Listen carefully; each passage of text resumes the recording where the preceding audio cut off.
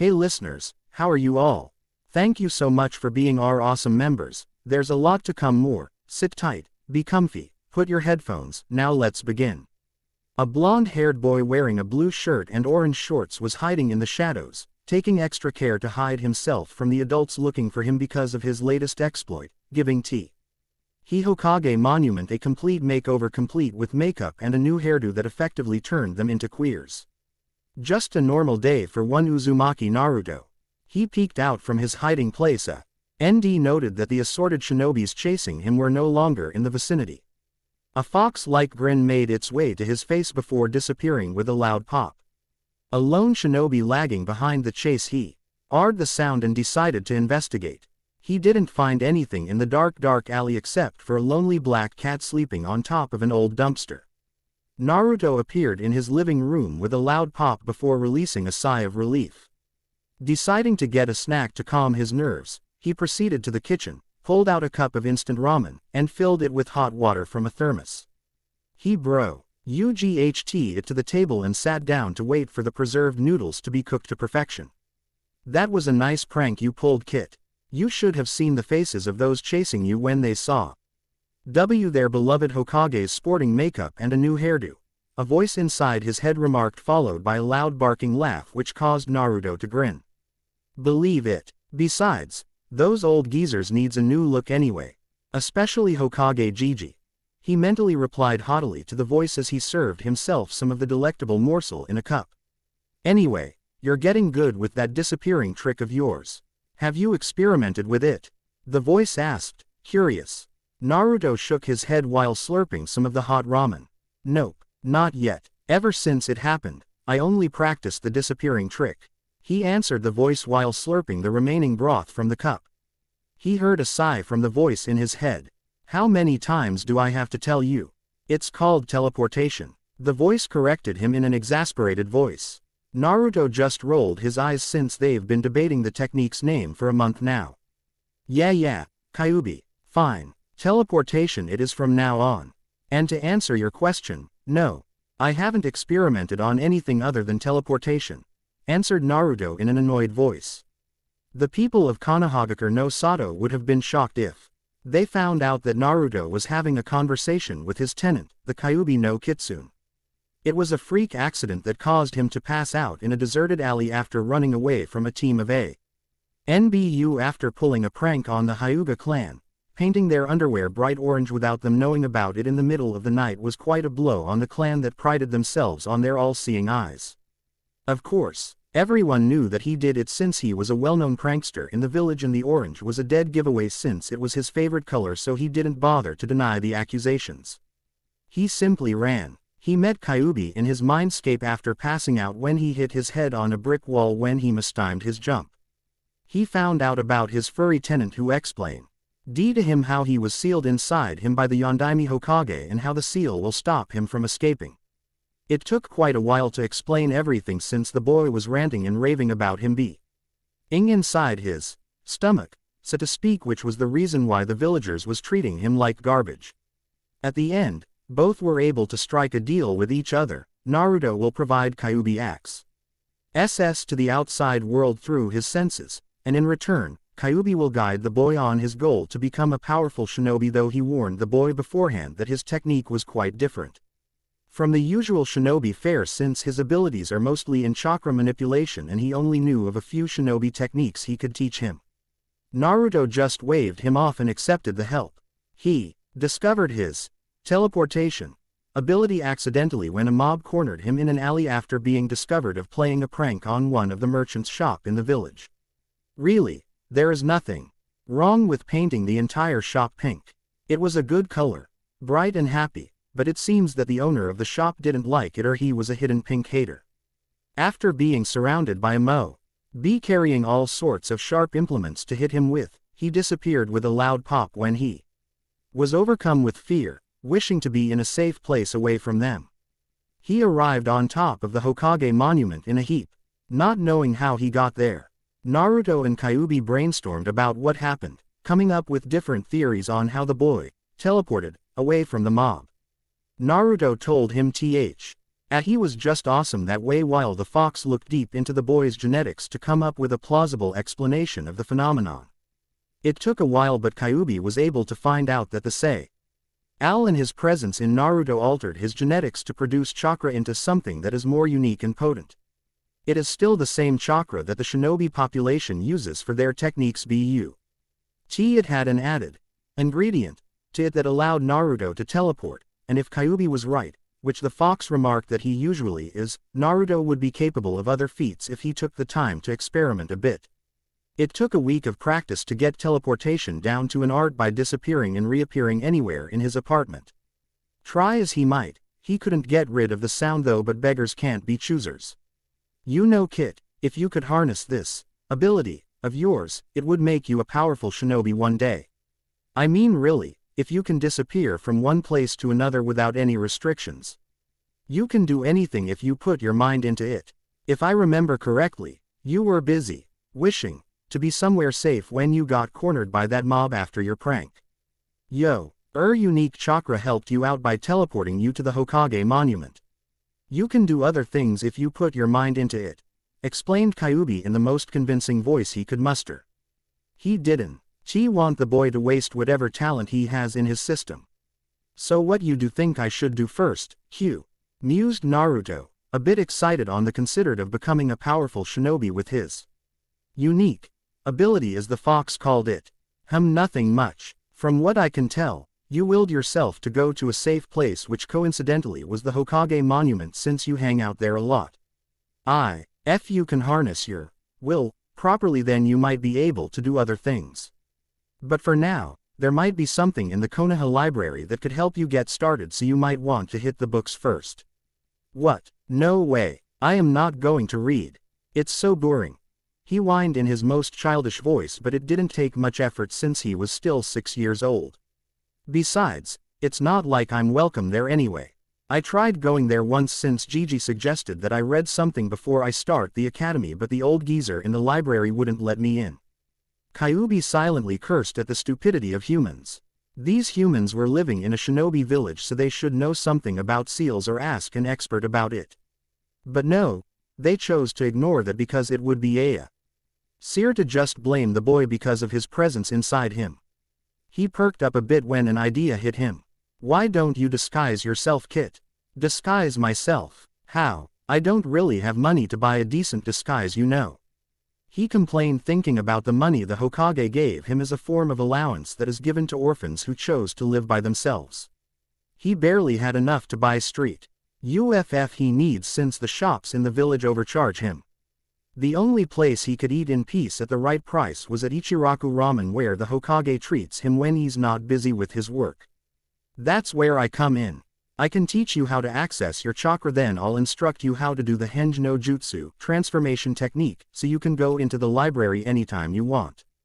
Besides, the old geezer guarding the library is not a shinobi, so you don't have to worry about him dispelling your disguise. Excited about the prospect of learning his very first ninja technique, he immediately agreed and disappeared with a loud pop to the forest behind the Hokage monument so he can practice in peace. It took a month for Naruto to access his chakra, which was followed by Kyuubi immediately teaching him the Henge no Jutsu.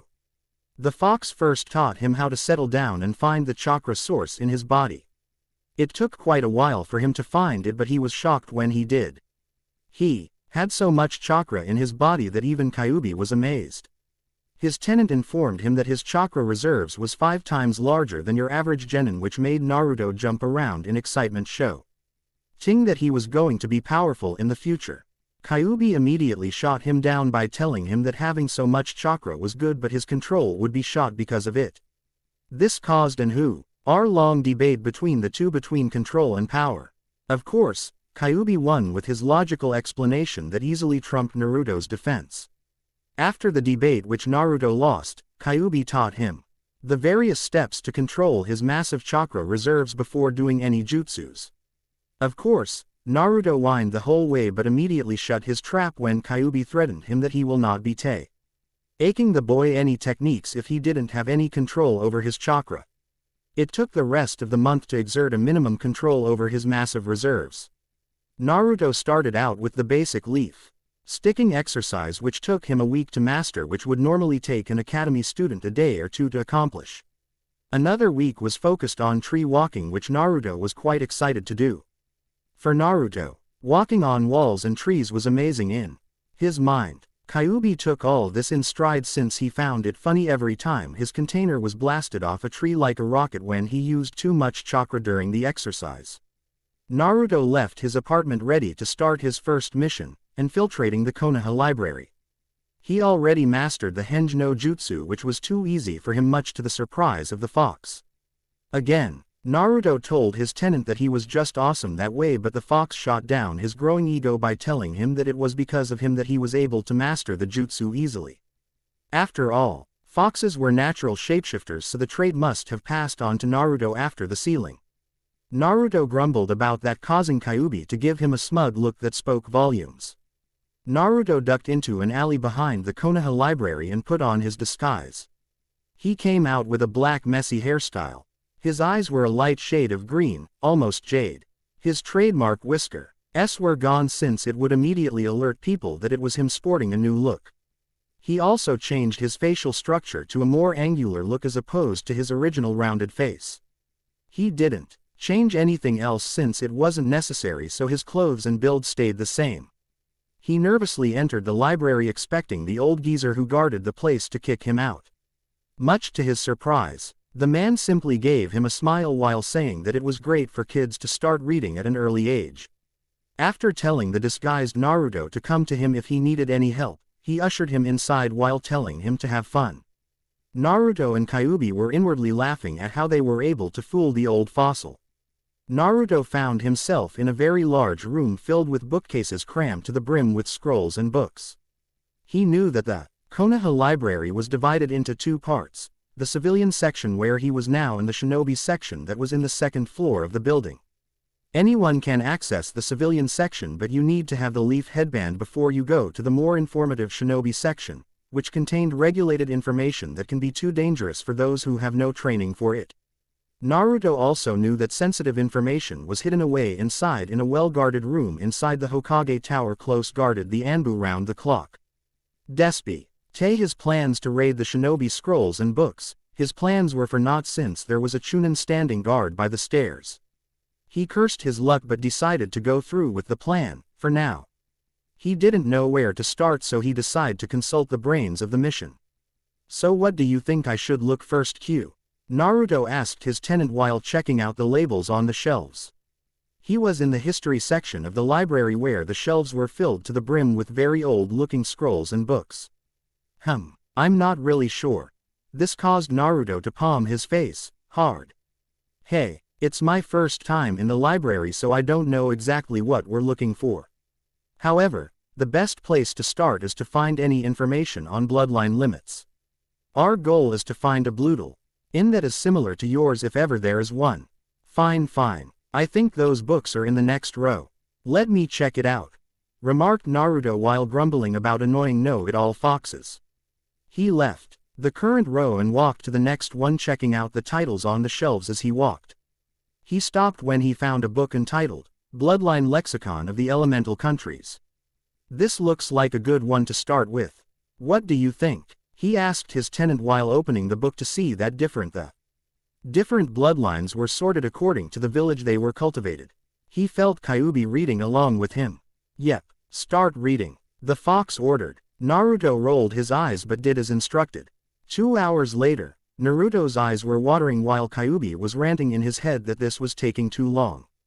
"Stop, Kit. We aren't getting anywhere with this. If we keep this pace, then we won't be able to experiment with your abilities until you have gray hairs. I have a plan, so I want you to go back to our clearing in the forest. I'm going to teach you something we can use to get our research done faster." Not wanting to argue with an irate fox, Naruto placed the book back on its shelf and disappeared with a loud pop back to the forest clearing where he practiced with his chakra. "So what do you want to teach me?" Naruto asked excitedly. Kyuubi rolled his eyes at his container's childish antics. "I noticed back there that reading one book at a time was taking too long, so we need reinforcements. I know one technique that we can use to speed up the process." It is called the Kage Bunshin no Jutsu, Shadow Clone Technique. I think it's classified as a kinjutsu here in Konoha. My first container used it a lot back then, so I know how it's done. What's so unique about this jutsu? I mean, it's just a clone, right? Asked Naruto, confused at what a clone technique could do with their research. It is not your usual clone, Kit. It's classified as a forbidden technique for a reason. For one, it requires a crud load of chakra to use, but you already got that covered with your current reserves, and with me inside you, then there's nothing to worry about. Next, once dispelled, the memories and experience of the clones will be transmitted back to the original, so you will learn what they learn and feel what they feel. It is also the ultimate training jutsu hat only those with high enough chakra reserves can utilize. We can infiltrate the library at night using your teleportation, since we need to access the Shinobi library instead of the civilian one. A lot of clones and have them read different books. I'll sort through the memories myself to avoid damaging your brain and keep you posted if I find information that is related to your abilities. Interested? Heck yeah, Q. Let's get started. Kyuubi showed him the hand seal for the technique and instructed him on the amount of chakra to use for it. It took him 2 hours to get it done. It took him quite a while, since Kyuubi tasked him to experiment with the chakra usage to make sure that the clones were adequately powered to avoid getting dispelled before their task is done. In the end of the practice session, Naruto was able to make 100 clones with ease that could last for 4 hours without dispelling. Kyuubi instructed him to rest for now, since he used up quite a lot of his reserves practicing the jutsu. Kyuubi left it out that Naruto could use his chakra for the technique, but didn't want to alert the authorities patrolling the village, since his chakra was so potent that even civilians can feel it. Naruto, who was already tired on his feet, didn't argue with the fox, so he simply teleported to his apartment, jumped onto his bed and immediately went to sleep. Naruto was woken up around midnight by Kyuubi, who was quite excited to get their infiltration mission on the way. After eating 5 cups of instant ramen, Naruto changed his clothes to darker colors, black shirt and blue pants, to make sure that he can immediately hide when he needed to. Once done, he visualized the interior of the library and willed himself to the location he memorized earlier.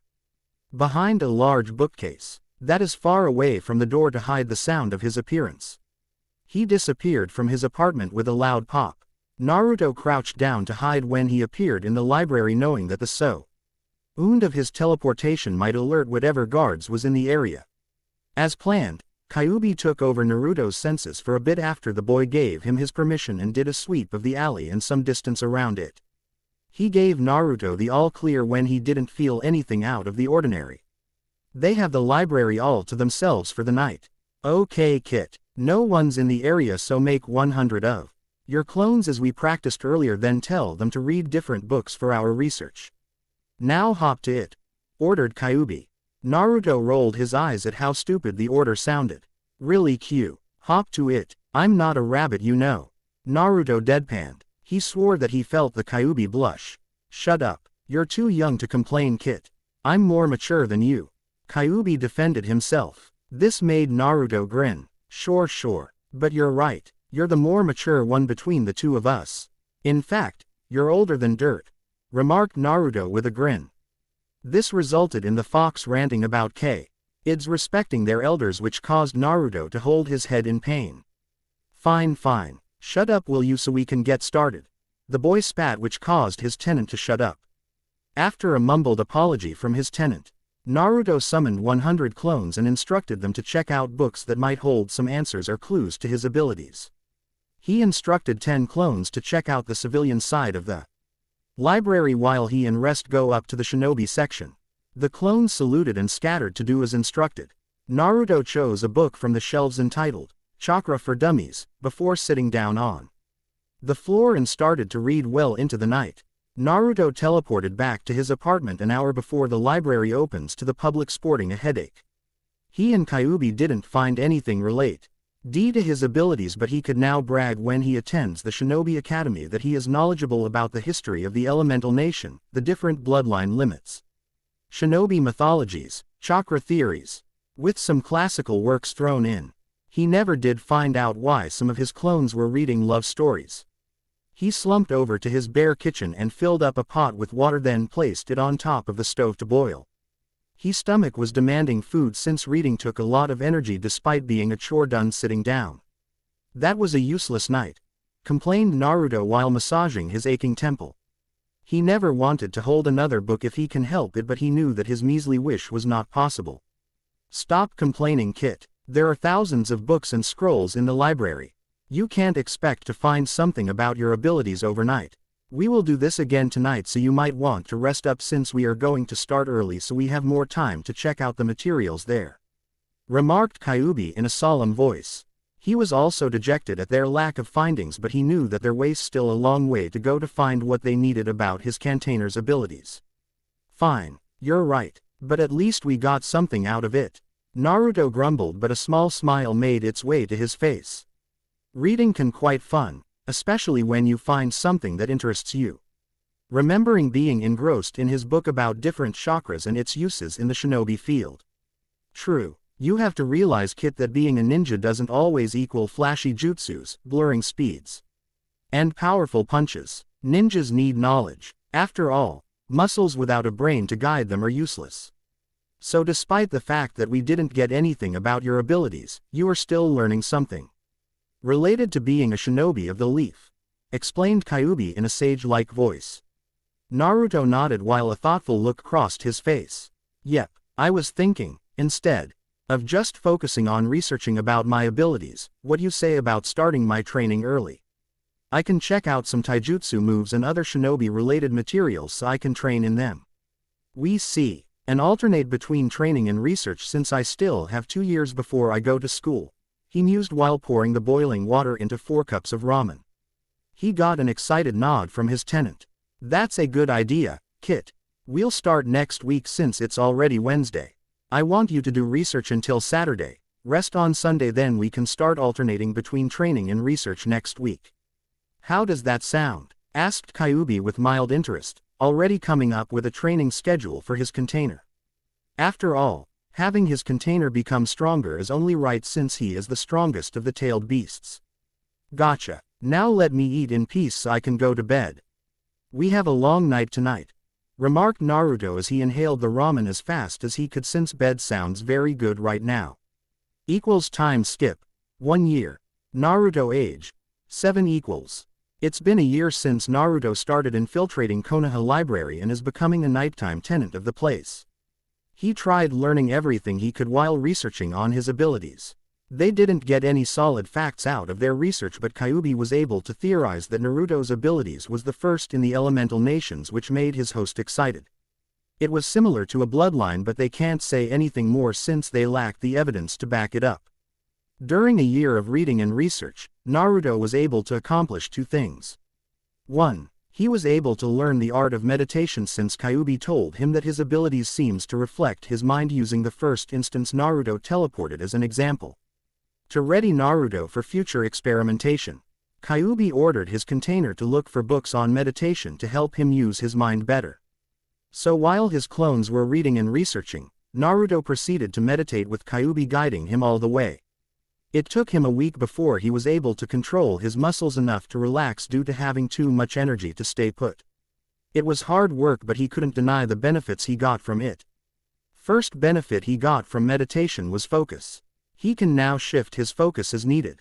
His comprehension and vocabulary improved that he no longer needed to reread books just to understand it.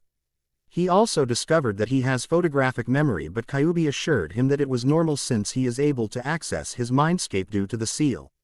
He can even hold a conversation with his clones while reading without missing a beat. The second benefit he found out by accident: discovery of his chakra system. When he delved deep into his mind, or when he goes into a deep meditative state, he could sense the chakra in his body. Kyuubi congratulated him when he discovered his chakra network, since such skill was considered Junin to Sannin level.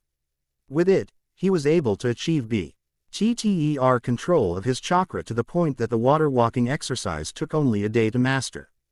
This caused Kyuubi to grumble since he was looking forward to Naruto making a fool of himself. 2. He finally found his niche as a ninja. He read a text about sealing and he couldn't tear his eyes away from it. The first text he read was, Basic Seals for Dummies, by the Toad Sage Jiraiya.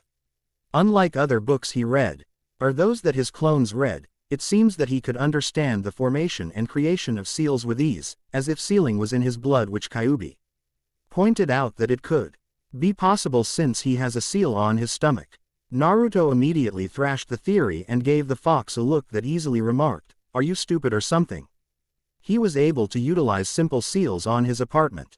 First, he placed a durability seal on his clothes since he didn't want them to get ruined because of his training.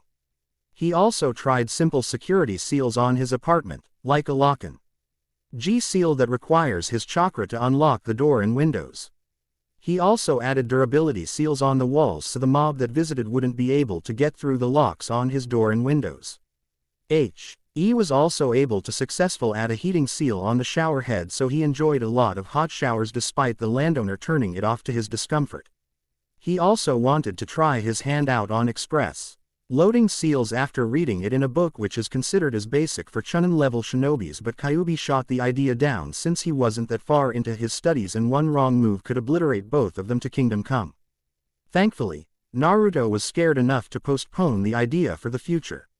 He was also lucky enough to read through a taijutsu training manual by Maeda Guy on how to develop one's body in preparation of becoming a shinobi, though the title of the book left a lot to be desired. Taijutsu for the Youth. Stoke your flames of youth to become strong. Kyuubi commented that the author is either eccentric or not right in the head. Naruto gave the benefit of a doubt that it's the former. Despite its title, the book was simple and direct to the point. It explained the fundamentals in developing one's body to produce more speed and power for later use in taijutsu. Maeda Guy also explained that the Konoha Academy taijutsu style is a basic form to start kids in creating their own style or following pre-existing style. Through muscle memory, it is considered as a foundation of leaf taijutsu and is flexible enough to be expanded to other styles to fit the practitioner. The book also detailed exercise routines through the use of training weights sold in many shinobi stores in Konoha to improve speed and strength. He immediately tried it out the next day. He used his favorite disguise to buy a set of chakra weights for both arms and legs. It bit deep into his wallet, emptying half of his savings, but it was worth it since the weight can be changed through the application of chakra on the special seals engraved on the metal. After buying the weights, he immediately ducked into a dark alley and teleported to the clearing. He placed them on his arms and legs. The N channeled a little bit of chakra into it. He was lucky that his control was good, or else he would be kissing dirt right now. His first try caused the weights to go up to 5 kilos each, which almost tore his arms out of its sockets. He trimmed down the chakra output until he was able to set the weights to 20 pounds each, which was the advised weight for beginners. He didn't start with any taijutsu tiles, but he poured himself on various exercises and stretches, like running laps, push-ups, pull-ups, sit-ups, and the likes. His whole body was sore when he returned home that afternoon, but Kyuubi assured him that his body will be good as new tomorrow with him accelerating the healing process. Time skip. 1 year, Naruto age 8, 2 months before start of Shinobi Academy . Naruto was in the library, reading a book on seals by Namikaze Minato. He was already finished with the first 2 books on seals written by Jiraiya of the Sannin and is now reading the next stage as recommended by the Toad Sage.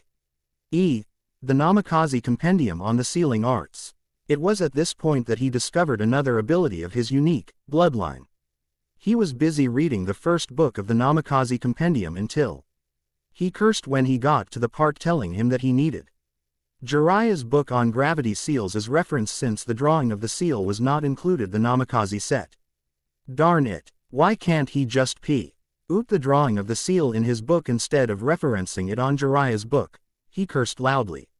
What was that kit? Asked Kyuubi, who didn't know why Naruto was cursing since he was busy searching through the memories from some of the dispelled clones. I have to look for another of Jiraiya's sealing books regarding a diagram on gravity seals, since the book I'm reading doesn't have it on the page. I haven't seen that book, and looking for it here is like looking for a needle in a large haystack, remarked Naruto, already stomping to a section of the library where he found most of the books on seals. No use cursing about it now. Just look for it, Kyuubi remarked in a distracted tone, going back to the clone's memories. Fine, grumbled Naruto as he checked out the shelves containing most of the books and scrolls on seals. After an hour of searching, Naruto was fuming since he really wanted to know how gravity seal works, since the book explained that it trained the body by adding more resistance to it as opposed to weights. He was silently cursing while mentally thinking of the title of the book as he searched the shelves. He didn't notice the book flying at him from one of the far shelves, until it hit him on the side of the head, which caused him to fall on the floor in a daze. What in the heck was that? Called out Naruto as he massaged the side of his head, which was now sporting a sizable lump. I don't know, but there was a surge here in your chakra coils before you got hit. What hit you anyway? Asked Kyuubi while investigating Naruto's coils for abnormalities, as he subconsciously sent some of his healing chakra to the bump on Naruto's head, effectively reducing the swelling until it was nothing but a memory. How should I know? I was just checking out the shish elves for Jiraiya's book before something hit me, he grumbled. He stood up, but not before seeing a book in front of him. There it was, Jiraiya's book. What in the world is that book doing there? It wasn't there before, he demanded as he pointed at the book as if demanding it to explain its sudden appearance. Don't know, but it's there now, so why are you complaining? Remarked Kyuubi in monotone. Nay, but he was excited at what happened, though he didn't want to show it to Naruto to get his hopes up. Did it ever occur to you that this is strange? He remarked to his tenant while picking up the book. No wonder his head felt painful. It was a very big book, and all of it is about gravity seals. I know this book is not in this shelf or in this section, and from the way it hit me, it should have come from somewhere over there. He looked over to a group of his clones in the same lane as he was. Hey guys, did you throw this book at me? He called out at the clones while waving remarked book in front of him. One of the clones shook his head before going back to his reading. No boss, none of us did, we were busy reading, he remarked in a disinterested voice while the others with him just nodded their head, not taking their eyes from their respective books. This caused Naruto to sweat drop. When in the world did his clones act like that, so focused, so cold? This caused Kyuubi's ears to perk up in interest. He pulled up the memory of Naruto checking out the shelves for Jiraiya's book and concentrated on everything in it. From the looks of it, his container was concentrating on a particular book before the pain. So it must be, Kit, I want you to try something for me, Kyuubi asked with a lot of excitement in his voice. What is it, Q? He asked mentally, confused why his tenant was excited all of a sudden. See that book that your clone is reading? Naruto nodded. Good, I want you to focus on it and call it to you. This caused Naruto to give the fox a look that spoke volumes. Are you smoking something in there? Deadpanned Naruto. If you are, then I suggest you get rid of it. This got him a growl from his tenant. Shut up and just do it. I need to prove something before we can move on. Fine, shut up so I can concentrate, stupid fox, grumbled Naruto. He concentrated on the book his clone was reading and called it to him. After 5 minutes of concentrating, he tried another tactic. He noticed the book title and focused again. This time, the book slipped out of the clone's hands to the floor. The clone looked at that book as if it was something else. This shocked both Naruto and Kyuubi. He tried again, this time putting all his concentration on the task. He visualized the book, title and all, flying towards him.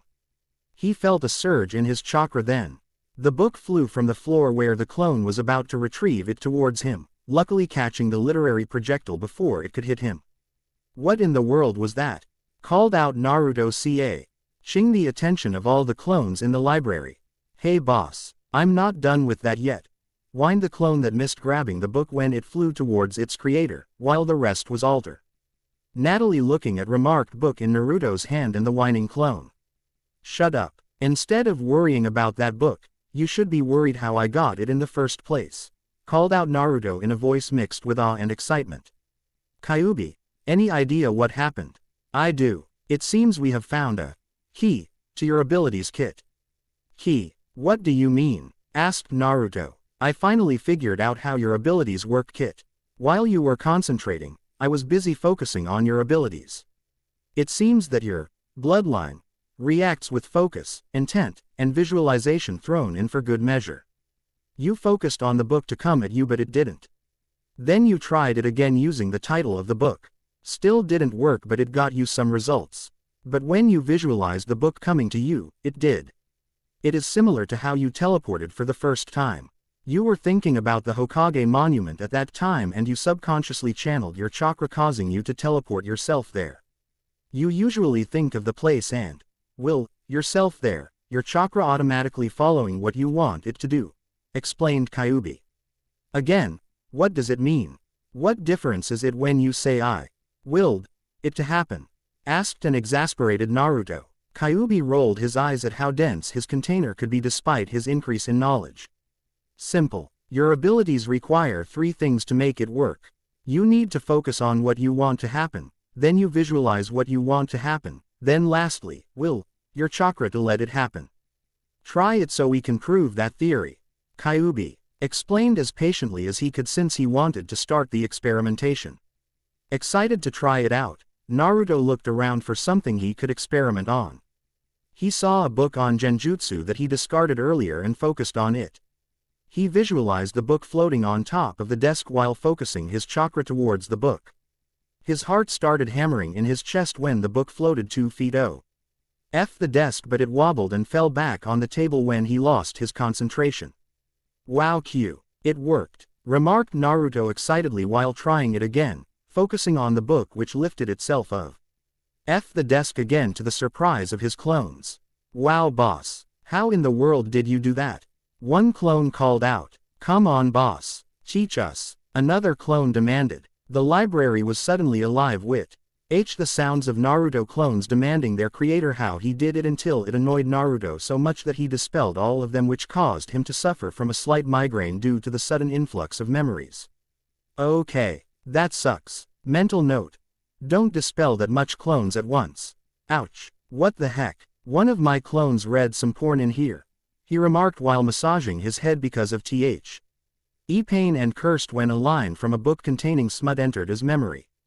Well, you were getting a headache from their shouting, so it's worth it, remarked Kyuubi in amusement, though he was interested in the memory from the clone who was reading the adult material. Shut up, Q. So what do we do now? Asked Naruto while sitting down in one of the chairs to get rid of the throbbing inside his head. You have 2 options, Kit. You continue reading and practicing your newfound skill, or you can go back to your apartment and rest. From the looks of it, the ability you just showed took a lot of chakra to perform, same with how you're teleported for the first time. I think I know how your ability works, so I'll come up with a training program for you. I suggest you go home, rest up, then we can get started tomorrow. Okay, Q. That's a good idea, remarked Naruto before teleporting directly to his bed in his apartment to sleep. The 2 months before going to the academy was spent training his newfound skill. He still delegated a dozen clones to go to the library to do research since he didn't know the full extent of his abilities as of yet. He was shocked that night when his clones paired with a pop, since he didn't think that his clones have the same ability he had. Kyuubi theorized that since shadow clones were technically his exact duplicates, so it is only safe to assume they have the same abilities as the original, provided that they have enough chakra to pull it off. This sped up the training program that Kyuubi created for Naruto with the help of his clones. Every day for the next 2 months, Naruto and his clones were in the clearing levitating various objects around to keep in practice. Kyuubi told him that it is similar to telekinesis, which they read in one of the books in the library. The fox let Naruto practice it to the point that he can levitate any object subconsciously and maintaining it as well as making it do things he want it to do. Naruto had much fun letting rocks of all shapes and sizes float around him. He even went to the point of playing catch with his clones using only telekinesis, which was quite fun except for the destruction it caused to the surrounding. Kyuubi also told Naruto that his abilities are limited by his imagination when Naruto accidentally created a bed which was an exact duplicate of his lumpy bed back in the apartment when he wanted to take a rest from training. This sparked a revision in the training program, so some of the clones were delegated to create random objects out of nothing. One of the clones tried a different tactic and transformed an object into another, from a rock to a chair, which remarked clone used with a smug look on his face until one of the clones reversed the transformation that Oust the clone to hit the ground, causing it to dispel. After the 2 months of training, Naruto had a solid skill set for his abilities. He already got teleportation down to an art when he was able to do it silently. Kyuubi noticed that Naruto was overcharging the technique with chakra, causing the excess to dissipate in the air that resulted to the loud popping sound.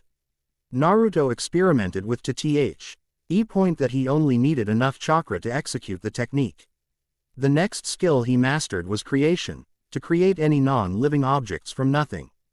He had fun making new clothes in various signs, so he was able to fill up his bare closet to the limit, which prompted him to make a bigger one since the original was too small.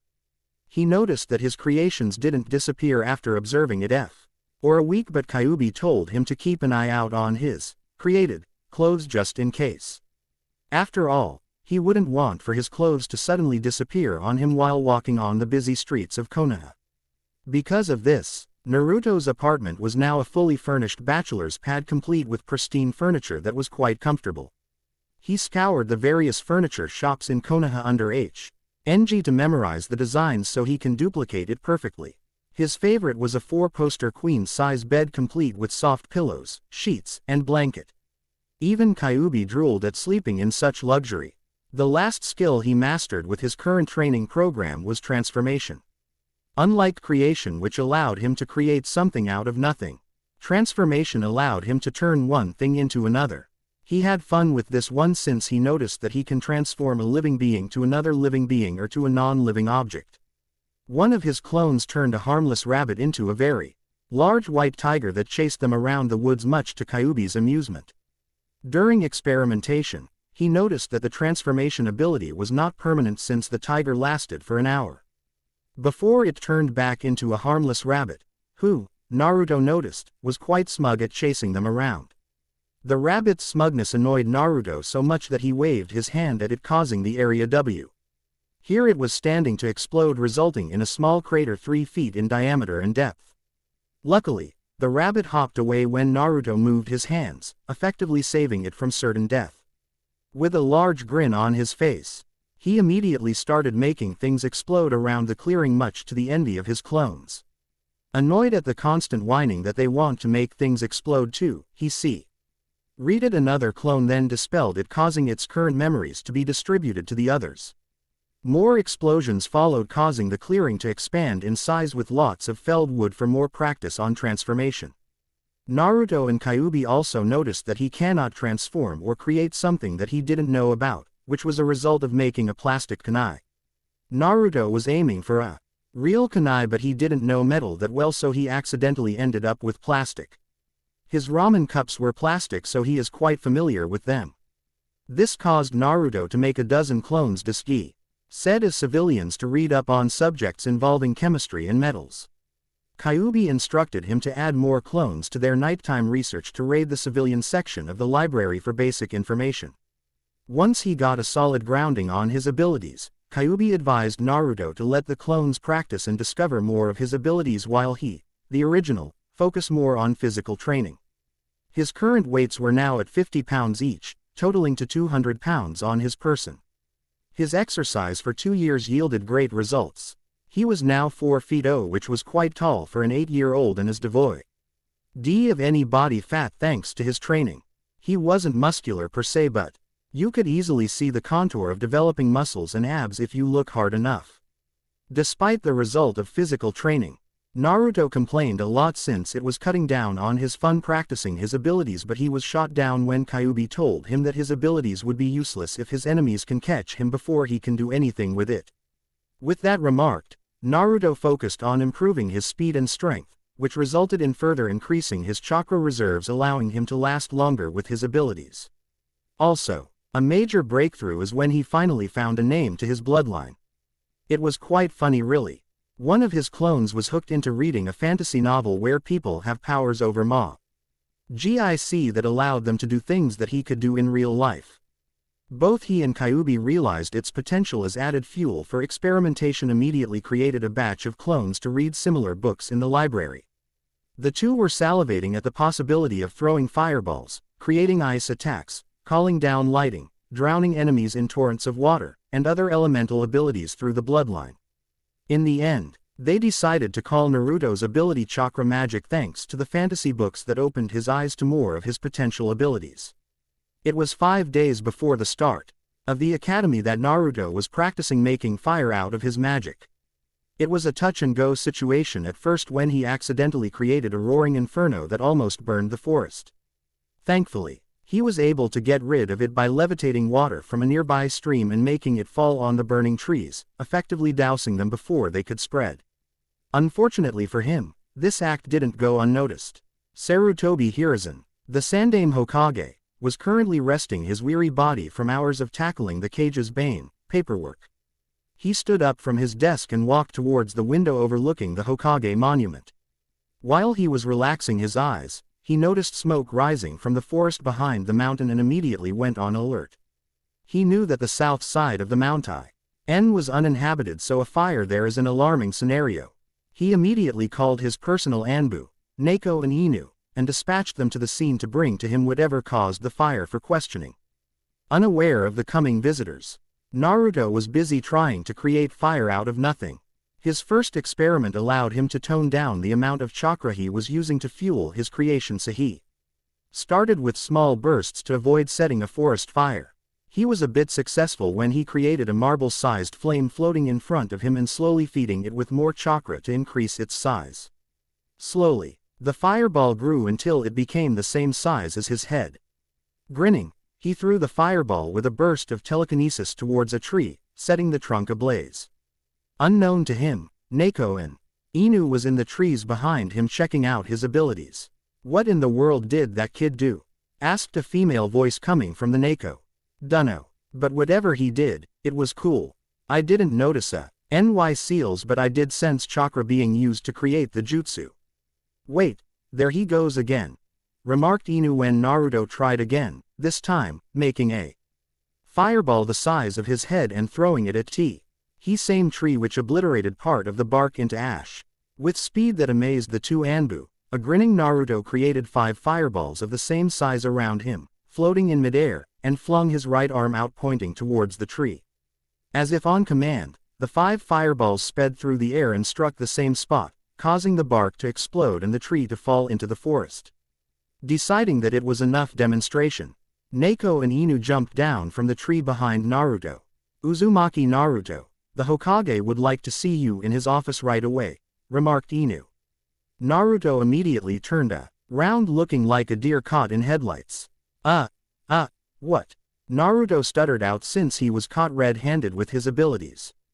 Hokage-sama saw the smoke coming out of the forest behind the Hokage monument and asked us to investigate and to bring to him who caused it. "We saw you demonstrating your abilities, so it is only reasonable that you were the one who caused it," remarked Neku. "Kyuubi, what should I do?" Naruto mentally called out to his tenant. "There's nothing we can do, Kit. You're caught red-handed. It's not like we can modify their memories or something, so it's best if you come clean and tell your Gigi about it," remarked Kyuubi, not fazed in the slightest since he already predicted this would happen. He just didn't expect it to happen sooner than later. But, trying to come up with a decent excuse to hide his abilities, but he came up with nothing. "All right. Besides, I trust Hokage Gigi anyway, so maybe he can help me with it." He looked at the Anbu in front of him and gave them a foxy grin. "Is Gigi in his office right now?"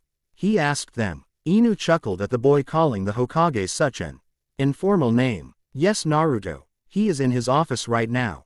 We best get going since it's a long way to the Hokage Tower from here," remarked Neko. Naruto smiled broadly. "Okay, Neko-chan. See you there then." With that, Naruto disappeared from the clearing without a sound, which caused the two Anbu to drop their jaw in amazement. Naruto silently appeared in the Hokage's office and noticed that his Gigi was currently looking out the window facing the Hokage monument. "Hey Gigi, you called for me?" he asked the Hokage, who was startled at not sensing Naruto enter his office. "Naruto, how did you enter the office since I didn't even sense you open the door?" asked the Hokage. "Besides, why are you here, anyway?" Naruto gave him a long look. "Well, you had your two Anbu call for me while I was practicing in my clearing behind the Hokage monument, so I'm here," he deadpanned. You mean the smoke coming out of the forest was you? The Hokage asked in curiosity. Naruto nodded happily. Yep, I was practicing with my bloodline since I discovered it 2 years ago. Naruto, you don't have a bloodline, remarked the Hokage, giving Naruto a long look. Of course I do, he remarked as if insulted. To demonstrate, he waved his hand towards the Hokage that caused the Hokage robes to turn into a pink bunny outfit. See, that's my bloodline. He smiled broadly at the sight of the powerful Hokage in a bunny costume. The Hokage was about to say something when Inu and Neko appeared in the room panting. Hokage-sama, Naruto-disa. Inu and Neko were treated to a sight that would last them till the day they die. In front of them was the Hokage wearing a pink bunny costume with a smirking Naruto in front of him. Both fell to the floor rolling in laughter. Oh my God, make it stop, Neko remarked in between bouts of laughter while Inu wasn't capable of speech. He rolled on the floor laughing his head off. Blushing in embarrassment, Sarutobi released a bit of his killer intent which caused both Anbu to freeze, successfully stopping their bouts of laughter. He looked at his grinning surrogate grandson with a look that remarked, "Do something about this or else."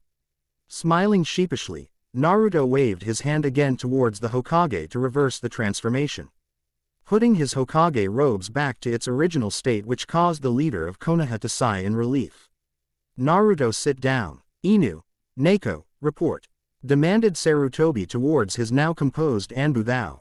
His eye twitched a bit when Inu released a snort of laughter which he immediately hid behind a cough. Hokage-sama, as you commanded, we immediately went to the location of the smoke and discovered Naruto-san displaying abilities that baffled both me and Neko. He was creating fire out of nothing but his chakra. No seals at all. He created fireballs out of nothing and practically obliterated a tree with ease. From the burns in the clearing, I would say that it was he who caused the fire earlier that resulted in the smoke. Inu formally reported his findings. Also, Naruto-kun disappeared. I told him that you were in the tower waiting for him. It wasn't the Shunshin or any speed technique we knew about. He just disappeared. We immediately ran back as fast as we could to see if he really went to you as requested. Finished Neko, which caused the Hokage to nod. Good work you two. Now leave us. I want to speak to Naruto-kun alone. He commanded his personal Anbu, who left without a word. He immediately put up a privacy barrier to make sure that they were not interrupted. He sat on his chair and looked at his surrogate grandson, who was grinning at him. So Naruto-kun, anything you want to tell me about this bloodline of yours? Naruto nodded, since he and Kyuubi already decided to come clean as they were already discovered. It's a long story, Gigi, so make sure that you have a lot of time for this, remarked Naruto. Don't worry, Naruto-kun. With you, I always make time, the Hokage replied with a smile, causing Naruto to return it.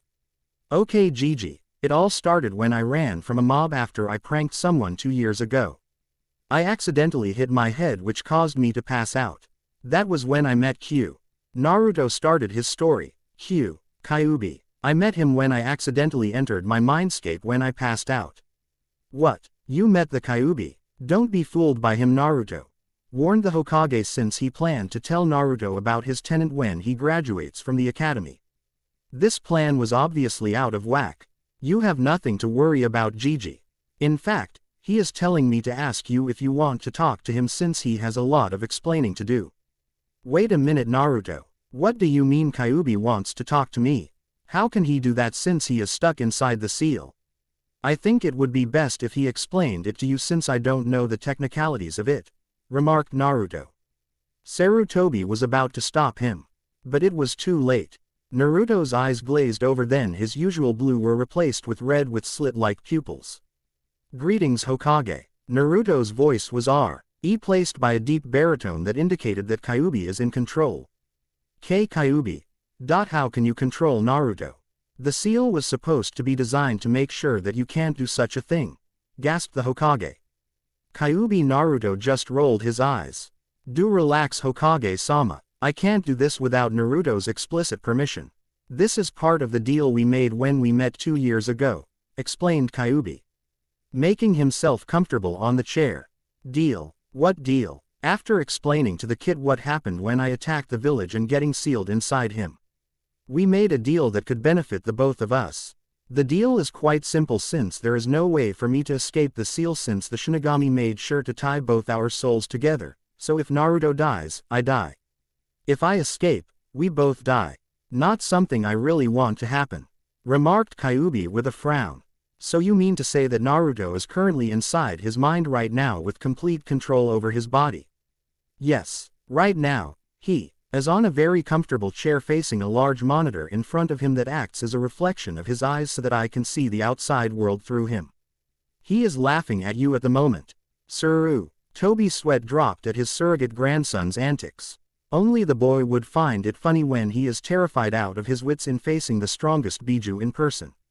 Fine, so Naruto can just take control back if he wanted to. Yep, he can, but he is telling me right now to explain everything to you. Lazy brat. Growled the fox, which caused Naruto to laugh harder in the mindscape. Shut up, brat. Don't make me go in there and bite you. Getting back his composure, Sarutobi relaxed since he knew that Naruto wouldn't let Kyuubi harm him in any way. So, what do you want to tell me? First, I want to tell you what happened when I attacked Konoha. I didn't start the attack. I was forced to attack, to be honest. I find that hard to believe, Kyuubi, remarked Sarutobi, giving the fox-possessed boy a disbelieving look. Then let me ask you this, O wise one. Out of all the history of Konoha, how many times did I attack on my own free will? Well, none. My first appearance in Konoha was during the battle between Uchiha Madara and Senju Hashirama. Trust me, that wasn't my doing. I was summoned by that damned Uchiha and controlled me with his evolved Sharingan, causing me to attack the Shodai Hokage in the Valley of the End. That caused me to be sealed inside his wife, Uzumaki Mito, the very first Jinchuriki of the Kyuubi no Kitsune, me. Before she died, I was transferred to another Uzumaki by the name of Kushina, which was the wife of the Yondaime Hokage, Namikaze Minato. This caused Naruto to become shocked at the revelation. Kyuubi, are you telling me that the Yondaime Hokage sealed me inside you? And he was my dad? Why didn't you tell me? Naruto growled, temporarily getting control of his body and blurting it out loud without him meaning to, which caused the Sandaime to pale. Darn it, Kit, shut up for a second, will you? I have a reason why I didn't tell you about it at first, and I will explain it properly to the Hokage, so shut up and calm down. Kyuubi growled back. Which surprised the Hokage since it solidified the belief that Naruto can take back the control of his body anytime he deemed it necessary.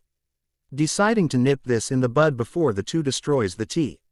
Or considering the energy Naruto was releasing because of his bout of anger. Naruto-kun, please let Kyuubi finish his explanation. You will be told everything, so please, let Kyuubi finish, pleaded Sarutobi, hoping to reason with his surrogate grandson. Fine, old man, but I want to be told everything. Naruto growled, which caused Sarutobi to nod. Naruto's blue eyes immediately turned to red, signifying that Kyuubi was back in control. Darn, the kid sure is angry right now. So, where was I?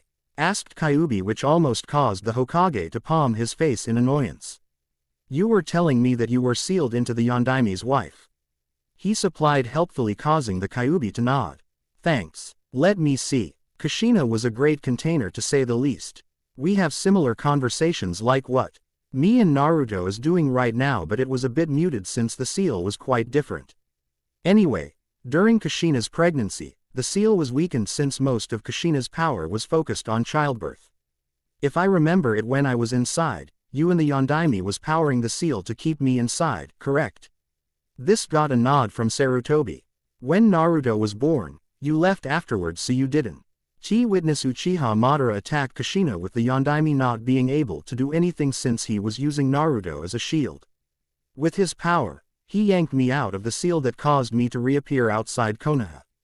While I was disoriented from the release, Madara placed a powerful genjutsu on me that caused me to go on a rampage again.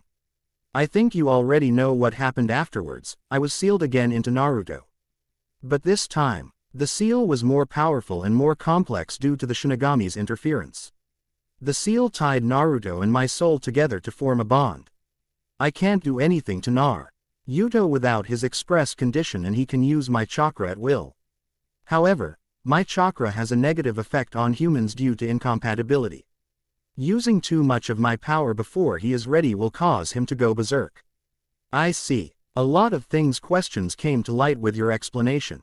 Now tell me this deal that you made with Naruto-kun. The deal is simple. By giving me access to the outside world through his senses, I will allow him safe control over my chakra, controlling it from the inside so he won't go berserk and limiting it to what he can handle, though I doubt he would need it, considering the abilities he have because of his bloodline. Anyway, the deal allows me to see, feel, hear, and smell the outside world through Naruto, and in turn, I will teach him what I know so he'll become a formidable shinobi in the future. Interesting. Both parties benefits equally from the deal to the most of their abilities. Now tell me, from Naruto-kun's outburst earlier, why you didn't tell him about his parents. He asked curiously, wanting to know the demon's reason on the matter. Simple. Naruto wasn't ready to deal with it yet. Shut up Naruto, let me finish. Anyway, if I tell him about his parents 2 years ago, then he will be sure to shout or blurt it out needlessly since he wasn't mentally and emotionally ready back then. From what I experienced from Kushina, I understand that the Yondaime made a lot of enemies. Especially Iwa and Kumo. If they find out through their spies or rumors that the son of the Yondaime is alive, then Naruto would be swamped with assassination attempts. I can easily heal his injuries, but even my powers cannot protect him from death. I see. It is similar to my reasons for hiding things from you, Naruto-kun. I created a law after the sealing.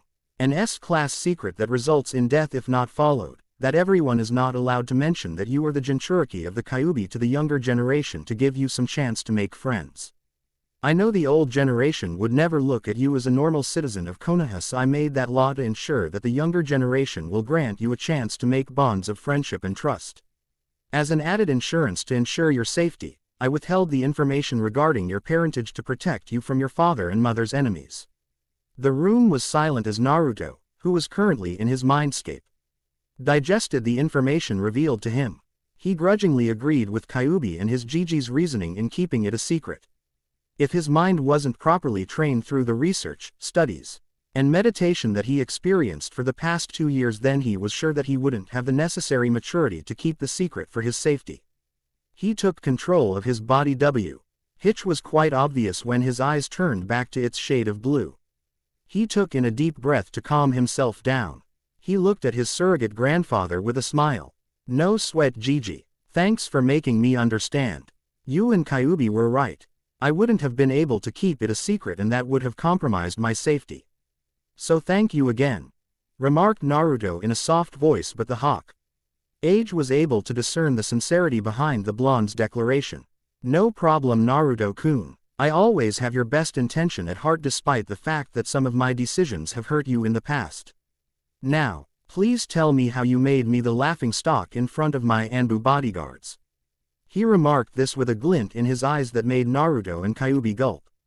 First chapter done. Anyway, the latest chapter of Golden Wolf of Konoha is currently at 50.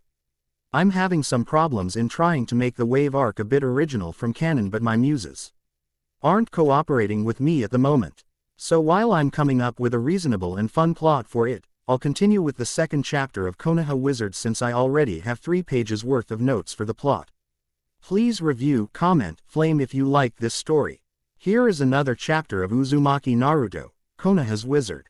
Before we get to the story, there are some reviews that I would like to address. For starters, many of you would see similarities with other works, especially mangas and animes, to this FIC because I got my ideas from them. I know that it's not original, but there is nothing wrong with using them as an idea to come up with your own story.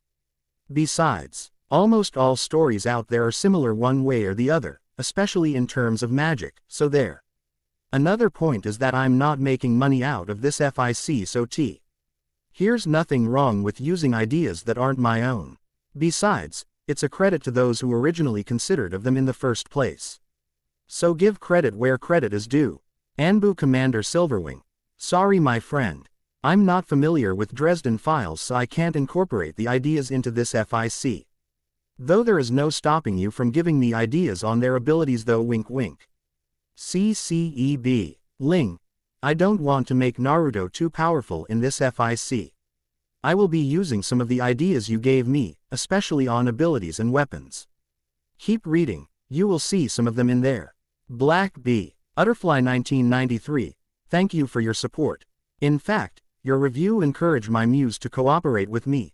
Hint to the rest of the readers. Well, that's it for my rant, so have fun reading. Are purely to the credit of their creator. I'm just borrowing their ideas, so give credit where credit is due. Uzumaki Naruto. Konoha's wizard. The room was silent as Naruto, who was currently in his mindscape, digested the information revealed to him.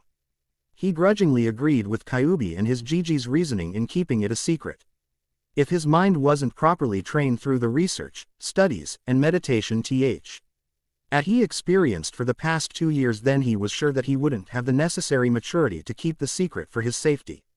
He took control of his body, which was quite obvious when his eyes turned back to its shade of blue. He took in a deep breath to calm himself down. He looked at his surrogate grandfather with a smile. No sweat, Jiji. Thanks for making me understand. You and Kyuubi were right. I wouldn't have been able to keep it a secret, and that would have compromised my safety. So thank you again, remarked Naruto in a soft voice, but the Hokage was able to discern the sincerity behind the blonde's declaration. No problem, Naruto-kun. I always have your best intention at heart, despite the fact that some of my decisions have hurt you in the past. Now, please tell me how you made me the laughingstock in front of my Anbu bodyguards. He remarked this with a glint in his eyes that made Naruto and Kyuubi gulp. It's my bloodline, stuttered Naruto while cursing his tea. Since the fox went back into the seal to protect itself from the coming interrogation. Traitor, he growled to his tenant. It's every fox for himself, Kit. Good luck, remarked Kyuubi in a say-Renee voice before cutting off the mental link between the two.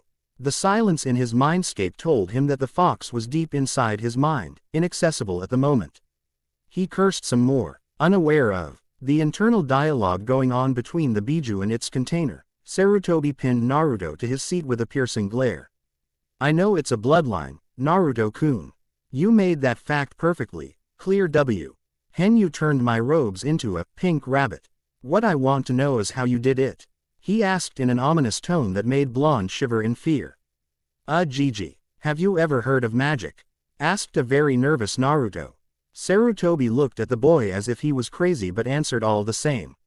No, Naruto-kun. There is no such thing as magic. Magic is in the realm of fantasy, not reality, stated the Hokage as if talking to a child. Well, the best way to explain is to start at the beginning.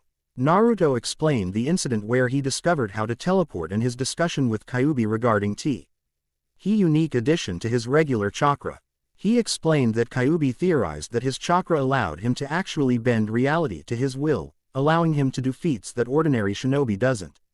He outlined the nighttime research in the Konoha library, which surprised the Hokage since there were no reports of intrusions for the past 2 years. The blonde also described how he was able to call a book out of nowhere despite the fact that he didn't know where it was. After discovering the key to his ability thanks to Kyuubi, he started a training program with his tenant's guidance to discover the extent of his bloodline and to discover new ways to harness it. Lastly, Naruto explained to the Hokage that his ability seems to be similar to how magicians, wizards, mages, and sorcerers practice their abilities in fantasy books, so he decided to emulate them. He was quite excited, telling the Hokage the name of his unique bloodline limit, chakra magic, which caused the old leader to sweat drop at the childish decision. Sarutobi started rubbing his temples in exasperation, feeling a migraine coming due to Naruto's explanation of his abilities, which he found to be quite impossible. So let me get this straight, Naruto. You can teleport anywhere as long as you've been there before. You can move objects using your mind alone. You can create things out of nothing.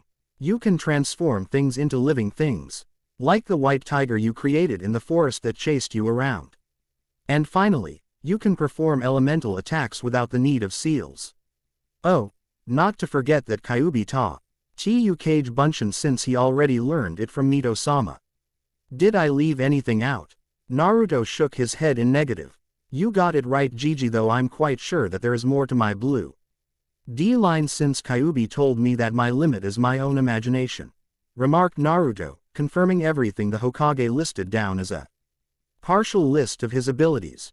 Remarked Hokage, however, was eyeing Naruto with a look that clearly remarked that he didn't believe that the boy was capable of all those things. You don't believe me, do you? He asked with an eyebrow raised. The Hokage shook his head. I find it unbelievable, Naruto-kun. Powers like that don't exist. New bloodlines don't just appear out of the blue. Remarked Sarutobi in a solemn voice.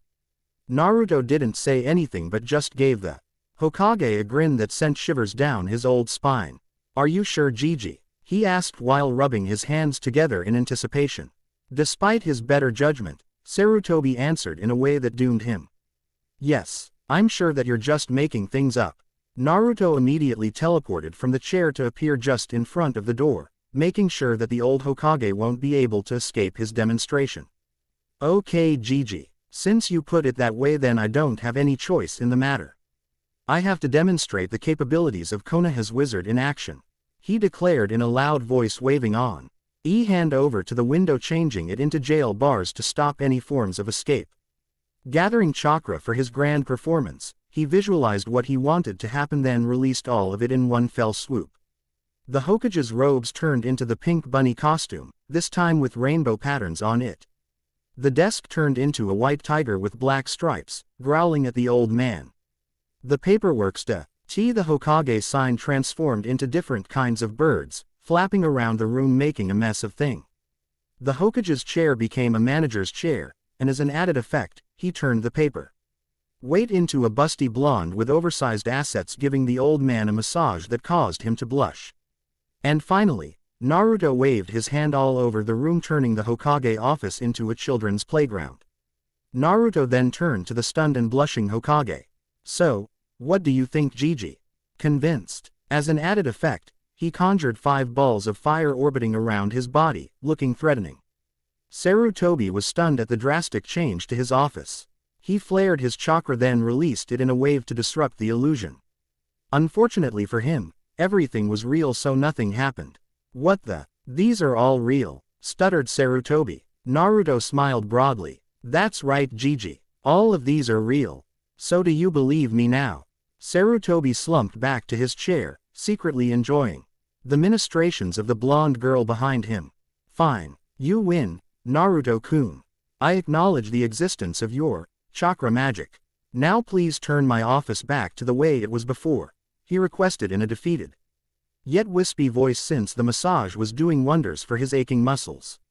Naruto nodded and waved his hand around the room, reversing the changes. This made the Hokage groan, since he was enjoying the chair and the massage. So Gigi, what do you think? Asked Naruto, who sat himself back on the chair with a large grin on his face. Sarutobi gave Naruto a speculative look. What are your plans, Naruto-kun? You'll be attending the academy in 5 days. Asked the Hokage. You're not thinking of quitting, aren't you? Naruto shook his head in negative while giving the old man an incredulous look. No, I still plan to be a ninja, so I'll be attending class. You already have my admittance papers, right? I was planning on visiting you a day before classes start to finalize things, replied Naruto. This got a nod from Sarutobi before carefully leafing through the piles of paperwork on his desk before pulling one out and handing it to the blonde, who happily accepted the document. Tease your admittance form to the Shinobi Academy. You just need to hand that to your teacher when you attend your first class. It's in room 201. You can't miss it, he instructed. Naruto was about to leave the room, but Sarutobi stopped him with a raised hand. Before you leave, there are few things we need to discuss concerning your bloodline. As mandated in the Konoha Charter, those possessing a bloodline are automatically eligible for clan head status. I'm sorry to say that it is required that I register your abilities. This caused Naruto to frown. He had no intentions to reveal his abilities yet. Can you give me a few days to think things through, Gigi? I want to discuss it with Kyuubi first, since I'm not sure that I have mastered all of my abilities yet. I mean, it won't be a good idea to reveal my bloodline when we don't know everything about it, right? Asked Naruto to the Hokage, who nodded in affirmative, since it was a good idea. That is a good idea, Naruto-kun. There is no rush since only I know the extent of your bloodline and I'm sure Neko and Inu won't be telling anyone about it without my explicit permission. Just make sure you tell me your decision so I can prepare the necessary paperwork. Regarding your clan head status, you are still a minor. Until you graduate from the academy, so there is no rush there, stated the Hokage. Clan heads require you to be of Chunin rank, so that's still years away. Naruto nodded. Sure thing, Gigi. Well, is there anything else before I leave? I really need to get back to training since I won't have enough time when I attend the academy next week, he asked. Itching to go back to the clearing since he needed to hone his control over the elements with Kyuubi. Sarutobi looked apprehensive regarding his request, but he couldn't deny that he needed it. No, he wanted it. Can you change my chair back? I mean, it's really comfortable, remarked the aged leader with as much dignity as he could, though there was a slight whine to his voice. Naruto just chuckled and waved his hand, changing the Hokage's wooden chair back into a manager's chair, though he added another feature that he read in one of the catalogs. And he visited the furniture shop in the merchant's district. There, the boy remarked happily.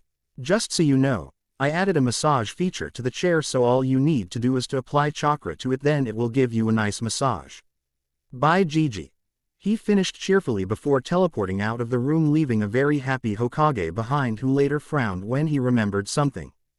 Darn, I should have asked him to bring the girl back. Oh well, you can't have everything, I guess. He mused while enjoying the chair's vibration as it loosened the aching muscles on his back. Life just got interesting for him. Naruto immediately engaged a conversation with Kyuubi upon arriving in his clearing. So what do you think, Q? Naruto asked his tenant. With what? The clan head thing, Kyuubi asked, since he was listening to his cantainer's conversation with his surrogate grandfather. Not really. I'm not that interested in the clan head status since I'm still too young to think about that. However, I'm more concerned about having to reveal my bloodline to everyone. I'm not sure how people will take it.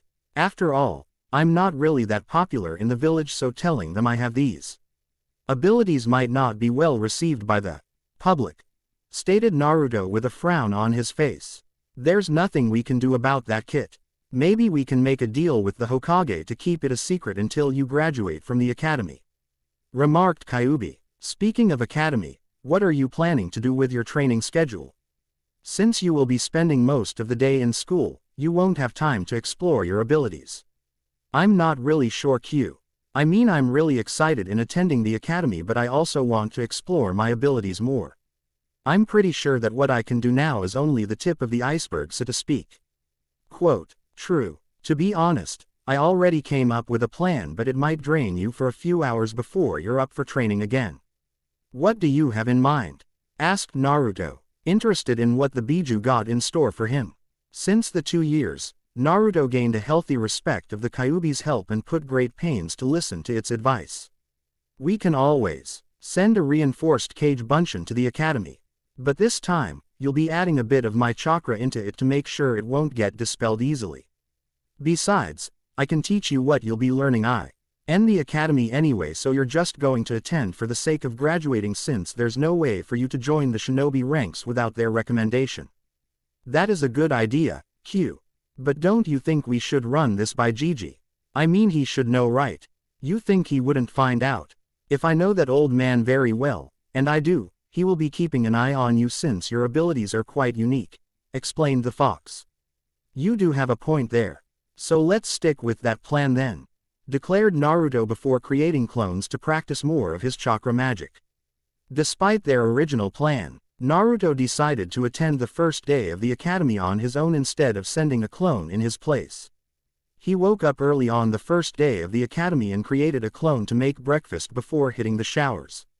He didn't bother to wear anything fancy since there is really no point in impressing his instructors. He wore a simple dark blue shirt and black cargo pants. He didn't bother to bring anything else since he can create anything if he need to. After a delicious breakfast of eggs, bread, and milk, since Kyuubi hammered it down his throat that eating only ramen wasn't a good idea. At first, Naruto refused to follow orders but immediately relented when the fox told him that he was short because he didn't get enough nutrients to promote growth. His chakra can only do so much to support him after all. Noticing that he still have an hour before the academy starts, Naruto decided to go there early so he can pick good seats, as well as observing his classmates before classes starts. He teleported out of his apartment to an alley a block away from school and walked the rest of the way. He arrived at the Shinobi Academy and noticed that no one was there. He guessed that he was too early. He decided to go search for his designated classroom and wait it out. It didn't take him long to find room 201 since it was the first room on the second floor of the building. He opened the door to reveal a shinobi on the desk reading some documents. The shinobi was a chunin judging from his vest. His haircut made him look like a dolphin but the scar on his face made him look cool. "Good morning. I'm here for the first day of class," greeted Naruto as he handed his admittance form to the ninja. The chunin smiled at how early the boy was. "Early aren't you? Let me see, Uzumaki Naruto. First time in the academy. Good. My name is Yumino Iruka. I will be your instructor for the rest of the 5 years you will be attending the academy, so you should start calling me Iruka-sensei from now on. Why don't you grab a chair and relax? Classes won't start for an hour still," remarked the now introduced Iruka. Naruto nodded and looked around the room. He decided to sit at the V.R.E. top so he can observe those coming in. It didn't take long for the new students to arrive, one by one entering the classroom choosing seats for their own. Most of them were quite average. "Not really that interesting, aren't they?" Naruto remarked to his tenant. "Meh, what do you expect? They're still kids. Give them a few years to change. If they change, that is," remarked Kyuubi with a tired yawn. "Sleepy again. Lazy fox," remarked Naruto in amusement. This caused the fox to growl in irritation. "I didn't sleep much last night, darn it. I was busy filtering through the memories from your clones. They read a few interesting books that we can try out with your bloodline if it works. If not, then we can think of something else," remarked Kyuubi, releasing another loud yawn that echoed throughout the mindscape. This caused Naruto to sweat drop. "So what did you find out? Anything interesting?" asked Naruto, excited at what his clones read in the library. He didn't get the memory fur Saint hand because Kyuubi made sure that the influx of information is sorted by him first before releasing to Naruto's own. This method is quite useful especially when dispelling large number of clones. Hat could cause a painful migraine or put his container in a coma. Nothing much to be honest, but some of the things they read gave me some ideas that you can incorporate into your fighting style. Air was this one clone who read a manga about an assassin with a gun. Maybe we can reverse engineer that so you can have your own. But instead of bullets, we can modify it to utilize chakra instead," remarked Kyuubi, who was quite interested in the range weapon. Another clone read a book about a kid using spells to do stuff that isn't normally possible, but the way the main character did things. A magic stick could be quite useful, though yours could be better since you don't need a medium for your abilities to work. Here, let me send you the information so you can check it out on your own. I need a nap. Naruto waited as the information filtered through his brain. To be honest, it was quite a lot, so he was thankful for Kyuubi to give it to him in bits and pieces instead of getting them all in one go. If he did, then he wasn't sure if his brain could survive the information overload. Naruto pretended to be asleep as he sorted through the information so he won't be disturbed. It seems that his clones expanded their reading repertoire to include comics called manga. The one with the gun came from a manga called Black Cat, a powerful assassin who carried an indestructible gun and have impeccable aim. The other one was a fantasy book called Harry Potter. It was quite interesting to say the least, since the abilities demonstrated by the characters were similar to his own, though he ones in the book have to use something called a wand just to do the things they do. It was quite weird really, but the idea of spells was very interesting, though he could forego the words just to make them work. Another interesting manga that his clone read was about people who utilize their life energy to do amazing feats. From the looks of it, people called hunters utilize nen to augment air bodies or to create desired effects like creating chains connected to their bodies to attack and defend. He found this restricting, but the idea of reinforcing their bodies with nen to increase Ire speed and strength was something to look into. He placed his hand inside his pocket and created a piece of paper and a pen to avoid displaying his abilities to his classmates. He brought it out and started writing so he could incorporate it into his training. Things to try out. Try to create a gun, or maybe two, and find ways to make use of chakra bullets instead of regular ones. Try making spells, if possible. Use chakra magic to enhance his body for attacking and defense. Naruto placed the tip of his pen into his mouth and adopted a thoughtful expression, coming up with new ideas to try out. He noticed that the room was almost full, so he decided to pay attention for now. He folded the paper and placed it back into his pocket along with his created pen. He planned to go over it with Kyuubi later to see if it was possible. School ended that afternoon and Naruto could be happier. He expected a lot of things to happen in school, like Iruka-sensei teaching them about Shinobi stuff. He could believe how the teacher droned on and on about history in monotone. It was maddening. He decided there and then to send a reinforced Kage Bunshin instead of doing it on his own. He would rather spend time training than sitting for 8 hours being bored to death. His annoyance was picked up by his tenant. "What got you in a foul mood?" asked Kyuubi in a groggy voice. It seems that the lazy fox just woke up. This made Naruto's eye twitch. "Where have you been, Baka Fox? I was trying to talk to you for the whole day," spat Naruto in his mind while throwing another fireball at a tree, scorching the bark. Kyuubi just shrugged, which caused Naruto's eye to twitch again and another fireball to fly from his outstretched hand. "I was asleep, idiot. Why don't you try staying up all night sorting through information non-stop? Anyway, I shut off the connection between us since I really need to sleep, so stop your cursing and tell me what got your boxers in a twist." "You'd be cursing too, if you have to spend 8 hours attending a boring class with a boring teacher with an endless boring dialogue of boring Konoha history." Naruto spat, punctuating his annoyance by throwing a fireball on an innocent tree every time he remarked, "Boring. Well, thankfully I'm not the one attending school now, am I?" He, remarked very smug Biju. "I really hate you, you know that, right?" Deadpanned and irate Naruto. "I do," came the smug reply. Naruto age 9, first academy year equals. The first year in the Shinobi Academy was quite boring for Naruto, or in this case, his clone who suffered all out the year of boring lectures, though there were some good things that happened to make it more bearable. For starters, he found out that his class contained the clan heirs of his generation and got to know some of them to the point that he called them friends. His first friend was Nara Shikamaru, and by extension, Akamichi Choji.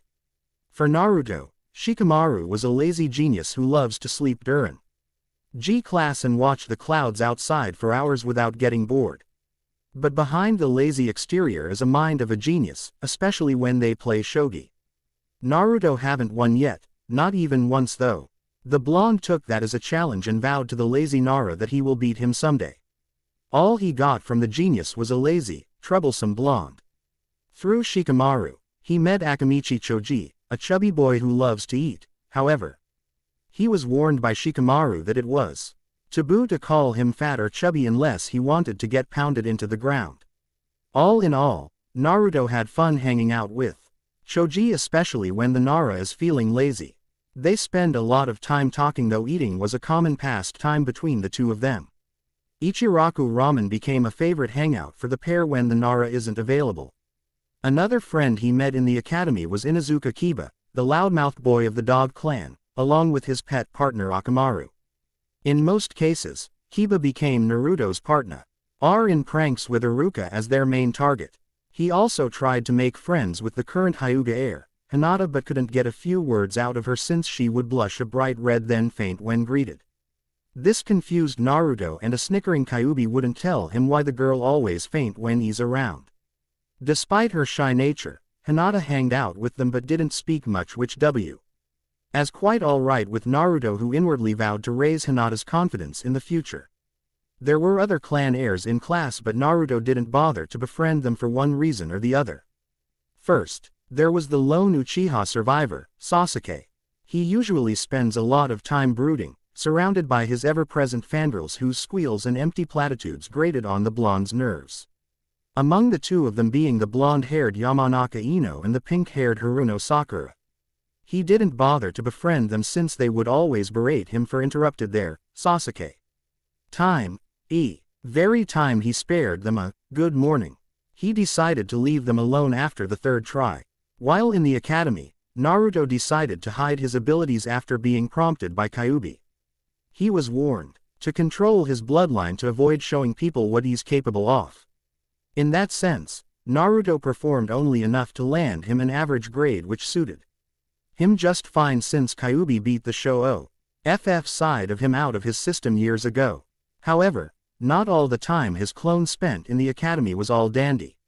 The lessons were alright, but he honestly believed that he could learn more on his own or under the tutelage of his tenant, which was a good idea since he noticed some academy instructors trying to disrupt his education. He liked Iruka, who goes out of his way to help all students, but his partner, Mizuki, seemed to hate Naruto with a passion, judging from the glares he keeps throwing at the blonde. When Iruka wasn't around, Mizuki would go out of his way to disrupt his education, much to Naruto's amusement, placing a genjutsu on his test papers which was easily dispelled since his reading taught him how to dispel small-scale illusions with ease. Besides, Kyuubi informed him that he was technically immune to genjutsus since he has two minds inside his body, with Kyuubi being one of them, giving him weighted shurikens and kunais during weapons training, but Naruto countered this easily by making his own, replacing the ones Mizuki let him use while the instructor's back was turned. And of course, sabotaging his taijutsu by teaching him the wrong moves, but he didn't bother to call him out since he already knew the academy taijutsu style by heart, so he just played along. Training, however, was quite fruitful for the blonde. Naruto decided to continue his training following the academy lessons as a guide. Instead of the academy taijutsu, he opted for Tai Chi since the flowing moves suited him quite well. Ninjutsu was relatively ignored due to his bloodline, but he did learn Kawarimi no Jutsu, substitution technique, since it could get him out in a pinch if necessary. Of course, the Bunshin no Jutsu, cloning technique, is replaced by shadow clones, so no worries there. He also vowed to try to learn other supplementary jutsus instead of over-specializing on his natural abilities. When the academy taijutsu style was introduced in class, Naruto took some time off from his busy schedule to check out the various styles available in the Konoha library. He found Tai Chi amongst the dusty tomes in the taijutsu section and was amazed that such a powerful style was forgotten by the shinobi populace. He read from the scroll that Tai Chi was supposed to be a form of relaxing exercise using flowing moves in sync with your breathing. However, the scroll mentioned that these moves can be used as a devastating dance of defense and offense when practiced to perfection. He immediately dived into the katas with gusto. Along with his taijutsu training, Naruto didn't forget to continue his physical workout. His weight was now at 70 pounds each, that totaled to 280 pounds. He decided to take it slow since he still have 4 more years to get used to it, though he decided to continue wearing weights while doing missions to further improve his strength. According to Meta Guy's training regimen, he will be able to utilize up to 4,000 pounds of weights easily in a few years, but he didn't want to turn bulky. His style is more on speed and agility anyways, so this was no loss, but improving his strength slightly didn't hurt. Of course, Naruto and Kyuubi spent a lot of time practicing with his bloodline to discover various techniques that would be quite useful in the future. Thanks to his physical training regimen, his reserves increased by a large margin, making sure that he can throw his spells without having to worry about getting drained on the field. Kyuubi suggested that he might want to utilize his chakra since it was more powerful than a human, but they decided to postpone that since it could be hazardous instead of beneficial. In terms of training his bloodline, Naruto delegated his clones with a list of abilities he wanted them to try out while he himself focused on taijutsu and seals. Speaking of which, Naruto was able to finish all the books on the Namikaze set but didn't put them into practice as of yet. According to the book, memorizing already discovered seals is never a work of a master but more of a copycat. So Naruto spent most of his time dissecting the seals and learning each part that made up the whole thing so he can come up with new ones on his own. Right now, His work on seals concentrated more on his plans of incorporating range weapons into his armory, 2 guns with similar designs to the protagonist of Black Cat. Instead of bullets and gunpowder, Kyuubi theorized that Naruto can utilize seals to let the gun absorb his already potent chakra, with another set of seals to mold it into a solid construct resembling a bullet, and another seal to launch it. So far, Naruto is still in the planning phase since he is still an amateur on sealing.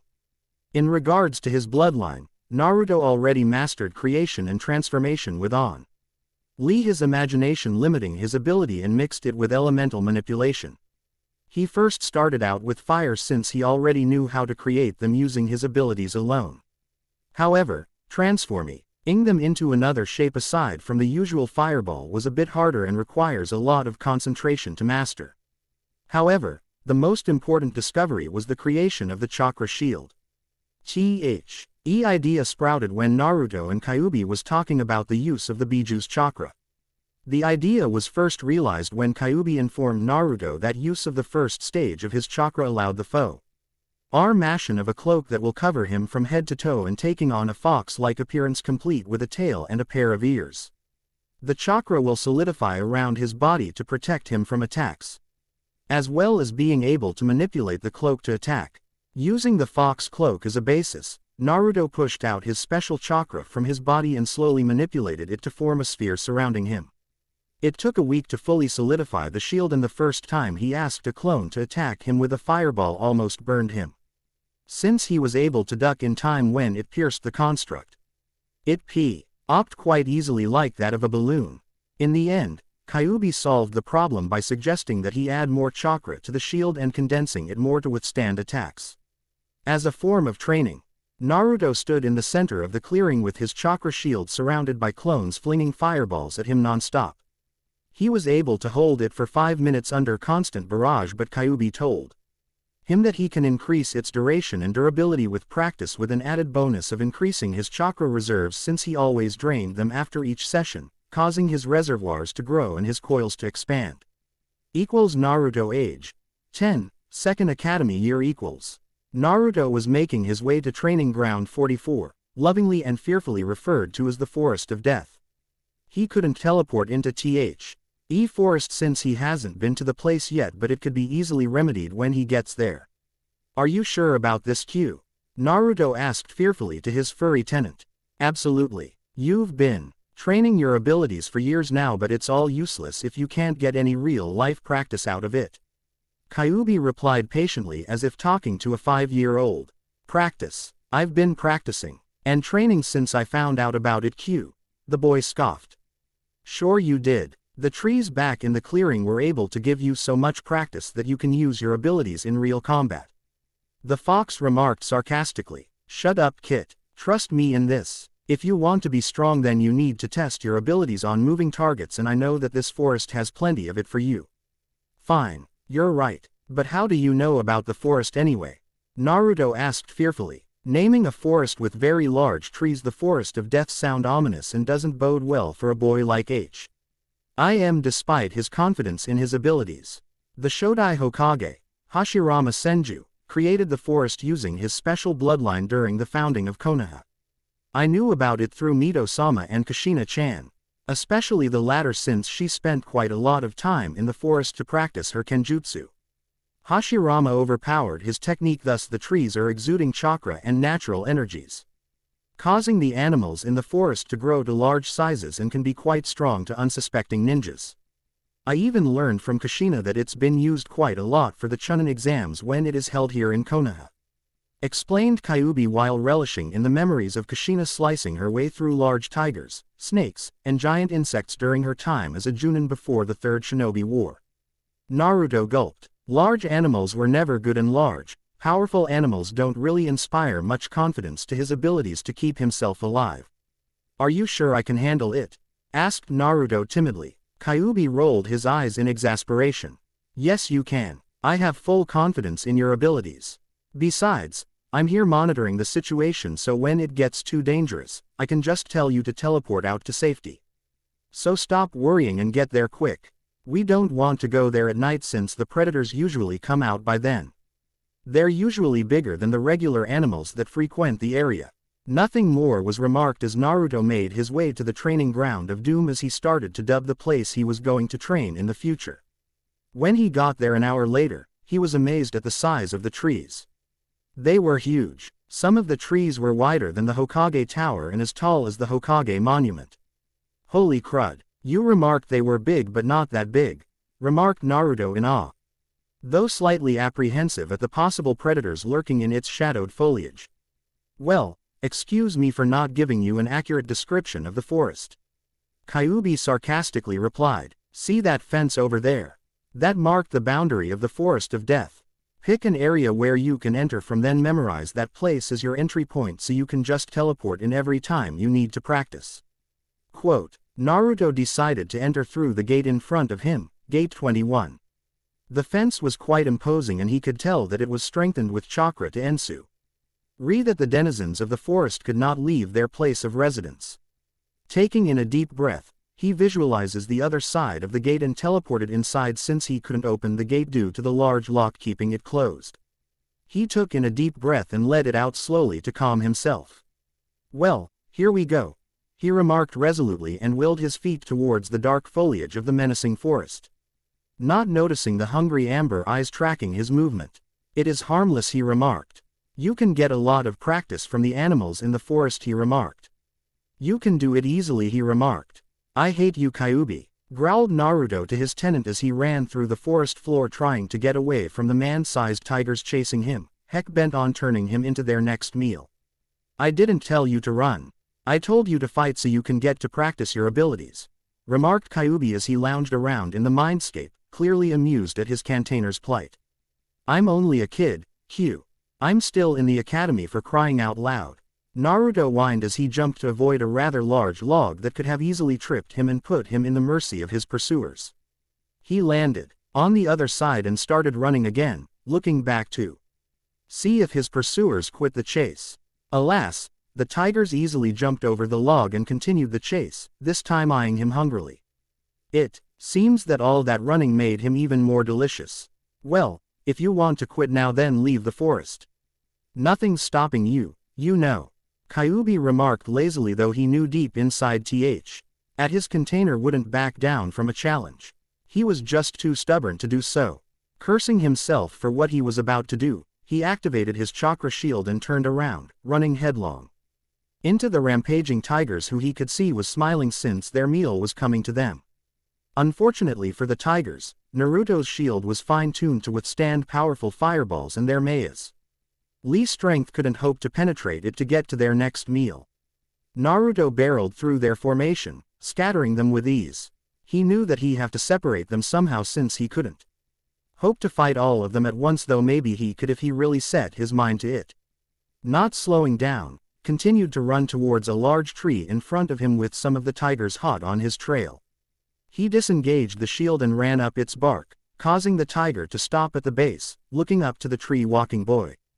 As Naruto arrived at the center of the tree, he jumped off and flipped, giving him a complete view of the tigers waiting exactly where he was going to land. Not wasting time, he conjured 10 large fireballs the size of his head and willed them towards the waiting predators. The attack was so fast that only 4 of them were able to evade the fiery barrage while the other 6 was burned to a crisp.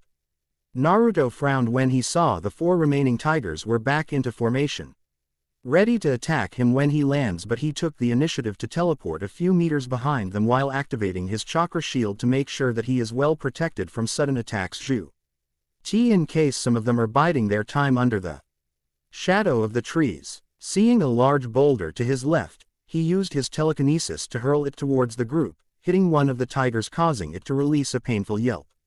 From the snap he heard when the boulder, one of the tigers won't be joining the fight anytime soon. The other 3 was lucky enough to dodge the surprise attack. Seeing their formation broken, Naruto created 5 overpowered fireballs and launched them towards the 3 who weren't able to recover in time, burning them to ash. He launched the boulder he used earlier and squished the remaining tiger underneath it. Naruto didn't bother to disengage the shield as he lay panting on the forest floor. Darn, real-life experience isn't what it cuts out to be, remarked Naruto as he slumped down on the floor, feeling the adrenaline leaving his body. What do you expect? They aren't your favorite trees, you know. These are predators who would love nothing more than to eat you. This is why you need to practice your abilities with moving opponents so you can train your mind to act fast when the situation demands it. Anyway, you did well on your first try, but you could have done better," mused Kyuubi as he watched the replay of the fight in the mindscape. Yeah, I don't see you running from them or fending them off," he retorted to the obvious jab at his performance. Did it ever occur to you to remove the chakra weights so you can outrun them easily and buy time to come up with an attack plan?" remarked the fox. The silence that followed was deafening. "I rest my case." Naruto decided to go home early to rest his shot nerves after his first foray into the forest of death. While in the relative safety of his home, he remembered his actions back in the forest and grudgingly agreed with Kyuubi that it could have gone better. After all, it has never been a good idea to barrel into an enemy if remarked enemy have skills in their repertoire that can easily negate his shield. Deciding to forego dinner, he went directly to bed while inwardly swearing that he will do better in the future.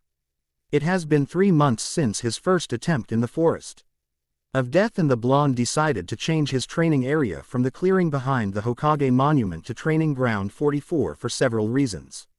1. Since Kyuubi have upped his training program to include live opponents to practice on. Using a clearing in the middle of training ground 44 was a good idea since there were ample supply of live targets for practice. Also, he was forced to train high senses to anticipate potential attacks since the shadows under the trees was so thick that you would never know if a hungry animal was watching you, ready to attack. 2. The Forest of Death was relatively a secret place to train since no one in their right mind would enter it for recreation. He did, however, decided to keep up with the news of possible exams to be held in Konoha to avoid getting discovered. For the past 3 months, Naruto didn't bother to train with his abilities but opted for live combat with the denizens of the forest.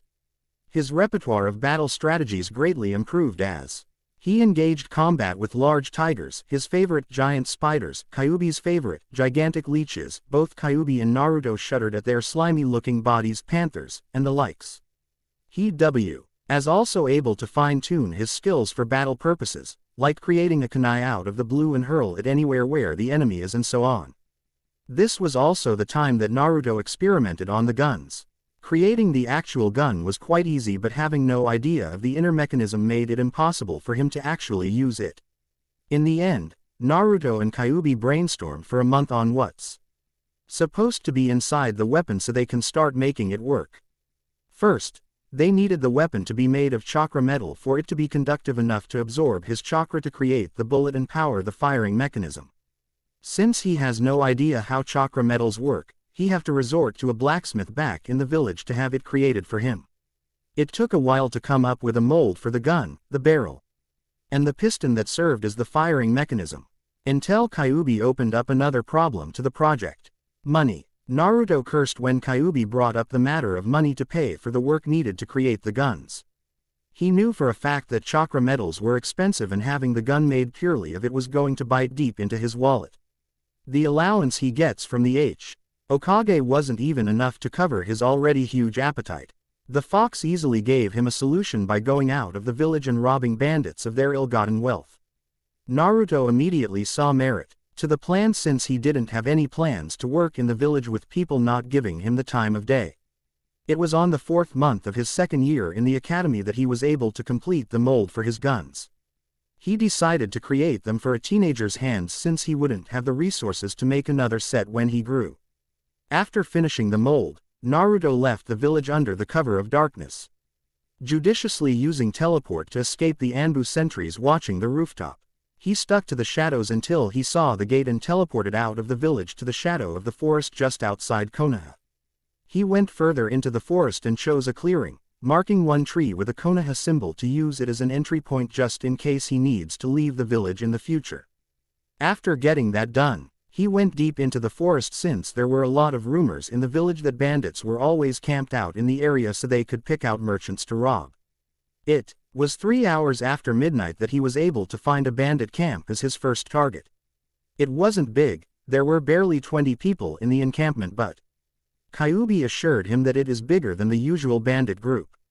He stayed hidden on top of a large tree overlooking the camp and planned out a strategy. It took him a few minutes to make up his mind, but he eventually decided to utilize one of Hai's invisibility spells he perfected a few months back. He teleported behind one of the tents in the camp and immediately cast the spell, rendering him to be virtually undetectable unless they have a chakra sensor in the group. He silently made his way around the camp, checking each tent out for valuables that he could take with him. He hit the jackpot when he reached the largest tent in the camp, clearly the leader's tent, since there was a chest filled with jewels and gold coins hidden behind a tarp. Grinning like a loon, Naruto shrunk the chest and teleported back to his apartment before congratulating himself for a job well done. Naruto could believe his luck when he unloaded and counted the amount he stole from the bandit camp. It took him a while to finish counting his loot, but he wasn't disappointed at the result. Aside from the gold coins and jewels, there were a dozen scrolls at the bottom. He recognized the storage seals imprinted on the scrolls and was shocked when he unsealed the items therein. Coins, lots and lots of gold coins that he counted with gusto. He stole around 2 million ryo of coins and an undetermined amount of jewels. It was more than enough for his guns, with a lot of leftovers that would tide him over for future projects. He sealed some of the money back into the scrolls and returned them to the chest. He did, however, sealed 500,000 ryo into a scroll he would bring with him tomorrow when he visits the blacksmith. He slept that night with a large smile on his face. Naruto ducked into an alley just outside his apartment and donned his disguise. He came out looking like a middle-aged man, tastefully clothed with black messy hair and green eyes. In truth, the disguise was an adult version of the one he used to first infiltrate the Konoha library and would be enough for his plans. He walked the busy streets of Konoha, not minding the stares being directed his way. It took him a while to find a blacksmith that worked with chakra metals and to ask different shops until one pointed him to check out Higurashi weapons, since the blacksmith there specialized in working on chakra metals. It didn't take him long to arrive to his destination since he walked all the way.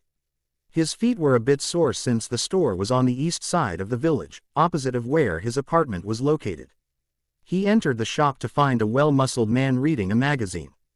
"Good morning, sir," greeted Naruto. "Good morning. How can I help you?" remarked the man. "My name is Kurama and I asked around the village for a blacksmith that specializes in chakra metals that accepts custom orders." "Did I get the right place?"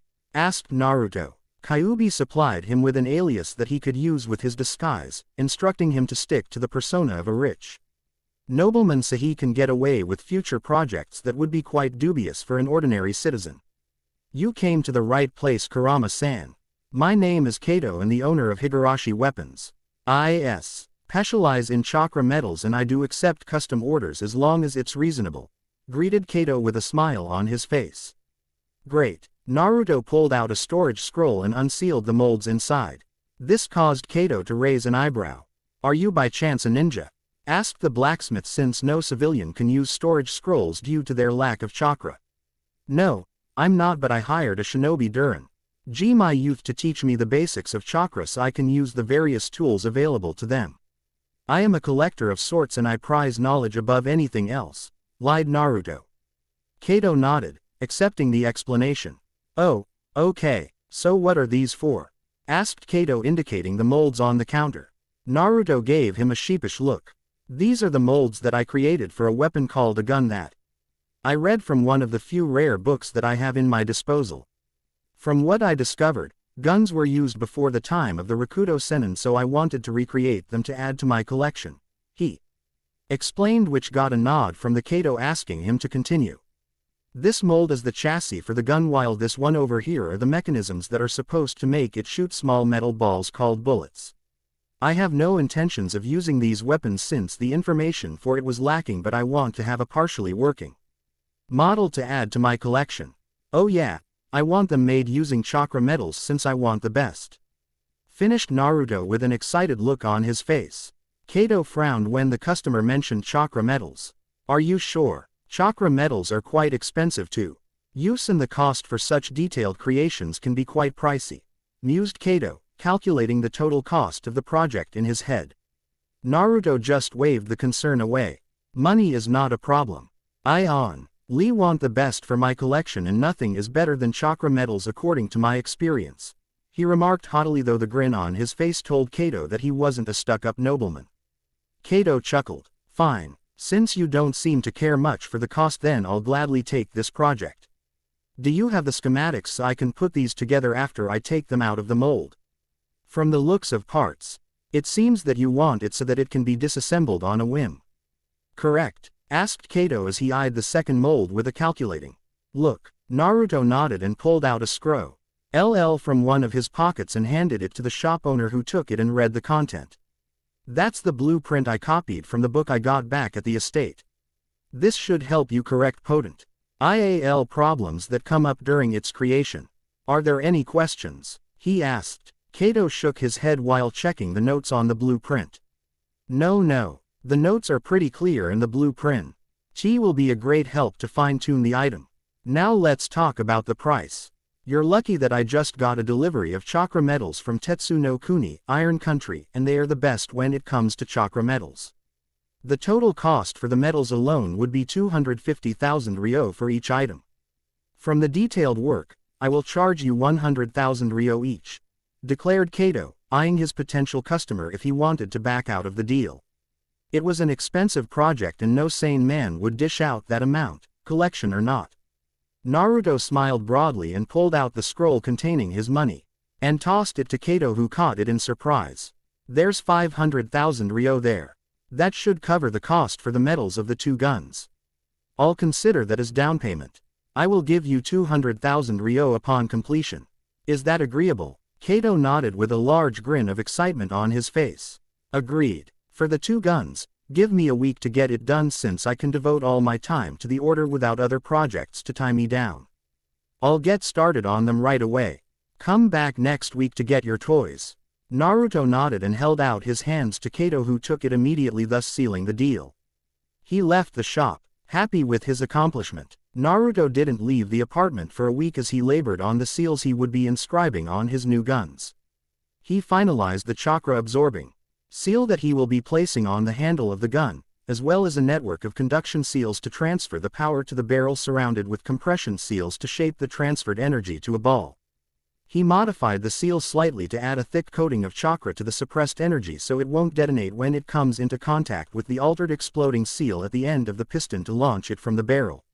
The chakra shield will thin out upon contact with the exploding seal that will propel it out of the gun at amazing speeds. However, it will still retain a small amount of coating that is strong enough to retain the shape of the bullet that will explode upon impact with a solid object. Kyuubi theorized that the shield will still retain its shape when it encounters man's skin, depending on its hardness, thus giving it the ability to pierce. To simplify the explanation from the fox, the bullet will retain its shield to partially solidify the bullet to pierce through flesh, but will explode when it hits something solid enough to destroy the chakra coating. It took a lot of trial and error, as well as a lot of explosion here and there, to complete the necessary seals for the gun. All it needs is to be applied to the weapon and the testing will commence. Naruto went back to Higurashi Weapons to get his babies, but he noticed that Kato wasn't at the counter. Instead, a girl his age was manning the cash register while reading a novel. Hi, is Kato-san around? Naruto asked the girl. She was rather cute in Naruto's opinion, especially with the 2 buns on her head holding her hair in place. She was wearing a pink Chinese outfit that Naruto found to be amazing on her build. Hello. My dad is in his workshop working on something. I can get him for you if you like, offered the girl with a smile on her face. Naruto returned the smile and nodded. Thank you. Can you tell him that Kurama is here for his orders? The girl nodded and pushed herself up from her seat and went to the back. She returned 5 minutes later with Kato in tow, who smiled broadly at the sight of him.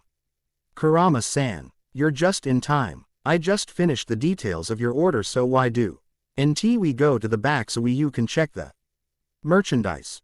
Remarked Kato with a crud-eating grin on his face. It seemed that Naruto's order made the man feel he was in heaven. Naruto nodded and Kato led him to the back of the shop where his workshop was located. There on the work table were his babies, 2 guns on top of a white cloth in all its naked glory. The excited boy under the man's disguise examined the finished product. He couldn't deny the fact that Kato did a good job with each piece and the assembly was exquisite. He followed through with the specifications indicated on the blueprint. One gun was pure black and the other pure white. The front of trigger was angular, forming a shield to protect his hands and can be used as a shield to deflect any weapons swung his way. All in all, he loved what he saw. "They are beautiful, Kato-san. You followed my specifications down to the letter," remarked Naruto breathlessly as he hefted one of the guns, testing its weight and found it to be to his liking. "I considered they would be heavier considering how heavy chakra metal is." "I know. I finished both of them yesterday and noticed that it was quite heavy after assembly, so I too took the liberty to add an anti-gravity seal at the bottom of the handle to make it weigh lighter. After all, you wouldn't want to sprain your wrist while playing with them," remarked Kato with a grin. Naruto nodded since he knew that the anti-gravity seal would not get in the way of the other seals he planned to incorporate into the weapons. He placed the gun back on the table and pulled out a scroll containing 300,000 ryo and handed it to the blacksmith. "There's 300,000 ryo on that scroll. 200,000 for the custom job and 100,000 as a bonus. These are works of art and it's only natural for me to give you a bonus for a job well done," remarked Naruto with a smile on his face. He really liked the finished product and vowed to come to Kato if he planned to do similar projects in the future. Kato smiled broadly and accepted the praise and money. He took out a decorated box on the shelf on top of his work table. He opened the box to reveal a soft padding underneath, large enough to hold 2 guns. He hefted the 2 weapons and placed them inside the box before replacing the lid. He handed the box to his customer. "Thanks for the praise. It was an honor to work on such fine pieces. Too bad we couldn't get them to work. They would be quite powerful on the field, but they are great weapons nonetheless." "You're welcome, Kato-san," remarked Naruto before his face turned serious. "Can I ask why you to keep the creation of the gun a secret? If the design falls into the wrong hands, then it could be disastrous for the village. I love Konoha and wouldn't want her enemies to find a way to get these guns working against her." Kato nodded with a solemn look on his face. "I agree. I will take this secret to the grave if need be. You have my word on that, Kurama-san." Naruto nodded and shook Kato's hand before leaving the shop after some promising that he will be returning for other works he might come up with in the future. Naruto teleported to the clearing behind the Hokage monument after ducking into a deserted alley a block away from Kato's shop. Eager to get the inscribing done and testing his babies, he created a makeshift workshop and unsealed his tools on the table. He immediately got to work. He started by disassembling the gun to its individual parts. First, he inscribed the chakra-absorbing seals and conduction seals on the handle towards the frame of the barrel that would create the bullets. It took him 2 hours to get this done since he wanted to avoid any mistakes that could damage the weapons. Next, he took up the bullet barrel and inscribed the outside with the modified chakra compression seals. This task alone took an hour and a half. The next was the most painstaking of them all, inscribing the exploding seal on the piston that would launch the chakra bullet out of the gun. He needed to create a magnifying glass and have it levitate on top of the piston so he could use his hands to inscribe the needed seal. This took him an hour. Thankfully, he had foresight to make a miniature version of his tools beforehand. Lastly, he added reinforcement and durability seals on the rest of the gun so they would hold together despite the shock and recoil once the bullet is fired. Kyuubi gave his 2 cents in adding a blood seal on the gun to make sure that only he and his descendants were the only ones who could use the weapon and avoid theft or used against him. Tired from inscribing the seals, Naruto pushed on to put the gun together again and marveled at the finished product. The gun itself was beautiful, but the seals engraved on its casing increased the detail of the gun. He christened the black gun Ebony and the white one Ivory. It was time to test the guns to see if they worked according to their schematics. He lifted the finished guns of the table and vanished the work area with a single considered. He looked around and saw a large tree 30 meters away from him and decided that it would serve well for target practice. He raised Ebony and channeled chakra to his hands. He felt the seals doing its work and pulled the trigger. A ball of blue chakra flew from the gun towards the tree, which took a large chunk out of the trunk in a small explosion. Naruto's jaw dropped. "Whoa, that was so cool. he exclaimed, looking alternately at the destroyed tree and the smoking gun with awe. That it is, Kit. I guess all our planning was successful. Congratulations. You have the only guns in existence and undeniable a powerful weapon amongst those found in the elemental countries, praised Kyuubi, clearly impressed at the power of the guns in Naruto's hands. Naruto experimented more with his new toys and found out some unplanned quirks to the design. For starters, rapid firing is only possible if he used regular chakra bullets utilizing very small chakra. It didn't pack enough power to pierce, but it would be enough to inflict blunt force trauma to his enemies. More powerful, larger bullets require charging time. The longer the charge, the more powerful the bullet and explosion would be. The overpowered bullet has the capacity of an exploding tag if powered enough, which was quite obvious when a tree was obliterated into splinters after firing one such bullet. Naruto noticed that the stronger bullets have a powerful recoil that blew him off his feet upon firing. Kyuubi told him to channel chakra to the ground to keep him in place. Naruto decided to avoid firing such powerful bullets in midair since that would throw him quite a ways if he's not careful. After testing the capabilities of ebony and ivory, Naruto conjured different target dummies around the clearing and started firing. He found out that his accuracy was a bit off, but he can easily practice with his guns to get them up to par with his throwing. At the end of the day, Naruto teleported back to his apartment, carefully placing ebony and ivory on the table, watching them with a loving smile on his face before going to bed, tired but happy with the new additions to his repertoire. Phew. Finally done with Chapter 02. Hopefully you had fun reading. Please review. All comments and violent reactions are welcome. Here's Chapter 03, my beloved readers. But before you read on, here are some reviews, comments that deserves an answer. Mai Doom. Thanks, my friend. I did forget about Shino. Well, I mentioned him in this chapter, so thanks again. Konatakan 603. I share your sentiment. A gun-wielding Naruto is cool. He will definitely show off his skills. Creepy but addicting. CCebling.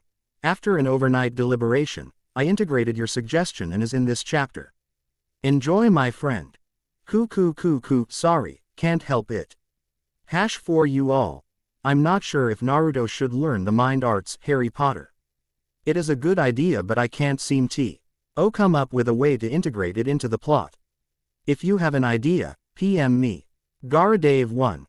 I placed a limitation on Naruto's creation transformation abilities. He doesn't really know how gold is made, well, so do I, and I don't want to research it. Besides, putting a limitation on Naruto's chakra magic would make things more interesting. It wouldn't be fun if Naruto could just turn everyone into frogs. I know some of you will notice this. If Naruto can turn rocks into animals, what's stopping him from turning his enemies into inanimate objects to incapacitate them? Well, this will be explained in future chapters. Possibly the next. So stay tuned. Dragon Bard. Thanks for the suggestion. I will be checking out those titles to see if I can grab some ideas from them. Well, in regards to the first line, I just love guns. It's cool. For those who were a bit negative about me crossing Naruto with abilities in HP and wielding a gun. Well, it's my version of the story, so I'll write them as I see fit. If you don't like it, then don't read. No one's stopping you. I think this is what fan fiction is all about, letting your imagination run wild to yours and others' amusement. Uzumaki Naruto. Konoha's Wizard. Equals timeskip. Naruto age. 11. Third Academy year equals. For Naruto, the end of the third academy year was anticlimactic to say the least. Sure, the lesson got interesting enough that he didn't get bored, in the inclusion of spars. Chakra theory and control, and exercises on various throwing weapons took up the time that he usually spends zoning out or outright sleeping, much to the ire of Iruka. During the third year, Naruto didn't bother to reveal any of his secrets or how strong he really is. His daily training in the Forest of Death yielded great results, especially with his use of bony and ivory, who were currently sealed in the palms of his hands. Kyuubi suggested the use of gun holsters like the one in the manga, but Naruto decided against it since it can be stolen or removed from his person, so he wanted to avoid that using storage seals. Also, Naruto decided to improve his standing in the academy since it would be impossible at this point to hide anything and ruin his chances of graduating.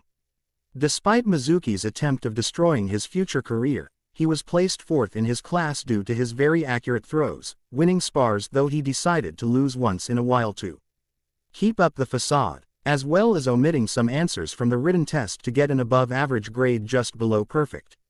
Training with his abilities also went back on schedule after mastering the use of his guns. His accuracy improved after a year of practice in the Forest of Death, though he refrained from killing the local wildlife using low-powered chakra bullets to simply stun his opponent. Since he didn't want to depopulate the area. However, he did love blowing up the giant spiders with overpowered bullets. He personally started reading Black Cat since he wanted to come up with new skills for his weapons. The railgun in particular caught his attention. He was thankful that the manga provided a detailed description of the ability, but he didn't bother to practice it as of yet since he needed to utilize Raiden lightning chakra to duplicate the feat. Kyuubi vested a keen interest in Steven's suitcase of destruction. Kyuubi named it himself, considering how much weapon he could store in its confines and wouldn't shut up about it. In the end, Naruto promised Kyuubi that he would experiment with such weapons in the future if there's time. Training in his bloodline didn't produce much, but enough to gain a slight mastery to skills he discovered that will give him an edge when out in the field. For starters, his chakra shield is now an almost automatic mechanism once he developed a form of sixth sense to danger due to his training in the dangerous forest. Kyuubi theorized that his bloodline was semi-sentient in a way that it modified the shield, tying it directly to Naruto's danger sense for automatic activation. It didn't usually activate on a whim as demonstrated when a tiger pounced on him while he was busy setting up camp, but it did save him a second time. Her discovery of his chakra magic as body enhancement. Most ninjas utilize chakra control to enforce their body for defense or release a burst of chakra on their kicks and punches for devastating results. Naruto's version was quite different. He can infuse his body with chakra magic to the point that he can automatically call it to anywhere in his person to attack. He felled a lot of trees in the Forest of Death with either a punch or a kick. The only downside to this is that it takes up a lot of chakra to do despite the control he has, so he has to use it sparingly unless he wanted to pass out from exhaustion. He wanted to achieve the same level of strength as displayed by Tsunade of the Sannin, but Kyuubi told him that the technique requires perfect chakra control, which is impossible for Naruto since his reserves continues to grow with training and age. His experimentation with the elements didn't yield any results.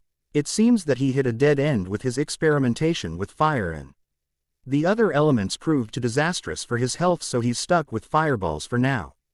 Kyuubi told him that he would need to train in elemental chakra manipulation, which is often reserved to Jonin ranks before he can move on to experimenting with such abilities, like elemental conjuration. Naruto was currently relaxing in his apartment, taking a break from his training.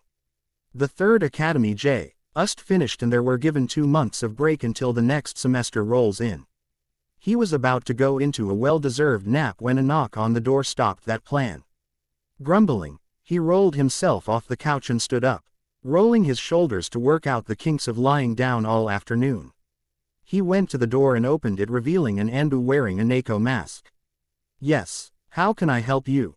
remarked Naruto tiredly while rubbing his eye. He really wanted to go back to his comfortable couch and take a nap. Kyuubi wanted to do the same if the ranting echoing in his mind was of any indication. "Uzumaki-san, the Hokage would like to see you in his office as soon as possible," replied Neko. Naruto nodded. "Sure thing, Neko. I can go there by myself. I just need to change my clothes," remarked Naruto, but paused when he considered of something. "Do you want to come in so we can go together? I think you already know that I have my own form of transportation." Neko nodded and stepped into the room. "Thank you, Uzumaki-san. Please, call me Naruto. Everyone does. Give me a minute to change, then we can go visit Gigi," remarked Naruto before going back to his room to change. It was 5 minutes later that Naruto came out of his room wearing a dark blue shirt and black cargo pants. He walked over to Neko, who was standing by the door in attention, though it was quite obvious that the NBU was looking around, observing the rich furniture and fixtures around his apartment, and held out his hand. "Ready, I can take us there faster instead of taking the rooftops." Neko nodded and grasped The offered hand before Naruto teleported them to the Hokage's office. Both appeared in front of a startled Hokage, though Neko was swaying a bit from disorientation. What in the world was that? Asked a clearly disgruntled Anbu. Naruto rubbed the back of his head sheepishly. That was my teleportation technique. I can appear and disappear anywhere I want as long as I know the place. Sorry for not giving you any warnings. This is my first time bringing a passenger along for the ride.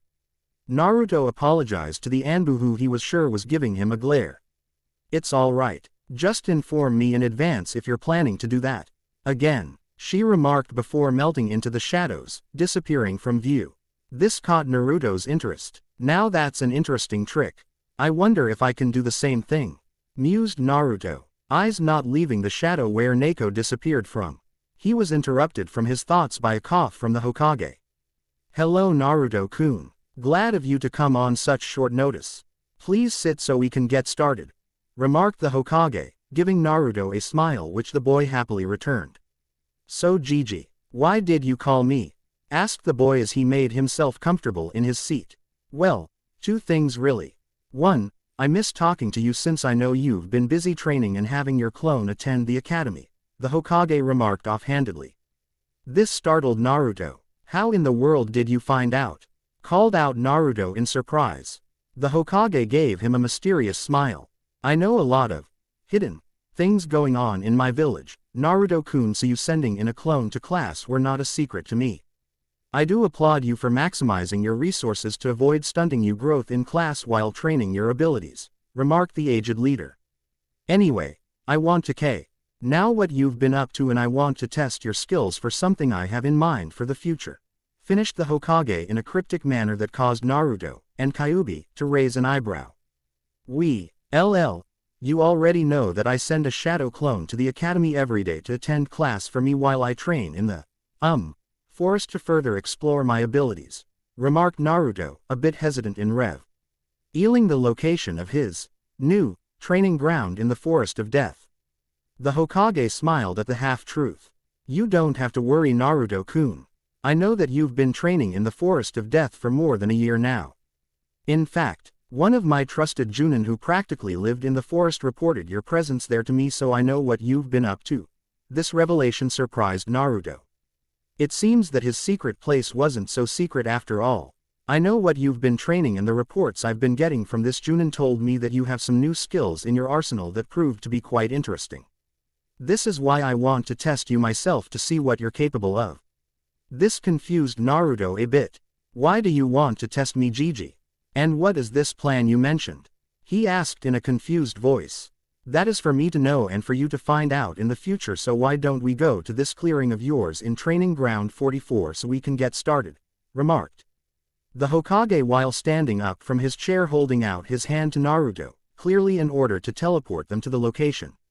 Naruto nodded and grasped his surrogate grandfather's hand and teleported the both of them to his training area.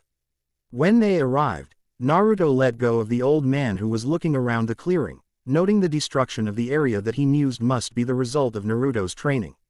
You really massacred the place, Naruto-kun, remarked Sarutobi while curiously looking at one tree that was littered with finger-like holes. Naruto scratched the back of his head in embarrassment. Sorry Gigi, I usually go all out in my training, remarked Naruto with an embarrassed smile on his face. The Hokage nodded in approval.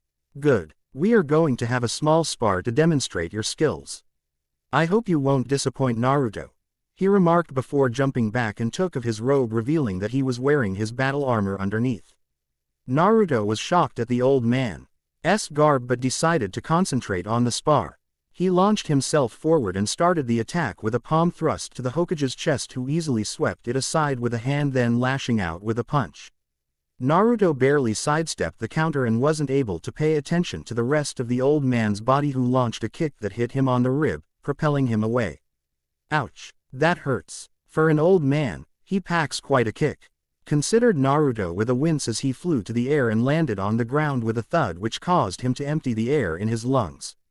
He could already feel Kyuubi's chakra being diverted to his ribs, numbing the pain and healing the damage while taking a deep breath to steady himself. You might want to take this seriously, Kit. The old man isn't pulling any punches. Look out, called out Kyuubi. Naruto looked up after Kyuubi's warning and saw the old man going through hand seals and taking in a deep breath before launching a large fireball heading his way. Seeing that he couldn't evade the attack in time, Naruto immediately activated his chakra shield, effectively protecting him from the inferno, but the force of the attack pushed him back a few feet. Not wanting to give the old man any time to launch another attack, he kept his shield up and conjured 5 fireballs around his body, feeding it more chakra, causing them to grow in size. Back at Yajiji, he called out as he thrust his hand forward, launching the fireballs towards the old man, who was smirking and going through another set of seals. You're too young to pull a fast one on me, Naruto-kun. Doden. Mud wall, he called out before slamming his hand on the ground, causing a wall of solidified mud to rise up in front of him to protect himself from the attack. The two techniques all did, causing a shockwave, but the wall survived with only a few cracks. Taking advantage of the loss of vision, Naruto channeled a bit of chakra to the seal on his right palm, causing ebony to appear in a puff of smoke. He pointed the gun at the wall and channeled a lot of chakra into the pistol before pulling the trigger. The overpowered chakra bullet raced through the air and hit the wall of Aya, causing a large explosion that destroyed the earthen shield. The Hokage was lucky enough to jump out of the way when he sensed the large amounts of chakra being used by the boy. What was that? He called out as he landed to Naruto's left, eyeing the smoking gun the boy was holding with awe and confusion. Naruto smiled broadly and faced the old man. Meet one of my babies, Gigi. This one's name is Ebony. He introduced his now revealed ace in the hole by pointing it at the Hokage, who was standing at the ready. He raised his left hand and brought out ivory in another puff of smoke. This beauty over here is ivory. He pointed it to the Hokage, who was now quite nervous at the unknown weapons being aimed at him. Now dance for me, Gigi. He cackled and started raining low-powered bullets at the Hokage, who was dancing around trying to avoid the barrage of bullets, who he knew would hurt like heck if he got hit. How in the world is that boy doing this? What are those weapons he's using? I haven't seen anything like it before in my entire life. Chihi Hokage mentally called out as he increased his speed to evade the bullets coming from the trigger-happy blonde. Naruto stopped shooting, but he charged a crud load of chakra to his handguns. Double gun attack. Twin explosion, he called out before pulling on the trigger. 2 large balls of chakra exploded from the tips of the gun's It caused Naruto to be blown back as the recoil was too much for his chakra-laced feet to contain. The astonished Hokage jumped away from the impact zone as the 2 bullets hit the ground he was standing on, causing a very large explosion that shook the trees in the clearing. The smoke cleared, revealing a 10-meter crater where he once stood. He looked at the crater and at Naruto, who was picking high MSELF off the forest floor with both guns smoking from the attack. That was quite a powerful attack, Naruto, but it would take more than that to defeat me, the Hokage boasted, but he was secretly worried at the amount of damage the boy was making. If one of those bullets hit him, then he's done for, Hokage or not. Naruto pulled himself off the ground and mentally berated himself for not channeling enough chakra to his feet.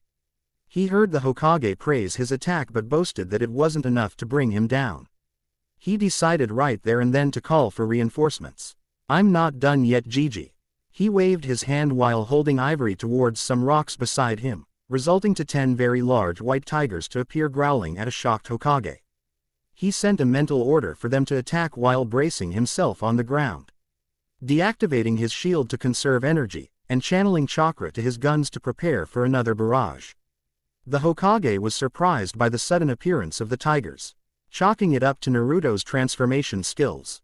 He jumped back to avoid the lunging tigers while already thinking up of a plan to breach Naruto's defenses. One of the tigers got too close for comfort, but he was able to sidestep the clawed swipe and launched a kick that hit the tiger on the ribs and propelled it towards a tree that cancelled the transformation upon impact. He channeled me chakra to his feet and jumped up in the air to avoid another group attack while going through a set of seals ending in a tiger seal, which was quite ironic since he was facing such beasts. Kaden, mythical phoenix fire, called out the Hokage as he drew a deep breath, then releasing a dozen head-sized fireballs that nailed the tigers, blowing them up. He sensed an attack coming from Naruto, so he immediately jumped to the side upon landing and started running since the boy was raining him with chakra bullets while cackling like a madman, which resulted in the Hokage questioning the blonde's sanity. He went through another series of hand seals while evading the bullets. When Naruto stopped the attack, as he hoped, he immediately slammed both of his hands on the ground while shouting out his latest technique. Doden. Fist of the Earth God. Naruto was confused when nothing happened after the Hokage called out the technique. He looked around, not seeing anything except for a smirking old man. He was about to say something, but the ground he was standing on rumbled before a large fist made of rock and earth burst from the ground beneath that almost destroyed him if not for the automatic activation of his shield. He thanked whatever god was listening that his semi-sentient shield acted in time. However, the impact was so powerful that it lifted him to the air and dispelled the shield, leaving him quite open. He didn't get to do anything else when the old man appeared on top of him and attacked with an axe kick that hit him on the stomach, launching him back to earth, causing a small Hawkwave when he impacted the forest floor. Naruto was dazed after the attack and the pain on his stomach was excruciating. He was about to pull himself off the forest floor but stopped when he felt He cold metal of a kunai on his neck courtesy of a grim-faced Sarutobi. Yield. Remarked the Hokage in a voice that brooked no nonsense. Cannot think of any strategy to get out of his current conditi. On since he was still too dazed from the attack to properly teleport to safety, he nodded in defeat. The Hokage smirked and pulled the knife away from the boy's neck and held out a hand which the blonde gratefully accepted and pulled him up. That was a great spar, Naruto-kun. I can see that you've come a long way on your training, but you still have a few holes that need to be corrected, remarked Sarutobi with a small smile on his lips. Naruto groaned and held up both his hands, willing his chakra magic to call to his weapons. It didn't take long for the two guns to appear in his hands, with a curious Hokage giving it a careful look. You're too strong, Gigi. Nothing I did had any effect on you, moaned Naruto as he rubbed his stomach as if willing for the pain to go away. The Hokage let off a hearty laugh while clapping the blonde on the back, which made the boy wince in pain since his body was still aching from the impact. Well, I'm not named the Hokage for nothing, my boy. I have the strength and experience to back up my title despite my old body. Besides, you didn't put much consider to your attacks, but we can correct that with proper training. Huh, was Naruto's genius reply. I'm going to be training you for the 2 months before you start your 4th year in the academy. The training I'm planning to put you through will be to hone your skills to make them more effective in battle. I could never deny the fact that you are strong, possibly even Junin level, but you didn't put too much strategy on your attacks that resulted in your downfall. So do you accept? He asked. Naruto just nodded since there was nothing he could do to refute the old man's explanation of the spar. Besides, it's not every day one is offered a personalized training with the Hokage, and he wasn't that stupid to turn it down. 2 months of training equals. Naruto made up his mind. Hiruzen Sarutobi, the Sandaime Hokage, is a sadistic sensei. After the spar, the old man gave him a few minutes to recuperate before asking the blonde to teleport them back to his office. When they arrived, the Hokage started asking questions about the blonde's bloodline and abilities. He was forever curious about the guns, ebony and ivory, so he asked the boy on their capabilities. Needless to say, the Hokage was shocked that the boy was able to turn a weapon from a comic book into a real-life weapon, a very powerful and versatile weapon. Judging from the results of the spar, the Hokage couldn't help but praise Naruto for his ingenuity and his knowledge on seals. The blonde sucked it up like a sponge, boosting his ego. But it deflated when the Hokage told him that the weapon was wasted on a trigger-happy moron like him. Kyuubi chuckled so hard that he was rolling around the mindscape, much to the blonde's annoyance. The Hokage gave Naruto a complete rundown of his abilities in the spar. Judging from his abilities, he was ranked from mid-chunin to low junin, but his lack of experience placed him on low chunin. Despite the massive drop in ranking, Naruto smiled broadly like a loon since he was quite powerful for someone his age. His ego, however, took another beating when the Hokage listed down his faults. 1. Naruto is overconfident in his abilities that he just charges ahead and hoping for the best.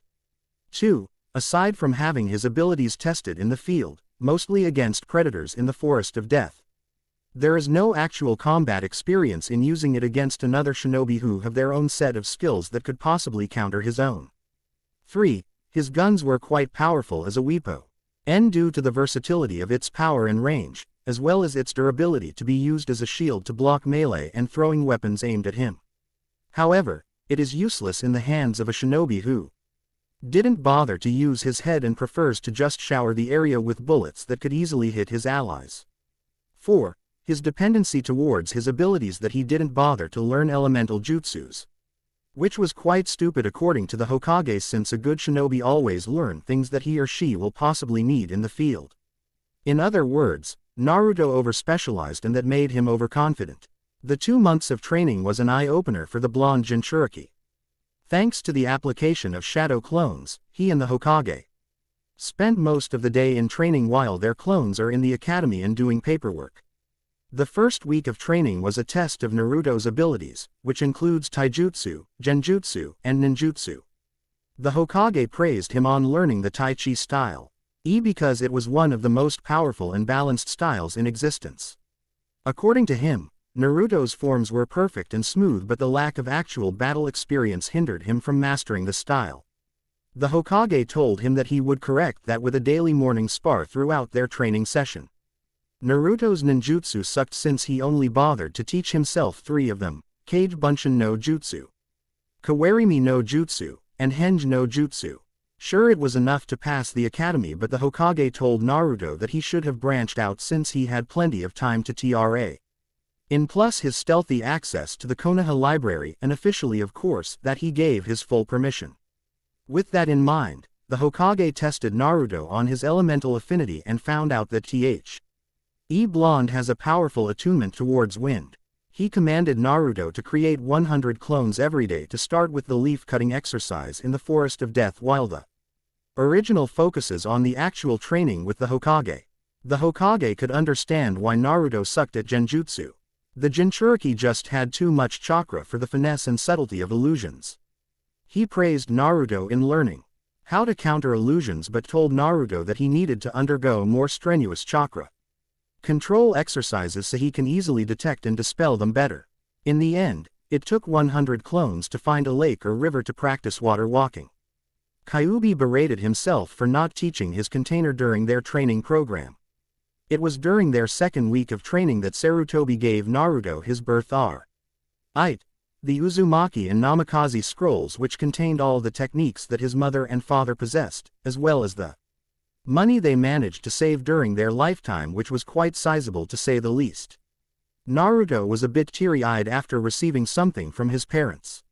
He asked the Hokage if his parents had any house or land to occupy, but the Hokage told him that they only lived in a modest apartment in the village, though his father took up residence in the Hokage mansion during his short tenure as Hokage. This didn't depress Naruto since he loved his apartment anyway, but he was already thinking on buying a plot of land somewhere in the village so he could build his own house in the future. After all, he is to be given a clan head status upon reaching Chunin, so he dead to have a clan house for him and his future families. Speaking of scrolls, Naruto didn't bother to learn anything from the Namikaze scrolls as of yet, but concentrated more on his mother's techniques. Uzumaki Kushina had a water affinity, so she had a sizable repertoire of water techniques for Naruto to learn from. However, what caught his attention was Kushina's ability to produce chakra chains that have the power to detain anything, even a rampaging Biju at full power. Kyuubi told him that he only had a minor ability for this, enough to create chains to restrict enemy movements, but he could easily utilize his ability to strengthen it if he wanted to. With that in mind, Naruto delegated some clones to manifest the chains and improve it. While the clones were busy on their own task, the real Naruto was busy training under the sadistic Hokage. His chakra weights were up to 100 pounds each, much to the blonde's chagrin and the Hokage's amusement, that totaled to 400 pounds of body weight while running laps, doing push-ups, pull-ups, sit-ups, and sparring. It was only thanks to the healing capability granted to him by Kyuubi that he survived. This was only for the morning session. The after session was on specialization training, his guns. The Hokage told him that he had a plan in the future and that it requires Naruto's complete mastery of his weapons. The blonde pestered, the old man about the details involved, but the aged Hokage didn't budge. And promised to reveal it to the boy when he attains the rank of genin. It was during the second week that Naruto broached the subject to the Hokage about his project regarding his gun's abilities. He told the Hokage about the concept of a railgun as he read in the manga, Black Cat. The Hokage didn't voice out his opinion considering that it was in the realm of impossibility, but he considered that Naruto could possibly achieve such a goal since his bloodline had a nasty habit of making the impossible possible. It was then that the Hokage taught Naruto the lightning affinity exercise, which was to power up a light bulb using lighting chakra alone. The Hokage warned him that this will be difficult, almost next to impossible, since the blonde have a wind affinity which was opposite to lightning. This didn't deter the blonde since he was adamant to have a powerful gun technique under his belt, so he designated another 100 of his clones for the job. Thankfully, he didn't have to spend any money on light bulbs since his clones can just create them out of nothing thanks to chakra magic. The third week of the training program was dedicated to Naruto applying his bloodline to a battle scenario.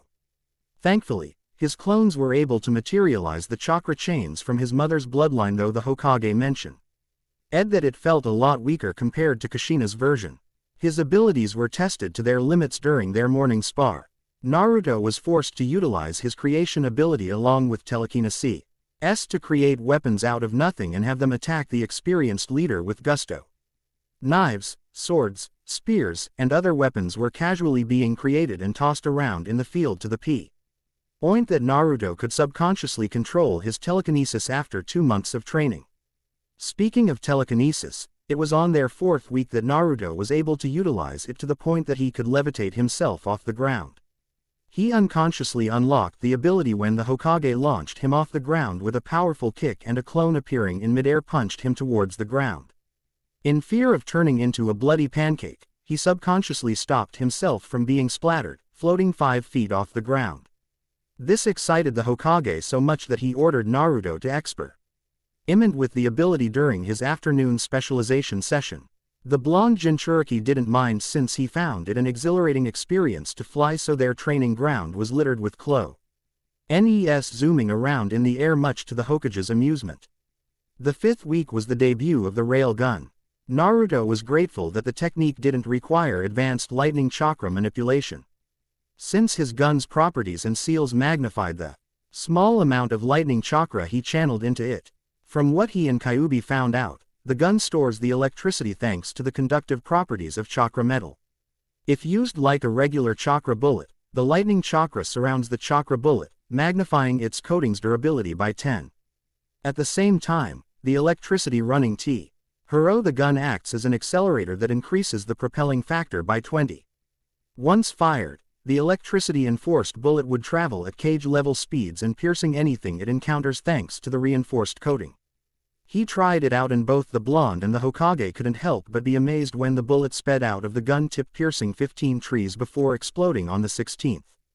However, as powerful the ability is, there were drawbacks that both Naruto and the Hokage noted. 1. It takes quite a while for Naruto to produce enough lightning chakra to power the rail gun. Upon experimentation, each gun requires 2 minutes of charging time before it can be fired. 2.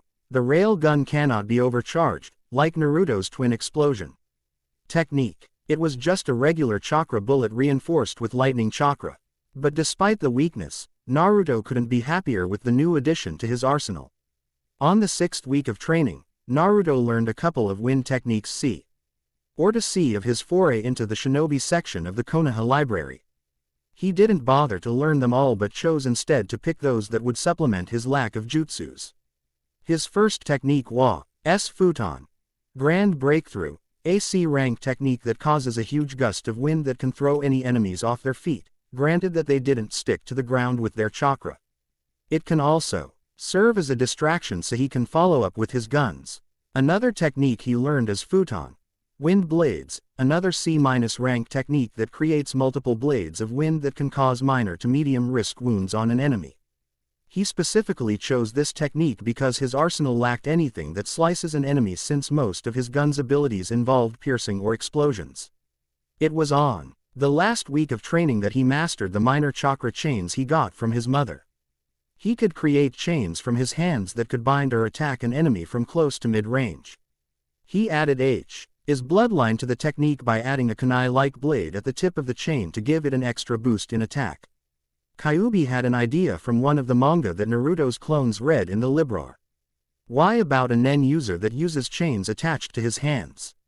Even if he can't incorporate the different abilities of the nen user into his own chains, the ability to create them on a whim and added durability would go a long way in his career. With that idea in mind, Naruto vowed to visit Kato again in the future once they have a solid plan in place. The 2 months of training ended to be fruitful for Namikaze Uzumaki Naruto. He didn't learn much in terms of techniques and abilities, but the Hokage was able to refine his current abilities to the point that he could give the old man a run for his Only though the boy still loses all the time. Sarutobi Hiruzen was enjoying the vibrating chair Naruto created for him as his clones labored over the paperwork. The 2 months vacation he spent trainin'. Naruto was quite an eye-opener for the old leader. It wasn't every day that you experience a new bloodline in action, and Naruto's chakra magic defied any known logic with an opportunity to improve without any limit. His gaze lingered over a folder that he set up a year back when he learned of the blonde's ability. He knew that Naruto's bloodline will not be so well received when the council learns of it.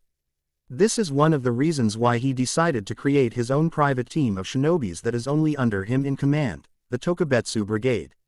The Tokabetsu Brigade will be a 3-man team comp. OSED of shinobis with their own set of unique abilities. Naruto will automatically become a part of the team due to his bloodline. The second to join this new group will be Mitarashi Anko, a Tokabetsu Junin trained by the traitor Orochimaru. Her skills in stealth and assassination would be a great complement to the team. Last, but not the least, is Yakumo from the minor Kurama clan. The Kurama CL, and was well known for being genjutsu specialists, but Yakumo is unique among his blood relatives since she can easily throw illusions as if it was nothing or overpower the techniques that the illusions become reality to a point. With these 3 in mind, the Tokabetsu Brigade would be complete and would serve him well in the future. Anko will provide close to mid-range specialties while Naruto offers mid to long-range abilities. Yakumo can cover the lack of genjutsu in the group or even serve as a medic nin with the proper training. The only problem with the team would be Yakumo. Her abilities are currently sealed and she is confined to her clan compound due to the demon that possessed her. If he wanted to let this team come to pass, then it is time to call in a seal master to counter the problem and remove the possession for good. He might as well call in Tsunade so he can have someone he trusts train Yakumo in medical techniques, but how in the world can he entice her back? But for now, he needed some of the members to meet and possibly bond with each other for the future stability with the team. He pressed a button on his desk, causing Neko to appear in front of him, kneeling. "You called, Hokage-sama," remarked Neko. "Thank you for coming, Neko. I want you to find Mitarashi Anko and tell her to come to my office as soon as possible," ordered the Hokage. Neko nodded and disappeared from the room. "Now to write a letter for my wayward students," mused the Hokage as he pulled out a blank scroll from a drawer. Timeskip. Naruto. Age 13, 5th Academy year . In a large house surrounded by a tall brick fence in the former training ground 43 beside the fenced forest of death, Namikaze Uzumaki Naruto woke up to get himself ready for the big event of the day. Today was the graduation exam where he plans to pass with flying colors and become a genin of Konoha. The new Namikaze Uzumaki estate was quite large to say the least, which encompassed the entire former training ground, which he bought from the Hokage using half of the money he got from his parents. He built the estate himself with the judicious use of his creation and transformation abilities plus 1,000 shadow clones to get it done in a week. The house, or mansion as Hokage Gigi called it, sported 15 bedrooms with their own bathroom, 5 guest rooms, a spacious training ground at the back with ready, though gated, access to the forest of death.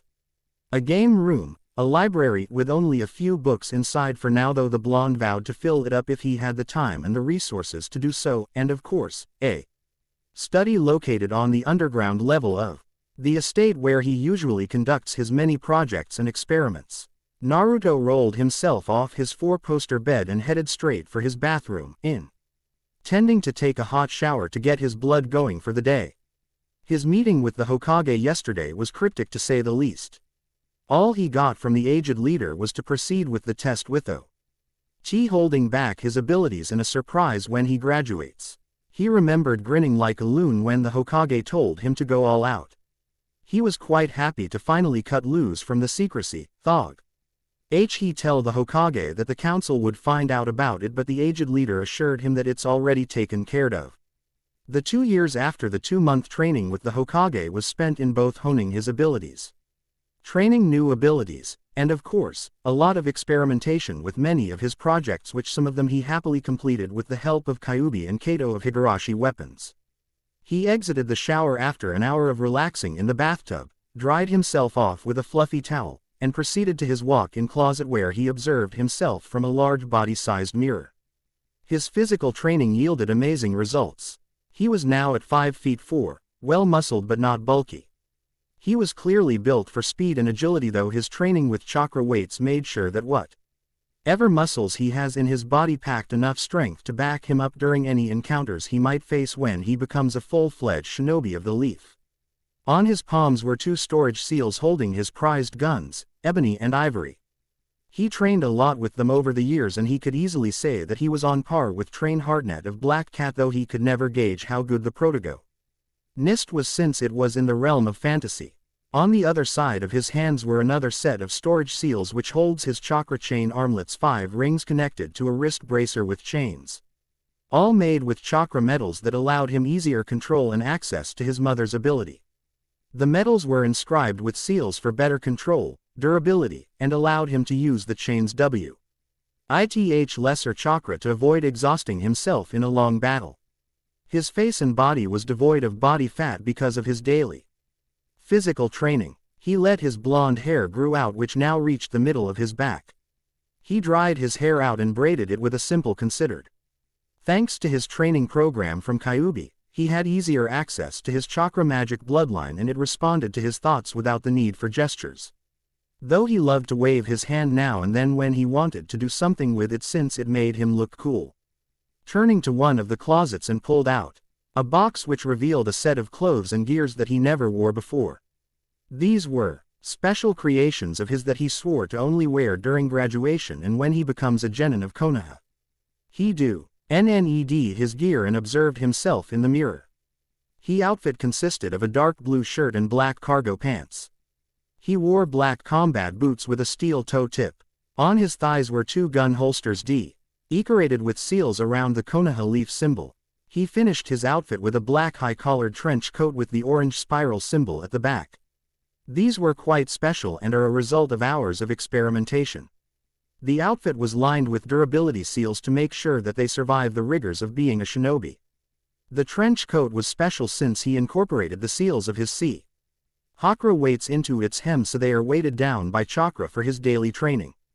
Of course, it also included durability seals to make sure they survive harsh beatings.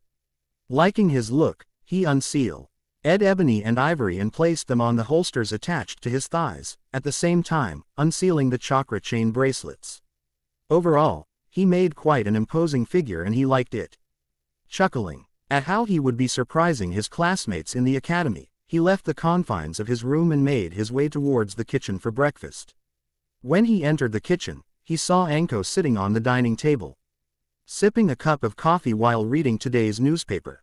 He met Mitarashi Anko last year in the Forest of Death while he was sparring with his clones. At first, the woman was quite hostile for invading her forest, but after explaining to her his situation and why he was using the area for training, both hit it off squarely since both found something they both have in common: they love to cause a lot of destruction. In the end, both had fun sparring with each other, growing strong in the process. It was only a year ago when Naruto finished his soon-to-be clan house that he invited Anko to take up residence with him since there were enough space for the both of them. The woman denied it at first since she wasn't used to living with a guy alone in a big house, but eventually relented when both got close together. They sported a brother-sister relationship which suited the two of them just fine. "Good morning, Anko Nichan. You're up early," greeted Naruto as he moved himself to one of the counters to prepare himself a cup of coffee while he used his telekinesis to bring out 3 cups of ramen from the other side of the room and placed a pot of water on top of the stove to boil. Want something for breakfast? He asked the Junin. He didn't bother to hide his abilities from Anko since he trusted her. Besides, it's not like she didn't see him practice and train with his bloodline in the Forest of Death before and after they met. She revealed that she was the one who reported him to the Hokage of turning the forest into his personal training ground, considering it was her home away from home. No thanks, Gaki. I just got back from a mission actually and decided to just relax for the day. I already ate a dozen dangos for breakfast, so I'm good, remarked Anko while taking another sip of coffee from her cup. Are you ready for the exams today? Of course. I've been ready for years now. Thank Kami that Gigi told me to cut loose or I'll be toning down my abilities again, answered Naruto as he sat himself in front of Anko and took a sip of his own brew while waiting for the water to boil. Anko gave him an amused smirk. So you're going to be showing off today, huh? Give them heck, Gaki. I don't want to hear anything from my peers that Anko's adopted brother is not doing well in his exams, remarked the Junin with a grin.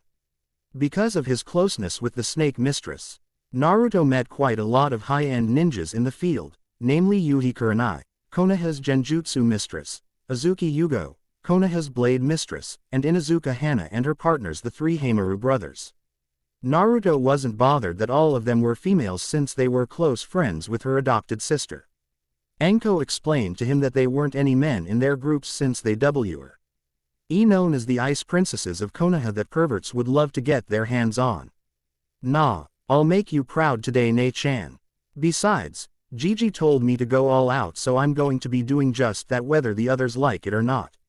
He paused when he considered of something. I'm sure that some in class wouldn't be happy seeing the real me in action though, he finished with a snicker. He CTS some confrontation to happen in the exams today ever since he decided to start showing off a bit of his abilities in class during his final year in the academy. During his final year in the academy, Naruto decided to show off some of his with the blessing of his Gigi. His grades skyrocketed and he was undefeated during their spars. To his annoyance, Uchiha Sasuke started hounding him for information on how he became so strong, but he usually avoided such confrontation with a few well-placed words and exiting using teleportation when he is out of sight. Of course, since the Uchiha started to make his life a living heck, his fan club followed suit, especially one Haruno Sakura. She didn't really annoy him much until she lets out that irritating screech of hers. He was tempted so many times to just shut her mouth using his chakra magic, but Kyuubi stopped that idea since that would reveal his abilities to the loudest girl in class. Not the best way to hide. He also had fun during the final year in the academy since he made friends with the clan heirs. He became best friends with Kiba, Shikamaru, Choji, and Hinata. He had a passing acquaintance with Shino, but he couldn't blame the lad since the boy was just too silent for his own good, blurting out 1 or 2 word answers if need be. However, he liked the quiet, insect-using boy who became a part of their group, though he didn't. He usually joined them during their free time. The only clan heir that he didn't befriend was Yamanaka Ino, who on their 3rd year in the academy became a devoted Uchiha fangirl alongside Sakura, who she developed a rivalry with. Of course, being who she was with, Naruto avoided her like the plague. Good. I want to see you by the end of the day wearing a leaf headband, declared Anko with so much passion that Naruto couldn't help but grin. Nothing was remarked anymore after that as both enjoyed the silence of the morning. Naruto ate his ramen breakfast while Anko continued to read the papers. It didn't take long for Naruto to finish his breakfast. He cleaned up after himself and bade farewell to Anko with a kiss on the cheek before teleporting out of the kitchen towards the academy. Naruto reappeared on the rooftop of the academy since this was the only place he could use his ability without anyone noticing. He looked over the edge and saw an empty area that was perfectly hidden from view. He teleported again and walked towards the front yard of the Konoha Shinobi Academy towards the examination room where the graduation class will be taking their tests. He opened the door to the testing area and saw only some of his classmates in attendance. It didn't bother him since it was still early for the exams to start, so he walked into the room and up the stairs where Shikamaru was currently taking a nap while Choji was busy munching on his endless supply of chip. Yo, he greeted his longtime friends. Hi Naruto. You're early today. Nice outfit, remarked Choji in between eating his chips. Naruto gave him a grin and placed his hands on his hips. I made them especially for today. Besides, I need a new outfit when I become a genin of Konoha, declared Naruto. Troublesome blonde. Do you have to be so loud? Complained a lazy Shikamaru who woke up from his nap. Naruto sent him a smirk. Lazy as ever Shika. I think you're lazy enough to go to your own funeral, remarked Naruto with a grin. Shut up, remarked Shikamaru before stretching to get rid of the kinks from his neck and yawned. He eyed Naruto and noticed the guns on his thighs. What are those things? Oh, these. Naruto pointed towards his weapons. These are my guns. Guys, meet Ebony the Black and Ivory the White. Choji looked at the guns with a curious look until a sudden realization sparked in his eyes. Wait a minute, those guns look familiar. Aren't those the same as those manga you read a few years back? He asked incredulously. Naruto smiled broadly and pulled out Ebony from its holster and held it out in front of Choji. Of course, I reversed engineered it from the manga and finally completed these babies 3 years ago. I only now brought them out. No use in hiding them now, right? You mean they actually work? Of course. Let me demonstrate, answered the blonde Jinchuriki as he aimed his gun at the vase on the teacher's desk. He channeled a little bit of chakra for a low-powered bullet and pulled the trigger. A small blue chakra bullet shot out of the ebony's tip and hit the vase, causing it to shatter. Everyone looked at the destruction in both awe and fear. See, it works. Darn, I should get me some of that, called out Choji, his chips forgotten as he stared longingly at the smoking gun on Naruto's grip. Naruto shook his head and replaced the gun back to its holster. Sorry Choji, clan secret, he apologized to his friend. Seeing the shattered vase on the table, he waved his hand towards it, easily repairing the vase good as new. This caused everyone's jaw to drop while Shikamaru murmured, troublesome, under his breath. Okay, you have to tell me how you did that Naruto, asked the Akamichi. That's my bloodline, I don't have much time to explain it to you guys right now, but I'll do so in the future. Okay, Choji and Shikamaru shrugged and went back to their respective habits, Shikamaru sleeping and Choji eating. Naruto just gave them a knowing grin and sat down beside the lazy Naruto and closed his eyes to relax. It was an hour later when Iruka and Mizuki entered the testing area to facilitate the graduation exam for the genin hopefuls. The first part was the written exam, which caused a lot of groaning to echo from his classmates. Mizuki distributed the paper, which of course made sure that Naruto was the last one to get his. The white-haired instructor left with a glare. Naruto looked at the paper and noticed something off about it. It was an ordinary test paper, but the questions were for chunins. He cursed under his breath until he noticed a trace of chakra on the paper in his hands. Genjutsu considered Naruto as he sent a small burst of his own chakra towards the paper, effectively canceling the illusion, revealing the questions for genins. It seems that Mizuki is up to his old tricks again, remarked Kyuubi, who immediately saw the illusion on the paper but kept quiet to see how Naruto would react. Fortunately, his container didn't disappoint. Meh, I wouldn't put it past him to stop now. He's been trying to disrupt my education for the 5 years I've been in the academy, he remarked while answering the question, which he found quite easy thanks to his daily nighttime reading in the Konoha library. Naruto was amused to how much his teacher would go just to fail him, only to be thwarted every time by the blonde. He will realize that his plan failed. I think his next step would be to change your answers so you'll come out with a failing grade, mused Kyuubi in his mindscape. Not if I have anything to say about it, grouched Naruto. He finished his test within 30 minutes, giving him the rest of the hour to relax. He used his pen to trace a stasis seal on the edge of the paper and pushed a little of his chakra into it to activate. There. Now anything that is written in the paper before the seal is placed and activated cannot be changed. What seal was that? The fox asked curiously. He saw the seal Naruto placed on the paper, though its use eluded him. That was a stasis seal from my dad's book. It preserves the object after the seal is placed. In other words, my answers will stay on the page until I remove the seal. They can add anything on the paper but the original text will stay in place. Ingenious, right? Explained Naruto with a mental grin. Indeed, the Yondaime was quite a genius on seals. Did you finish all his books? Asked Kyuubi. Yeah, I did, but I need to be tested to determine my exact level. The only person who can do that is Ero Sennin, but he is currently out of the village. Remarked Naruto, thinking of the white-haired pervert that he met a year ago after being introduced to him by the Hokage. He found out that he was his dad's sensei and trained him to become one of the most powerful shinobis in the elemental nation. He also discovered that he was his godfather but wasn't able to take care of him due to his duties outside the village as a spymaster.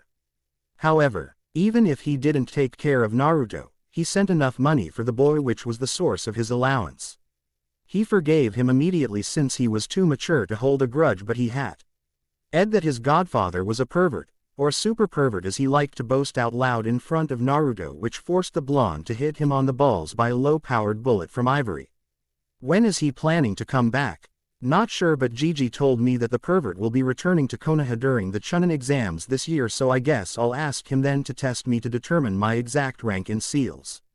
Both lapsed into silence to wait for the time for the test to finish, which didn't take long when Iruka called out for everyone to stop and Mizuki to go around picking up their test papers.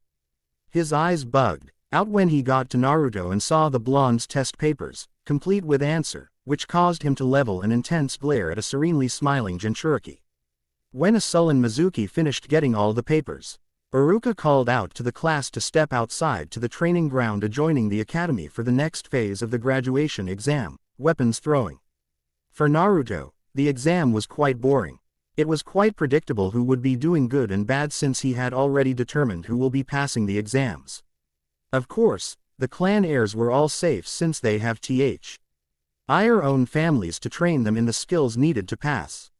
Uchiha Sasuke, despite not having his family for training, got a lot of it from random shinobis who offered him a lot of advice for his growth.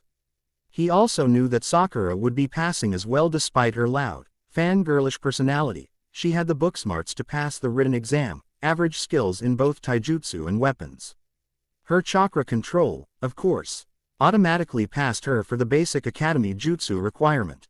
Uzumaki Naruto, Iruka called out. Naruto pushed himself off the tree he was leaning on and approached his favo. Right sensei, who smiled and passed him 10 kunais. Okay Naruto, I want you to throw these kunais at the target indicated on the training dolls. You will get a point for each kunai that hit the target. Accuracy is the key here. Ready? Dolphin named Chunin asked his student. Naruto nodded at the instructions and spread his feet to center himself. After taking a deep breath, his hands blurred as he threw one kunai after the other, hitting the target at pinpoint accuracy. Thanks to his gun training, his eyesight and accuracy was off the charts. He could easily hit a target at 200 meters with ease using his guns, and half the range for throwing weapons. Iruka's jaw dropped as Naruto blurred through the kunais and hit the targets dead on. He shakily congratulated Naruto for a perfect score on kunai throwing before handing him 10 shurikens with the same instruction on another doll. Deciding to go for theatrics this time to get his point across, he held 5 shurikens on each hand and took his stance.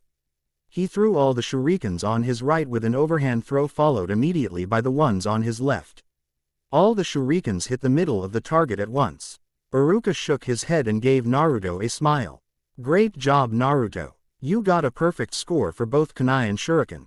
Go back in line for the next part of the exam. With a grin, Naruto went back into his favorite tree to wait for his turn to be called for the taijutsu portion of the exam. He noticed that the Uchiha was glaring at him while the rest of the fangirls were shouting that the blonde cheated. He shrugged at their useless antics and leaned on the tree and closed his eyes. You couldn't help it, can you? Asked the snickering fox. Naruto already knew what his tenant was talking about. Of course. Did you see their faces? If only I had a camera. I would have taken a picture and have it framed to hang on my study, remarked Naruto with a grin. What are your plans for the taijutsu portion of the exam? Asked the fox, curious what the blonde have in store for the instructors who will be conducting the spar. I'm not sure. If it is Iruka-sensei, then I'll be toning it down since I don't want to hurt him. However, if it's Mizuki, then I think I'll resort to Tai Chi, that is if it's allowed," mused Naruto. "You should ask Iruka at the start of your match. I would guess that Mizuki will be sparring with You for the exam since he seems to have a beef for you." "You think?" Naruto remarked sarcastically to the fox for stating the obvious. The taijutsu exam caught a little of Naruto's interest since he wanted to observe how his friends would be faring in their own respective matches. The rules were quite simple. The academy instructors will be sparring with them and the genin hopefuls were required to last for 5 minutes to pass. There was no way for a genin to beat a trained chunin, so they made the exam to see if they can stand up to them in a fight. Naruto smiled broadly when Mizuki announced that they wouldn't have to stick to the academy taijutsu if they wanted to use their own, which was a direct jibe to the clan heirs who had their own set of taijutsu styles to showcase. "I guess I will be using Tai Chi after all. Mizuki just dug his own grave," remarked Naruto with an evil smirk on his face that caused those around him to step back. "Indeed. Give him heck kit," replied Kyuubi, which Naruto gave a nod. The match was quite interesting to say the least. It seems that his friends were using their own set of taijutsu style to make the match more interesting. Shino utilized the IC Academy style but with a slight variation normally used by an Aburame because of their longer reach. He landed a few good hits on Iruka, who was able to dodge the rest. Despite the difference in range, of course, he survived for 5 minutes and passed. Choji, on the other hand, had the finesse of a bulldozer, overpowering his punches, which Mizuki carefully dodged since he knew that one hit would practically knock him out because the Akamichis were well-known powerhouses in taijutsu. The 5-minute mark passed with Choji passing and Mizuki sighing in relief that he survived without a single bruise. Sakura was a surprise. She used the academy-style taijutsu since she came from a civilian stock. However, it seems that she was able to properly utilize the style and used her small build to avoid the hits from Iruka. Naruto could see that his favorite sensei was taking it easy on the girl, much to the blonde's amusement. It was Hinata's turn on the field and Naruto couldn't help but marvel at the graceful movements of the Jukin. However, there seems to be a solidity to the stance that doesn't feel right for the flexible girl. He also noticed that the Jukin has a passing resemblance to H's Tai Chi and noted that it was quite possible that his style was the original form of Jukin, but he dismissed it as irrelevant. The match ended with Hinata passing with Iruka's shoulder being immobilized when the girl got lucky enough to get in a hit. It was Kiba's turn to spar and Naruto smiled broadly at the massacre happening on the field. Due to having a ninken, which was allowed since an Inuzuka fights with one and as part of their taijutsu, Mizuki was busy trying to dodge twin tornadoes of claws and wind from both Kiba and Akamaru. The match ended when Kiba managed to hit Mizuki on his stomach with a well-placed punch, knocking the breath out of him. Shikamaru's fight was anticlimactic to say the least. Due to his lazy nature, Shika decided to just dodge without bothering to attack. He passed due to technicalities since he lasted for the whole 5 minutes without getting hit by Iruka. At the end of the match, Naruto mused if the entire Nara clan was an expert in dodging, or maybe it was just one of Shikamaru's quirks. Next was the Uchiha, the so-called prodigy of their group. To put it simply, Mizuki threw the match by giving the Uchiha a freebie and not bothering to put speed into his attacks. He was felled in 2 minutes by a well-placed uppercut by Sasuke that caused him to win the match. Naruto just grunted at the obvious bias towards the boy. Of course, the Uchiha fans called out their excitement for their idol's win. It was supposed to be his turn next, but thanks to Mizuki's meddling, Ino was called first and her opponent was Iruka. Naruto had to give it to Mizuki. He played with Iruka very well to make sure that he is Naruto's opponent. Another boring battle later where Ino survived for 5 minutes, it was his turn next. He immediately went into the ring ing Mizuki when Iruka called him for his turn. Instead of the Academy Taijutsu, Naruto settled into an advanced form Tai Chi that focuses more on defense than offense.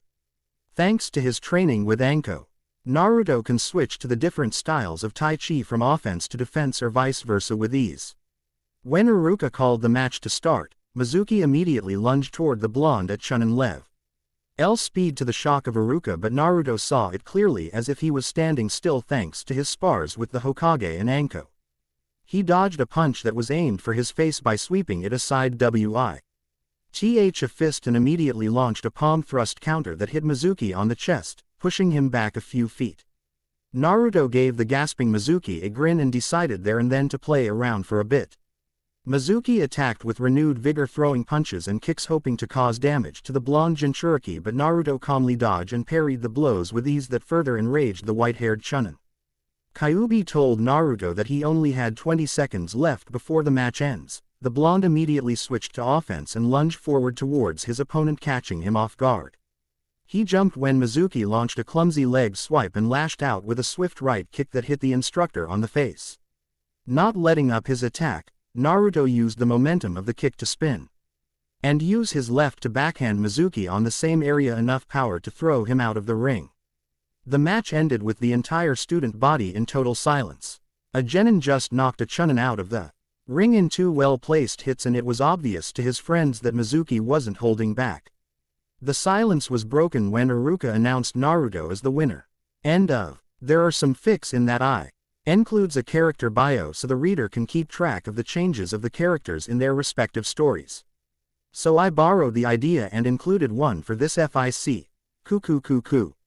Character bio. Name: Namikaze Uzumaki Naruto. Age: 13. Affiliation: Konohagakure no Sato, village hidden in the leaves. Rank: Academy student. Bloodline: Chakra magic, unofficial designation since it's not registered. Weep on ebony and ivory chakra-powered guns. Techniques: rapid fire, low-powered chakra bullets to cause blunt force trauma. Twin explosion, 2 guns. Overpowered chakra bullet that explodes on contact, Aya. CH bullet is equal to 5 exploding tags in power. Rail gun, 1-2 guns. Uses electricity produced by lightning chakra to enforce and accelerate the bullet to cage level speeds, amplifying its piercing power. Weapon: chakra chain armlets, X2. Techniques: bloodline abilities: teleportation, transformation, creation, chakra shield, semi-sentient. Minor fire manipulation, fireballs. Telekinesis, flight taijutsu, taichi ninjutsu, cage bunshin no jutsu, henge no jutsu, kawarimi no jutsu, futon, grand breakthrough, futon, wind blades, genjutsu. No abilities in genjutsu except for detection and dispelling. Mission stats: S rank 0, A rank 0, B rank 0, C rank 0. D rank 0. Phew, another chapter. My muses are working overtime. But before you read on, check out my replies to the interesting reviews I have from the readers. Mei Doom. Yes, Nen is only mentioned in Hunter x Hunter, but I'm sure there are other mangas out there who have variations, like Aura, Psychic, etc. Crescent Melody. No need to worry. I dislike harem as well. Even if I do have fun reading them, as long as the story checks out, I'm not really good with smut. Lightning Blade 49. Thanks for the compliment. I'm not sure how I can incorporate that ability in the plot, but if you have an idea, please let me know. Konotaken 603. Sorry for the cliffhangers, but you can never deny the fact that it makes the story much more interesting. Creepy, but I kinda stuck, so meh. Closing parenthesis. Feiya Sakura. I think adding bleach abilities to Naruto would be overkill at this point. I don't want to make him too strong after all. Addis. Naruto with an animagus form. I don't think there's need, but it's a cool idea to consider. Oregon Ducks. He can already turn invisible, refer to where he infiltrated a bandit camp and stole their loot. Again, learning. Mind Arts is a cool addition, but I don't know how to integrate that into the plot. If you have an idea, let me know. Now that's over and done with. On with the story, etc. Give credit to where credit is due. Kyuubi told Naruto that he only had 20 seconds left before the match ends. The blonde immediately switched to offense and lunged forward towards his opponent, catching him off guard. He jumped when Mizuki launched a clumsy leg swipe and lashed out with a swift right kick that hit the instructor on the face. Not letting up his attack, Naruto used the momentum of the kick to spin and use his left to backhand Mizuki on the same area, enough power to throw him out of the ring. The match ended with the entire student body in total silence. A genin just knocked a chunin out of the ring in 2 well-placed hits, and it was obvious to his friends that Mizuki wasn't holding back. The silence was broken when Iruka announced Naruto as the winner. Uzumaki Naruto, Konoha's wizard. Everyone went back to the testing room to await the final portion of graduation exam, ninjutsu.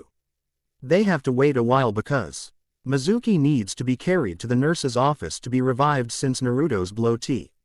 Oh, the face shocked the white-haired instructor so much that he lost consciousness, though what they didn't know was that Naruto enhanced his strength using chakra magic just to get even with the traitorous Shinobi. It was 30 minutes later that Iruka came in with an angry Mizuki in tow, who was quite put out that his plans to fail the blonde Jinchuriki backfired on him. The worst part is the humiliation of getting knocked unconscious by an academy student who hasn't even made genin. Yet, he swore revenge and would be damned if he can't fail Naruto on the next part of the exam. "Quiet everyone," called out Iruka. Thankfully, the rowdy students complied. "Thank you. The final portion of your exam is ninjutsu. You will be asked to come in front to demonstrate the 3 basic academy jutsus taught to you during your attendance here in the Konoha Shinobi Academy, namely Henge no Jutsu, Kawarimi no Jutsu, and Bunshin no Jutsu. When your name is called, please come to the front and demonstrate your mastery over the basics." Over the course of the exam, Naruto noticed that a lot of the civilian students failed. Some didn't get the details right in their henge, some failed to properly Arimi themselves with any object in the room, though many were able to master the Bunshin no Jutsu since it didn't take much to create an illusionary clone. Of course, the clan heirs were properly trained by their parents to master the techniques to make sure that they wouldn't embarrass the clan they are representing. They performed the techniques perfectly except for a few who utilized variations of their family techniques. Like Shino, who used a bug bushin instead of the illusionary one. Most created just 1 clone, but Sasuke was able to make 5 of them with ease, though Naruto doubted it. As because of competency, since the Uchiha has above average chakra reserves compared to his classmates due to his constant training, and his lack of control would have been disastrous in creating a single clone. Instead, he distributed his energy to create 5 stable clones instead of an overpowered one, which would have doomed him. As expected, his fangirls went all out in their praise, to the blonde Jinchuriki's amusement. Naruto's name was called after the self-proclaimed prodigy, so he stood up from his seat and walked up to the 2 instructors who were eyeing him, one with mirth while the other was full of hate. He ignored the latter and chose to give Iruka a smile.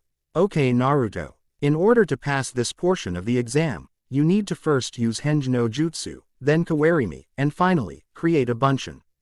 "Understood?" asked Iruka in a serious voice with his ever-present clipboard in front of him. "Gotcha, Iruka-sensei. Let me start things off." "Henge," called out Naruto, who was suddenly covered in smoke which dissipated after a few seconds to reveal Mitarashi Anko in all her seductive glory, which means that she wasn't wearing much, that caused both Iruka and Mizuka to sport a pair of nosebleed from the perverted sight. Wanting to cause more chaos for his 2 teachers, Naruto decided to act in an Anko-ish way that would drive his point home. He licked his lips, which appeared quite seductive in his Anko disguise. This time, Iruka and Mizuki was propelled off their feet by a massive nosebleed which caused the rest of the class to roar in laughter. Naruto dispelled the Henge and was smirking at the 2 downed chunin. After getting back on their feet and wiping the excess blood from their noses, the 2 instructors glared at the blonde for making a fool of themselves. "Next time, try to pick a more simple Henge, Naruto, but good job anyway. That was a perfect transformation.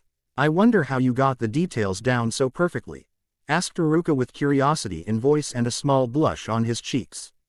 This caused Naruto to raise an eyebrow. It seems that Iruka has the hots for his adopted sister. Another opportunity for chaos caused the blonde to inwardly smirk. "Well, she usually hangs out at my place from time to time, or we usually spar with each other if time permits." "Why do you ask, Iruka-sensei?" he innocently asked his mildly blushing instructor. He didn't and to tell people that his adopted sister was living in his soon-to-be clan house, since that would cause the rumors to spread like wildfire. He needed to protect his sister's interests after all. "Oh, nothing. Just curious, that's all. Now, do a kawaii me would you? Please. Iruka remarked immediately since the blonde was smirking at him in a manner that made him nervous. Naruto nodded and flipped T. Hero the required seals and released his chakra to replace himself with someone he had in mind. In Naruto's place was one Mitarashi Anko who was about to remove her coat to reveal her chain mesh she. RT underneath, which showed a lot of her skin underneath. She wasn't wearing any bra. What the freak am I doing here? She bellowed while looking around. The girls in the room were giving her a glare while the boys were blushing like mad. Mizuki was sporting a nosebleed while Iruka was as red as a tomato. Anko turned to Iruka, leveling him an accusing glare. Well, she asked in a threatening voice. That promised untold pain if no answer was given. But before he could answer, Anko disappeared to reveal a smirking Naruto. Darn, I considered she was still in the kitchen, but I guess she was about to change to her sleeping clothes. Oh well, remarked Naruto, though the smirk never left his face. Iruka simply glared at the blonde since he knew that it was done on purpose. Naruto, for your final test, please do a bunshin. This time, do it right and no pranks, demanded Iruka in a testy voice. Prank? Who, me? I never. Naruto defended himself while putting on his most convincing innocent facade. But the slight twitching of his lips told everyone that the blonde was lying through his teeth. Just do the test so we can get this over and done with, remarked Iruka in a tone that promised untold violence if it wasn't followed. Fine, you guys can't take a joke. Kage Bunshin no Jutsu, called out Naruto, and 10 identical Narutos appeared behind the original. Iruka and Mizuka stared at the clones and the original in shock. The boy, a mere academy student, just created 10 shadow clones without even suffering from exhaustion. Right, you pass, Naruto, stuttered Iruka, who wanted to get this day over and done with so he can get wasted to forget the shock this day was giving him. However, Mizuki has other plans. Wait, Iruka, Naruto didn't do the required clones. He is supposed to do a bunshin, not a Kage Bunshin, explained Mizuki in an overly sweet voice. What do you mean, Mizuki? There's no such rule. He was, however, when Naruto stepped in. Well, there's no rule stating that an academy student can't do Kage Bunshin or any bunshin for that matter. In fact, if my version of bunshin is not acceptable, then Shino should have failed as well because of the different technique we used. Besides, the Hokage explained to me that I couldn't hope to create a regular bunshin due to my large chakra reserves unless I have control like that of Tsunade of the Sannin, explained Naruto in a business-like tone. This got a nod from Iruka and a scowl from Mizuki for having his plan thwarted, again. He is correct, Mizuki, remarked Iruka, then turned to Naruto and smiled. Congratulations, Naruto, you passed the exam. Please take your headband from the desk and go back to your seats so I can give some last-minute instructions. Naruto happily nodded to Iruka and picked out a black OHA headband from the pile on the desk before putting it on his head. He was about to go back to his seat when he felt a cold shiver run down his spine and sensed something horrible was about to happen to him. He was interrupted from his thoughts when the door of the testing room was blown out of its hinges to reveal a bloodthirsty Anko holding a kunai. She looked around the room until her eyes rested on a certain blonde who was sporting a frightened look. She gave him the most sadistic grin she could muster, which practically scared everyone in the room. Hold it right there, Gaki. You have some explaining to do, remarked Anko with a bloodthirsty smile on her face and licked the tip of her kunai in a way that made quite a lot of men in the room suffer severe tightening of their pants. Squeaking in fright, Naruto turned to Iruka and blurted out a "bye," before teleporting himself out of there to the shock of everyone in the room except for the enraged snake mistress. Anko was about to go after the blonde, but Iruka stopped her. Anko-san, please inform Naruto to come here tomorrow for team placement at 10 a.m., and don't hurt him too much, please, remarked Iruka with a sigh. Anko gave Iruka a sweet smile before patting him on the cheeks, which caused the academy instructor to blush bright red. Don't worry, Iruka-kun, I won't hurt him much, she remarked sweetly before using Shunshi N to disappear from the room to scour the village for the blonde prankster. The Hokage was currently enjoying the feeling of loosening muscles as he lounged around in his massage chair while his clone were working on the day's pile of paperwork. He was brought out of his reverie when a loud wail echoed from the forest of death. No, not there, not there. A ya hhhhhhhhhh. The Hokage looked at the direction of the forest and turned to his crystal ball to see what his favorite blonde was up to. What he saw made him pale and clutched his crotch as if in pain. He shuddered. Better him than me, he murmured before deactivating the technique to avoid the gruesome sight.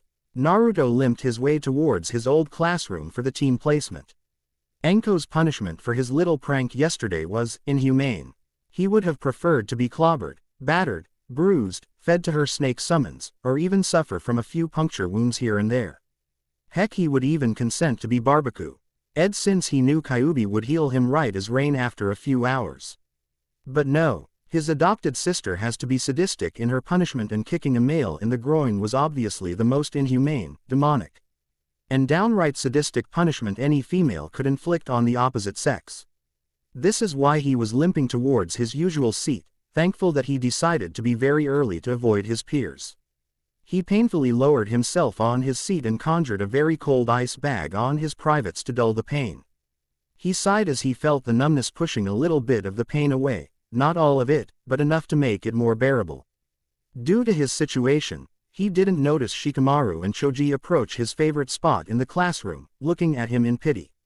Troublesome blonde. If you didn't pull that prank yesterday, then you wouldn't be suffering right now, the Nara-heir remarked lazily without any hint of remorse in his voice. Yeah man, you must have a death wish to do something like that, remarked Choji, though there was a slight blush on his face when he remembered Anko's figure yesterday. Naruto groaned as he leveled his friends with a look that simply remarked, drop it or else. Both shrugged and immediately sat beside the blonde and kept silent while waiting for the rest of the genins to arrive so the team placement could start. Why is the healing taking so long? Naruto mentally asked the Kyuubi, wincing slightly when a sudden pain lanced through his body when he shifted in his seat. I am doing the best I can, Kit. What that sadistic wench did to you was downright monstrous, remarked Kyuubi as he shuddered. He might be the all-powerful Kyuubi no Kitsune, but he was also a male, so he knew how painful it was to be kicked in the balls, multiple times. Is T here anyway for me to speed up the process? Maybe use my chakra magic to complete heal it, or maybe numb the pain? Asked a desperate blonde who was clearly in pain. No. Was that a question? Yes. I mean no. There is no way you can use your bloodline for this since you didn't bother to study anatomy. The human body is too complicated to play around with. You might do something wrong and permanently destroy any future chance of ever making your own family, remarked Kyuubi as he channeled every bit of chakra he could to the afflicted area to heal his container. Naruto winced, but the sudden action caused another bout of pain to lance through his body from his groin. Ouch! Groaned Naruto. Man it up, Kit. Why don't you man it up after enduring 30 minutes of being kicked in the balls by a sadistic kunoichi? Touché. Remind me next time not to play any pranks on Enko-ni-chan, remarked Naruto as he sighed when he felt a lot of the pain go away as Kyuubi's chakra finally did its magic.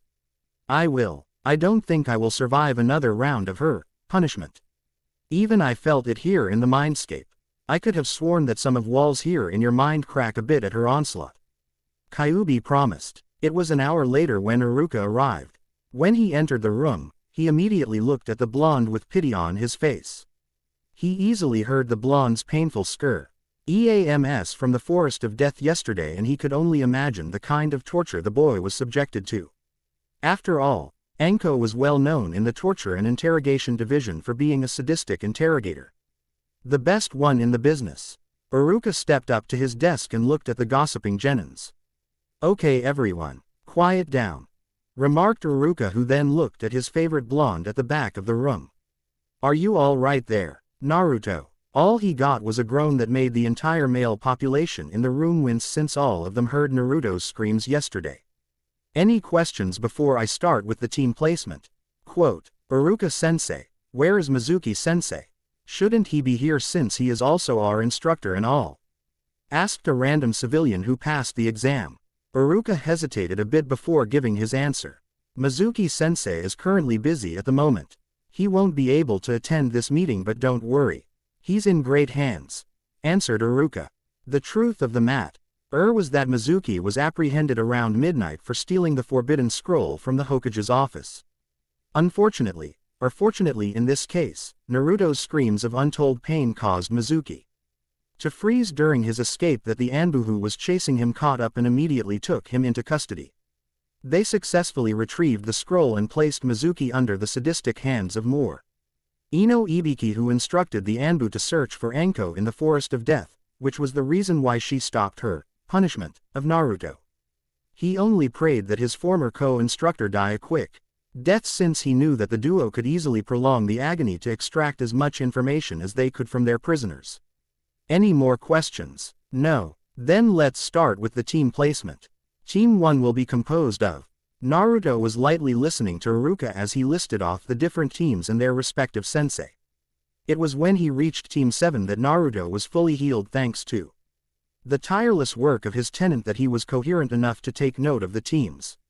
He only prayed that his inattentiveness didn't cause him to miss his name being called. Team 7 will be composed of Uchiha Sasuke, Haruno Sakura, and Sai. Your Junin sensei will be Hatake Kakashi. This caused Sakura to scream in delight as if she won the lottery. The male population winced at the volume of her scream, while females suddenly felt a bout of depression for not being partnered with their idol. Iruka sensei, who's Sai? Asked Sasuke, since he didn't know any classmates of his by that name. Sai is last year's graduate who was put on reserve since he didn't have any team during their team placement. Now he is placed on your team, explained Iruka while reading something from his clipboard that caused him to frown. Sasuke just nodded, accepting the answer, before going back to his brooding. Team 8 will be Aburame Shino, Inuzuka Kiba, and Hyuga Hinata. Your sensei will be Yuji Kurenai. Team 9 is still in circulation from last year's graduates. Team 10 will be Yamanaka Ino, Nara Shikamaru, and Akamichi Choji. Your sensei will be Sarutobi Asuma, he remarked as he placed the clipboard on his desk and let his gaze settle on Naruto, who was patiently waiting for his name to be called. Uzumaki Naruto, Hokage-sama told me that you will need to go to him ASAP for your team placement. He didn't tell me why, but all I got from him is a note saying, it's connected to the thing we talked about 3 years ago, explained Iruka while giving Naruto a questioning look. Naruto returned Iruka's questioning stare with one of his own until he remembered his talk with the Hokage the other day concerning a promise when he attains Genin rank. He finally understood what the Hokage meant in Avenue Iruka a nod that meant that he understood the message. Can I go now, Iruka-sensei? I need to go to Hokage Gigi immediately, asked Naruto. Iruka shook his head and addressed the entire class. All of you are now Genins of Konoha, so do your best and make the village proud. You may now leave for lunch, but I expect all of you, except Naruto, to come back in an hour to meet your respective sensei.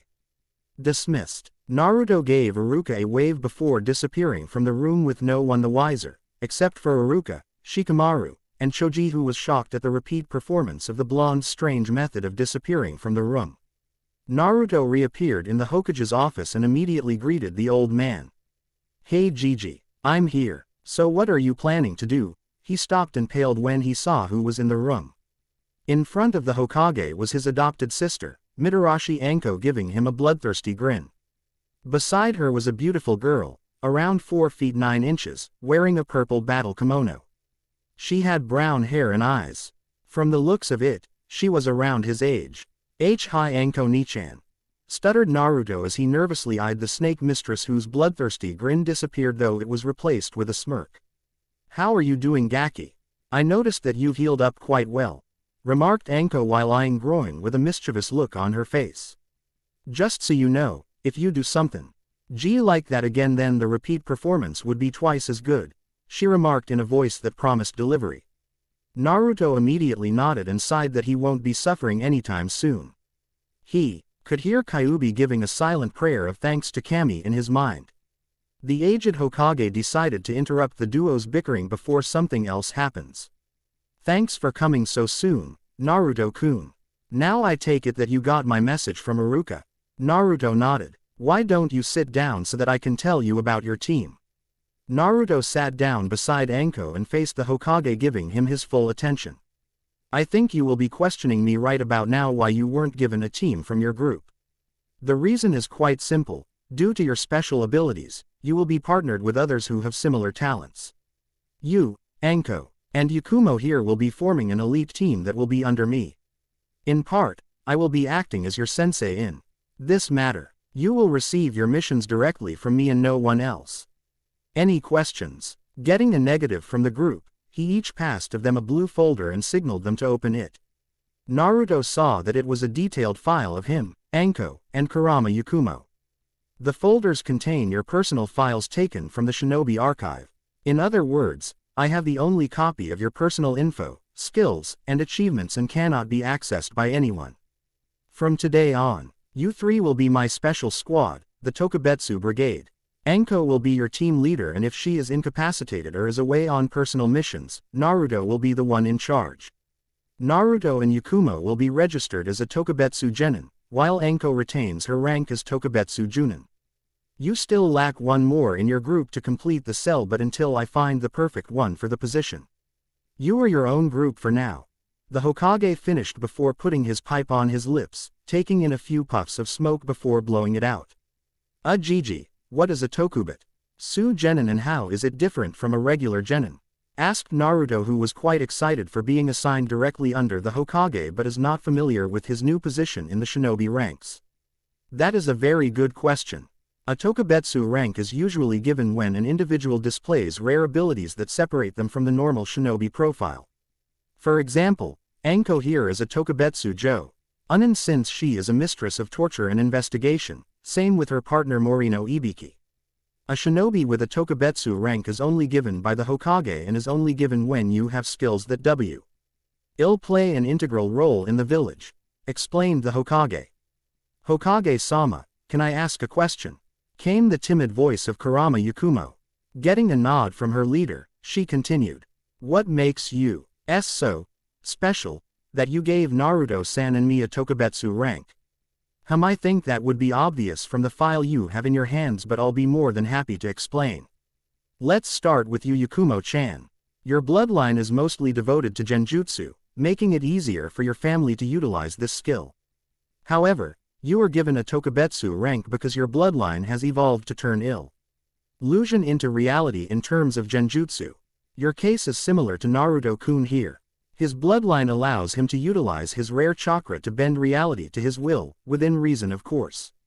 I'm sure he will be more than happy to demonstrate his bloodline to you during your training session with Anko, remarked the Hokage, but added the last part when a questioning look crossed the girl's face upon the mention of Naruto's bloodline. What do you mean exactly when you say that we will play an integral role for the village, Gigi? Asked the blonde Jinchuriki. It means that you will be taking missions or tasks that will be of sensitive matter. Your mission's profile will be flexible. Tokabetsu Brigade will be assigned different missions that I deem you ready. You may be tasked for assassination, infiltration, backup, or even as frontline fighters during a war. Your group will be considered as a combination of tracking, recon, attack, and demolition squad due to your individual abilities. Remarked the Hokage with a smile on his face, since his group were asking the right questions. Does this mean that you will be assigning us D-rank missions? Asked Anko with distaste. The Hokage shook his head. No. The purpose of D-rank missions is to promote teamwork and camaraderie between genins in a team. However, you, Anko, will be in charge of training each other's skills for both teamwork and bonding. The method is all up to you as long as the missions I will be giving you will be successful. Anko nodded with a smile on her face. She never did like D-rank missions since she considered of them as chores instead of actual missions. She vowed to come up with a program so she can test her team's ability to work together, as well as come up with a base for their abilities to fit well with different types of missions. Now to explain further how the team will function. Anko specializes in stealth and assassination. Her techniques and abilities make her a great close to mid-range fighter. Not to mention that her summons fit well with her line of work. Naruto, on the other hand, is capable of close, mid, to long-range fighting because of his skill set, making him the most versatile part of your team.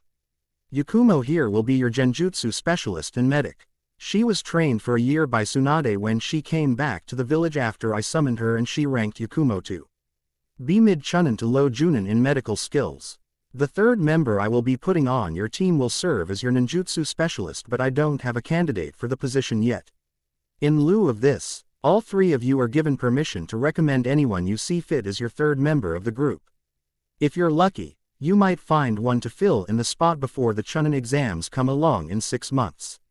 So when will we be starting missions, Hokage-sama? Asked Anko. I think I'll give you a week to get your team up and ready with their teamwork. Submit to be a plan of your training program and give me daily reports of their progress. I will call on you if I deem you ready for a mission. Are there any questions? He asked the group in front of him, quite proud of how each of them turned up. Anko, Naruto, and Yakumo shook their heads, so the Hokage dismissed them to get started with their team meeting. Tokabetsu Brigade worked like a well-oiled machine after spending 2 weeks in Anko's training program. After the meeting with the Hokage, Naruto teleported his team to his house in Training Ground 43 so they could introduce themselves better, though it's more like Anko and Naruto introducing themselves to Yakumo, since the two have already known each other for more than a year. Of course, being the owner of the house, Naruto cooked them a tasty lunch which both females complimented him much to his embarrassment. Afterwards, they introduced each other to start the team dynamics. Naruto found out that Yakumo Kurama was the same age as him and born as the sole heir of the Kurama clan. However, she was possessed by an evil spirit at a young age who sometimes takes control of her body to attack people, usually by utilizing her genjutsu talents on unsuspecting victims, by putting them in the worst forms of mental torture that usually left them with a broken mind. The last straw was when the spirit attacked her genjutsu teacher, Yuhi Kurenai, which forced the Hokage to seal her abilities so the demon won't be able to utilize her talents to wreak havoc on her clan. This was also the reason why she was restricted to her room in the Kurama clan compound to avoid hurting the Konoha public. However, the Hokage brought over Jiraiya to seal the spirit to the deep recesses of her mind with no hope of escape while unsealing her abilities. Sealing was the next best thing, since there was no way to drive it out since it was already anchored deep into her soul. After successfully sealing the malignant spirit, she was then trained on the basic shinobi skills before being apprenticed under Tsunade of the Sannin to learn the medical arts to serve as both medic and genjutsu support for Tokabetsu Brigade. After almost 2 years of training, Yakumo's shinobi capability was ranked from mid-chunin without her genjutsu but bumped up to mid-junin when she utilized her abilities. Of course, she demonstrated her unique illusions to Naruto and Anko when they want to know the uniqueness to her bloodline. They could never find out how they got wet by a mere illusion. They talked for the rest of the day, mostly playing 20 questions. Anko and Naruto asked her personal questions, as well as those regarding her shinobi training.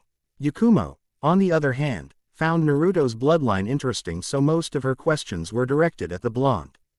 Anko didn't seem to mind since she already had the file given to her by the Hokage to peruse later, and the 2-week training program will be plenty of time to get to know their new teammate. The first week of training was on getting to know each other's abilities better, followed by teamwork exercises where Anko assigned the two to hunt specific animals in the Forest of Death. Yakumo was a bit concerned regarding location of their training ground, but Naruto assured her that the place is a home away from home for both him and Anko.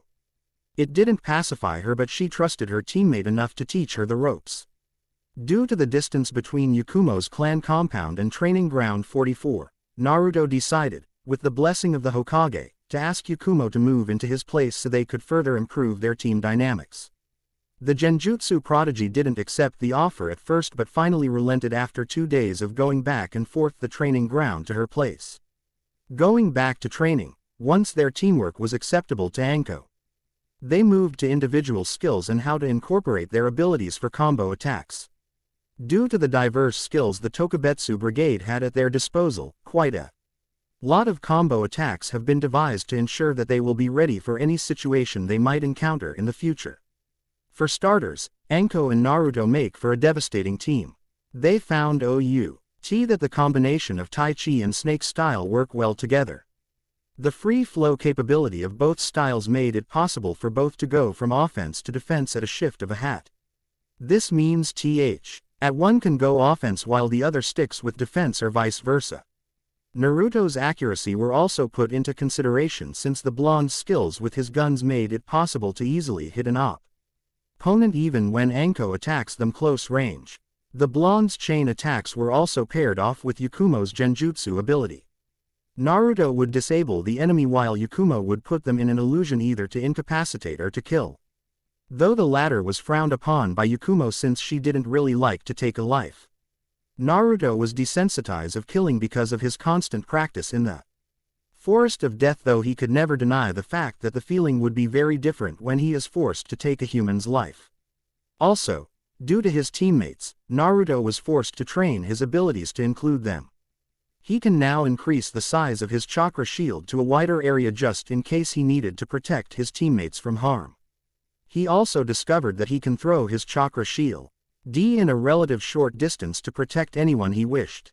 This was made apparent when Naruto, in desperation, surrounded Yakumo with a shield when she was about to get hit by Anko's snake summon. Yakumo survived the attack, obviously, but the snake sported a headache due to the impact with the impenetrable barrier. He also improved his telekinesis to the point that he can now fly along with his teammates, though the control would still be up to him. Anko proudly declared that this would greatly cut down on travel time if they need to go out of the village for a mission. One ability that Naruto have that Anko and Yakumo didn't like was his teleportation. They didn't like the feeling of being squeezed when Naruto practiced with them. It was quite disorienting. The only solution they could see up with was to get used to the feeling until they could ignore it. In the end, Naruto had fun taking the two for a ride in random locations in Konoha until to the point that they don't stumble when they arrive at their destination. Weaknesses were also revealed during their 2-week training session. Anko's main weakness was her bloodlust.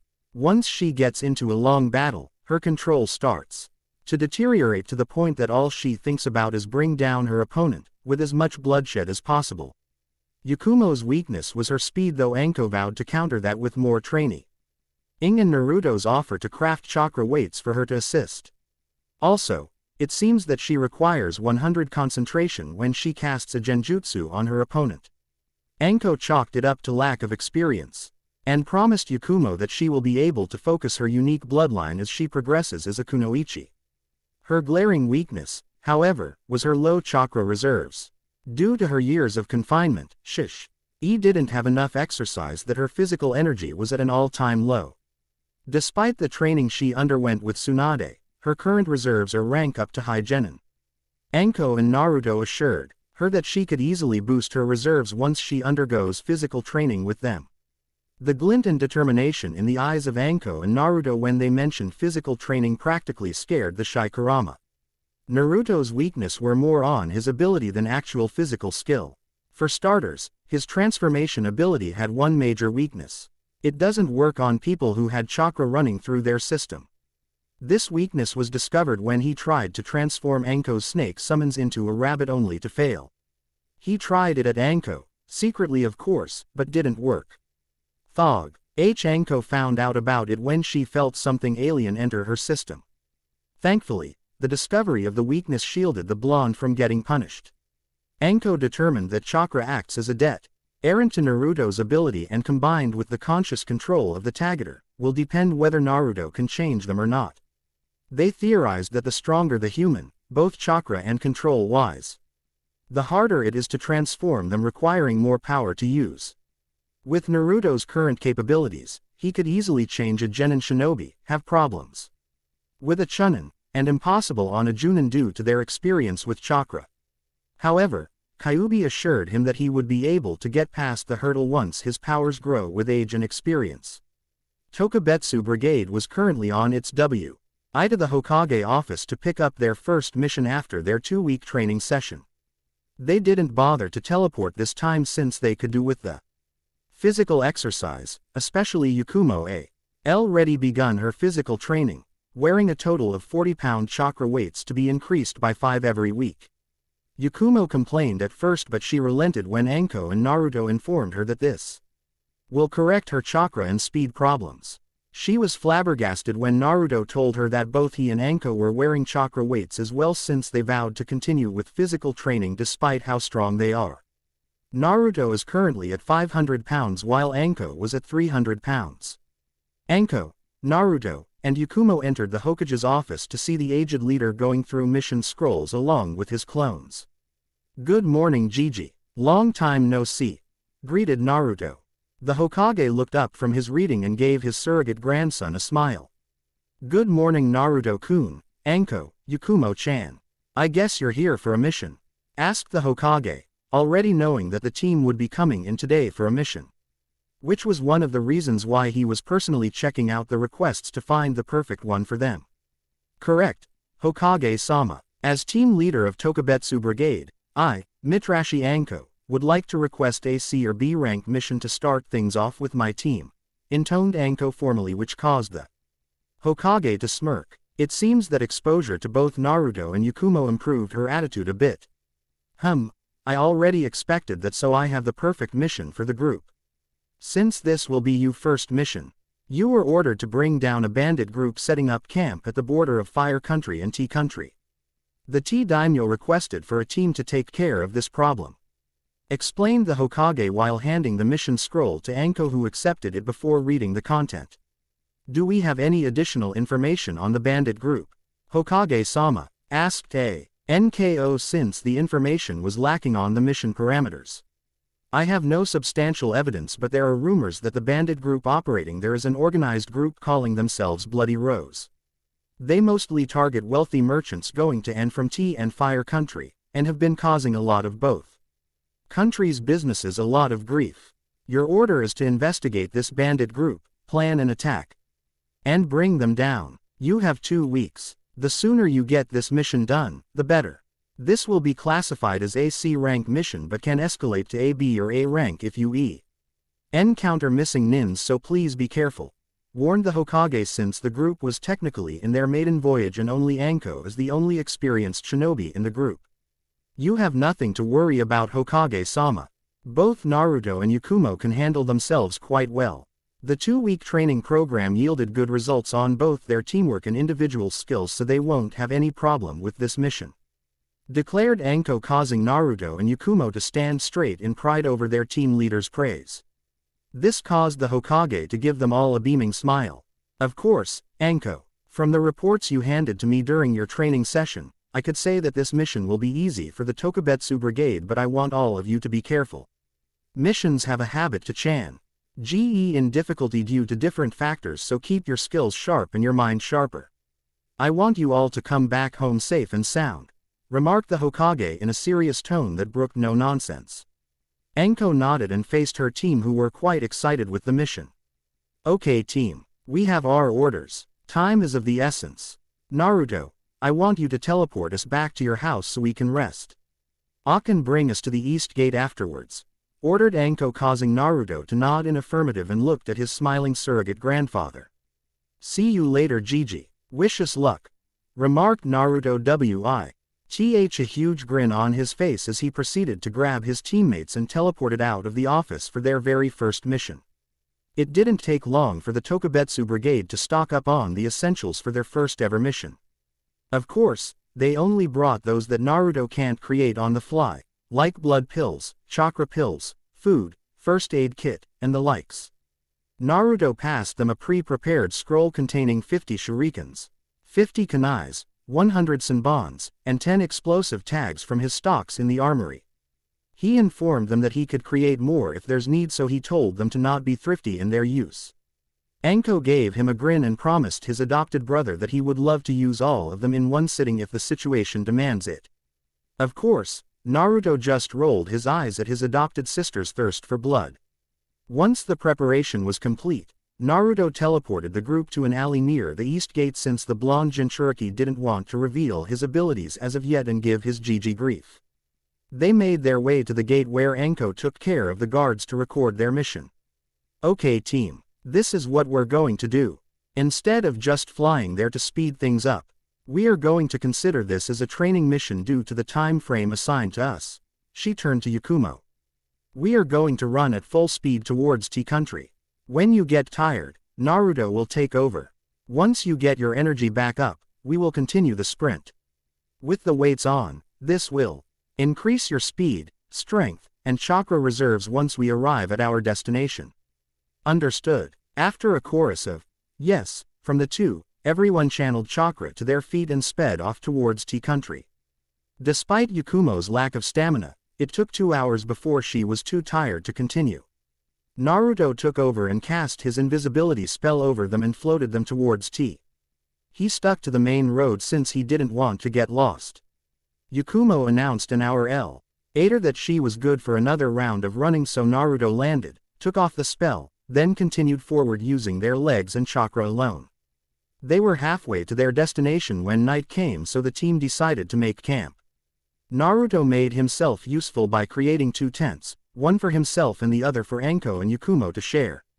Naruto cooked dinner since he brought plenty of supple, i.e. since he knew that Anko hated ration bars with a passion.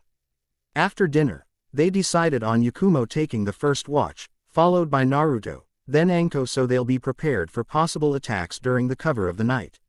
It took them 3 days to reach the capital of Tea Country. Despite the slight delay, Naruto and Anko could see the difference in Yakumo when they entered the gates. She could now last for 4 hours in full sprint before getting tired. When they reached the capital of Tea, her weights were already at 15 pounds each. Naruto and Anko marveled at the sudden increase in her stamina. So Yakumo explained to them that her apprenticeship under Tsunade made it possible for her to increase her healing rate through excellent chakra control. Before they could start collecting information on the bandit group, Anko decided to pay the Tea Daimyo a visit for the possibility of getting new information for them to work on. It didn't take long for the guards at the gate to summon a detachment of samurais from the daimyo residence to escort the group to meet their leader.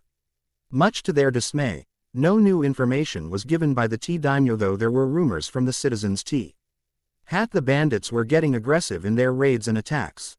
Just last week, one of the fishermen's village located at the coast of Tea Country was raided, which resulted in some deaths, the 2 samurai guards acting as guards of the village, and a lot of property damage. Food, jewelries, money, and important documents were taken by the bandits, leaving the villagers destitute. They left the daimyo residence an hour later after finalizing the mission parameters with the leader of Tea Country. They decided to rest up for the night and proceed with their information gathering. Tomorrow at first light, they booked 2 rooms in a hotel and took to bed early. The next day was spent gathering information from the citizens. Anko, Naruto, and Yakumo separated after eating their breakfast and donned their disguise to blend in better with the populace. All 3 of them agreed to meet back at their rooms in the hotel around lunchtime for debriefing. Tokabetsu Brigade was having a debriefing in Naruto's room after they had a filling lunch in a restaurant adjoining the hotel. As usual, Anko started the sharing of information. I didn't get a lot of information, but it seems that the bandit group started 3 months ago. They started small at first, robbing small-scale merchants that took to the roads from Tea to Fire Country. However, it was only a month ago when they started getting aggressive.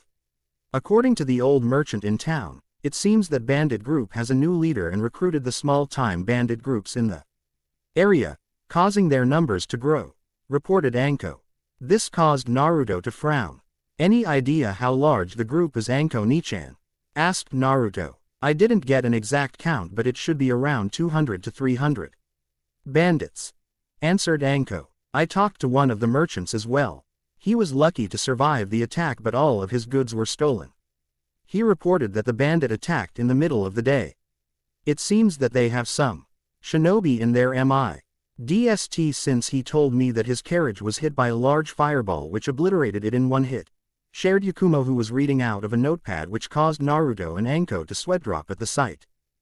From the size of the fireball, I would say the Shinobi who created it should be high genin to mid chunin in strength. If the coach was destroyed in one blast, then I would assume that it's the latter, mused Anko, then frowned. The mission just bumped up a grade. If there are bandits with Shinobi training in their midst, then it would safe to say that they're missing nins. Depending on their actual numbers, this mission could be an A rank. So this means that we need to scout the area and locate the camp and infiltrate to find out their exact numbers and strength. It wouldn't do well for us to just barge in without a plan, especially if they have missing nins in their ranks, remarked Naruto, already formulating a plan to determine the exact location of the bandit camp. You have any idea how to find their camp, Naru-chan? Anko remarked sweetly to her adopted brother, who gave her a look. How many times do I have to tell you not to call me that? Growled Naruto. He really hated being called such a childish nickname. Anko smiled broadly. I don't know. I lost count after 100. Coo, remarked Anko with a smirk. Naruto gave her a look of disgust. That's so disturbing, remarked Naruto while giving her a mock glare.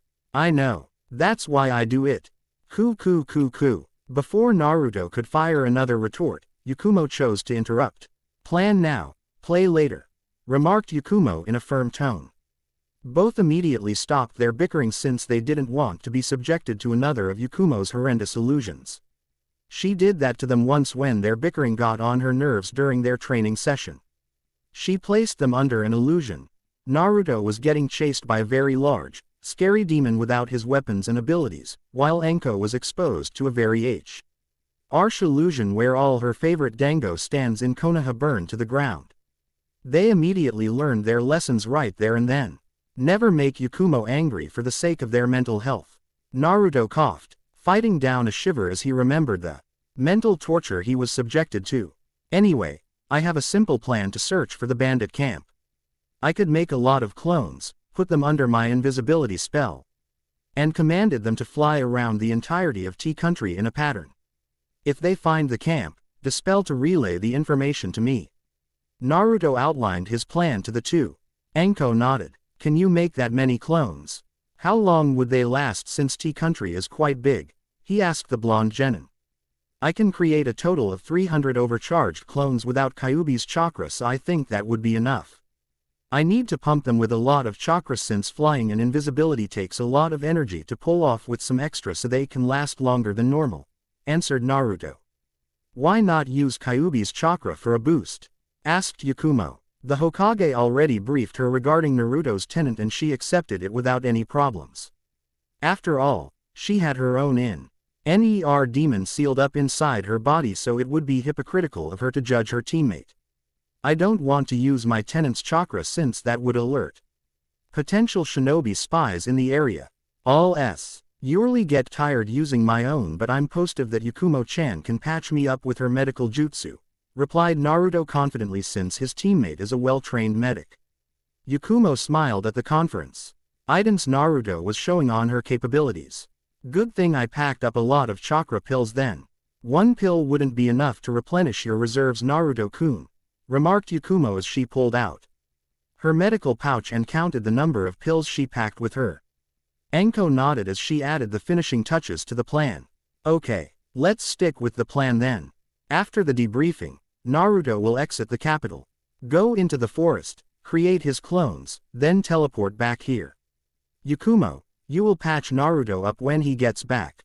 He needs to be conscious until one of his clones dispel so he can immediately get the memory without having to dig it up in his mind.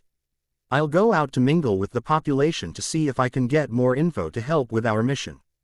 Naruto and Yakumo nodded and prepared to get the mission started. Another chapter done. Next chapter will be tomorrow or the next day depending on my availability. Character bio. Name: Namikaze Uzumaki Naruto. Age: 13. Affiliation: Konohagakure no Sato, village hidden in the leaves. Rank: Tokabetsu Genin. Team affiliation: Tokabetsu Brigade. Teammates: Mitarashi Anko, team leader Kurama Yakumo. Bloodline: Chakra Magic Unofficii. AL designation since it's not registered. Weapon: Ebony and Ivory chakra-powered guns. Techniques: rapid fire of low-powered chakra bullets using ebony and ivory together to cause blunt force trauma. Duration depends on Naruto's chakra reserves. Twin explosion, 2 guns. Overpowered chakra bullet that explodes on contact. Each bullet is equal to 5 exploding tags in power. Rail gun, 1 to 2 guns. Uses electricity produced by lightning chakra to enforce and accelerate the bullet to cage level speeds, amplifying its piercing power. Weapon: chakra chain armlets X2. Techniques: chain jail. Uses chakra chains to bind an opponent's bloodline abilities. Teleportation, single to mass teleportation. Currently maximum of 3 including Naruto himself. Transformation. Creation. Chakra shield, semi-automatic defense, area defense.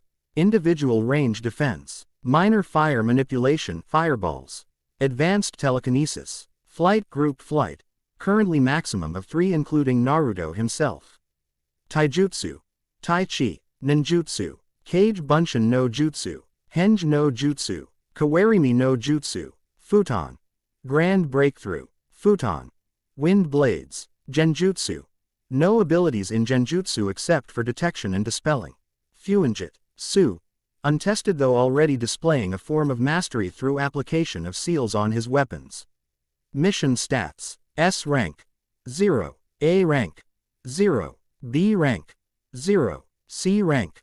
0. D rank. 0. Ability limitation. Transformatio. N.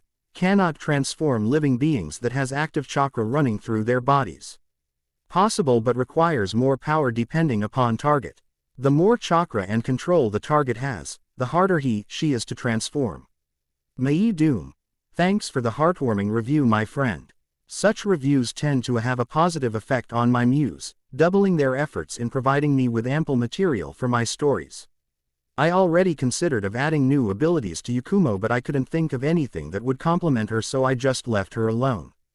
Regarding their third teammate, a summoner, is a great idea, and I can only think of one ability in the Naruto verse that can do multiple summons. I'm cool with animal summons, but I wonder if I can incorporate elemental summoning to the FIC. Anyway, keep those ideas coming. Wazoo. I'm not really complicating the mission, but every plot in my storyline will spur the character to develop. Besides, it's somewhat boring to read fast-paced battles without any definition at all. Readers tend to visualize what they read, and I want to make sure my readers enjoy the battle as they read. Faya Sakura. No, English is not my primary language, though I have years of experience in writing articles for part-time work. However, this is my first time writing a story, so the tenses tends to get scrambled a bit. Yes, I would like to have a beta reader. So, any takers? Sorry. Can't help inserting the evil laugh in. Helix Rosario. A gunblade is definitely possible, but maybe in the future. I already considered about this since FF8 is one of my favorite FF games. Let's face it, Naruto is still young in my FIC and has plenty of room to improve and expand his abilities. It's not really that fun to start the story with the main character Super Po. RFUL that can bring down S-class shinobis with just a twitch of his fingers. For me, a good plot allows the character to build his strength through the storyline. So there. Addis. If you noticed during the creation of the guns, Kato kept it a secret from his daughter. From Tenten's wordings, she doesn't know what it is. But I'm sure Kato will be able to recognize his creations, and Naruto will have to explain it to him.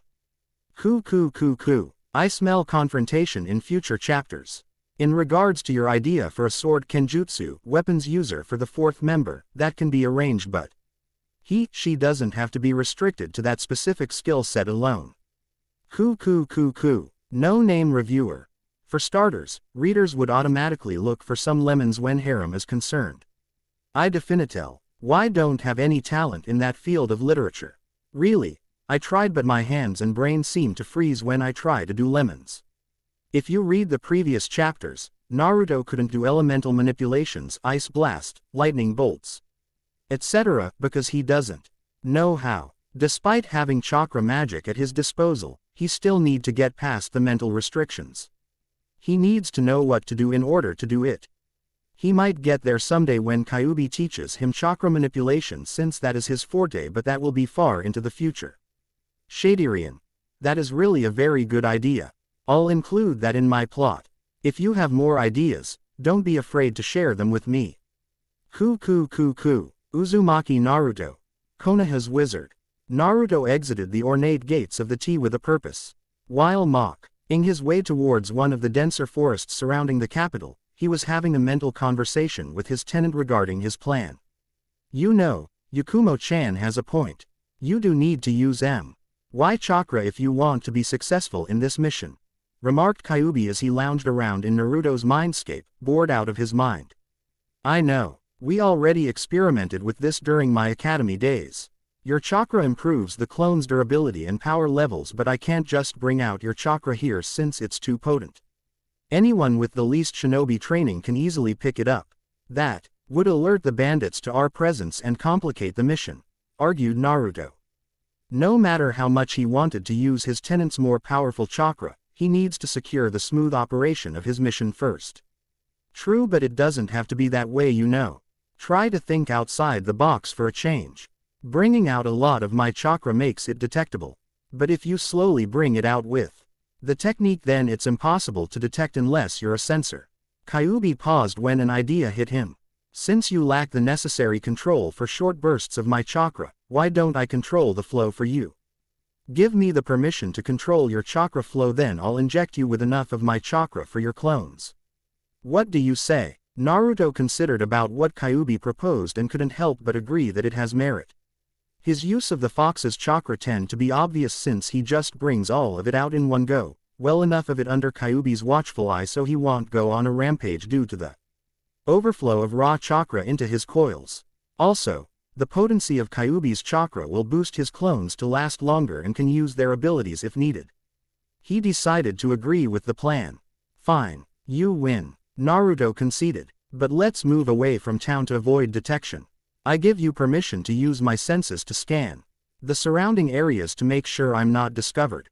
Great, let's get a move on then and get this show on the road, declared Kyuubi with a little bit of excitement while sending a little bit of his chakra to connect to Naruto's senses.